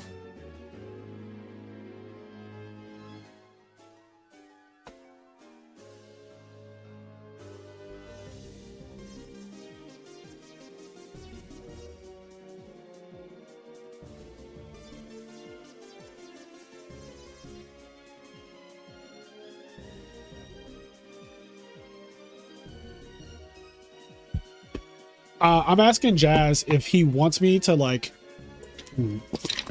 post this, even though you can. No, it's a hassle though. I was gonna say you can get all the deck lists technically by just well, one, these IDs are here, so you can literally just type in this ID into your search browser and it'll give it to you. But you can also, yeah, Swiss is over for today, Guari. There's one round of Swiss tomorrow, so I'm gonna like, let me move this back. Oh. Me fucking this up. Where's my text at? Final round Oops. Of Swiss tomorrow, 11 a.m. EST, and I'm going to move this so that it's actually legible. You sleepy, Sizzle? I'm just chilling, bro. Oh, okay. I don't know why. I'm gonna hit the gym after this, bro. I got energy. Damn, see, this is how you become the best Edison player. Because I am 100% not hitting the gym. I'm watching anime, and I'm going to do a little workout on my biceps, and like I'm going to do some squats and stuff, but that's about it. Like, I'm not going hard, though, by any means. I'm also pooped right now. Like, I'm pooped. Yeah, you've been streaming for a long time. I woke up really late. You've been streaming for like 2 hours even before I woke up, I think. Yeah, I've been streaming for 7.5 hours, it says, with 2 different guests. Hundreds of people came through today. Thank you so much. We're doing this. Tomorrow is the finals, so like top cut. So I will be streaming again tomorrow morning. So come by 11 a.m. Eastern time tomorrow, where I will continue this. Also, I'm just checking Jazz. I don't think he's responded yet. All right. Well, anyway, guys, the deck list will be posted on Format Library. So, you know, go to this website. They will be posted on there tomorrow after the tournament concludes, as always. And with that said, I'm going to get out of here because I'm really tired and I'm hungry. Like, I actually want to eat real food. Yeah, I'm hungry. I only had like those protein snacks. I have not eaten anything all day. I mean, you guys have been seeing me all day. You guys have literally seen me since 11 a.m. and I have not eaten anything besides the fucking protein granola bar I had earlier. So how are you alive? I do this all the time, King. This is how I stay skinny. I eat terrible, but then I don't eat at the same time. Like, I just won't eat. So, you know. Anyway, guys, have a good one. I'll catch you later. Peace out. I'm going to do my ending soon thing.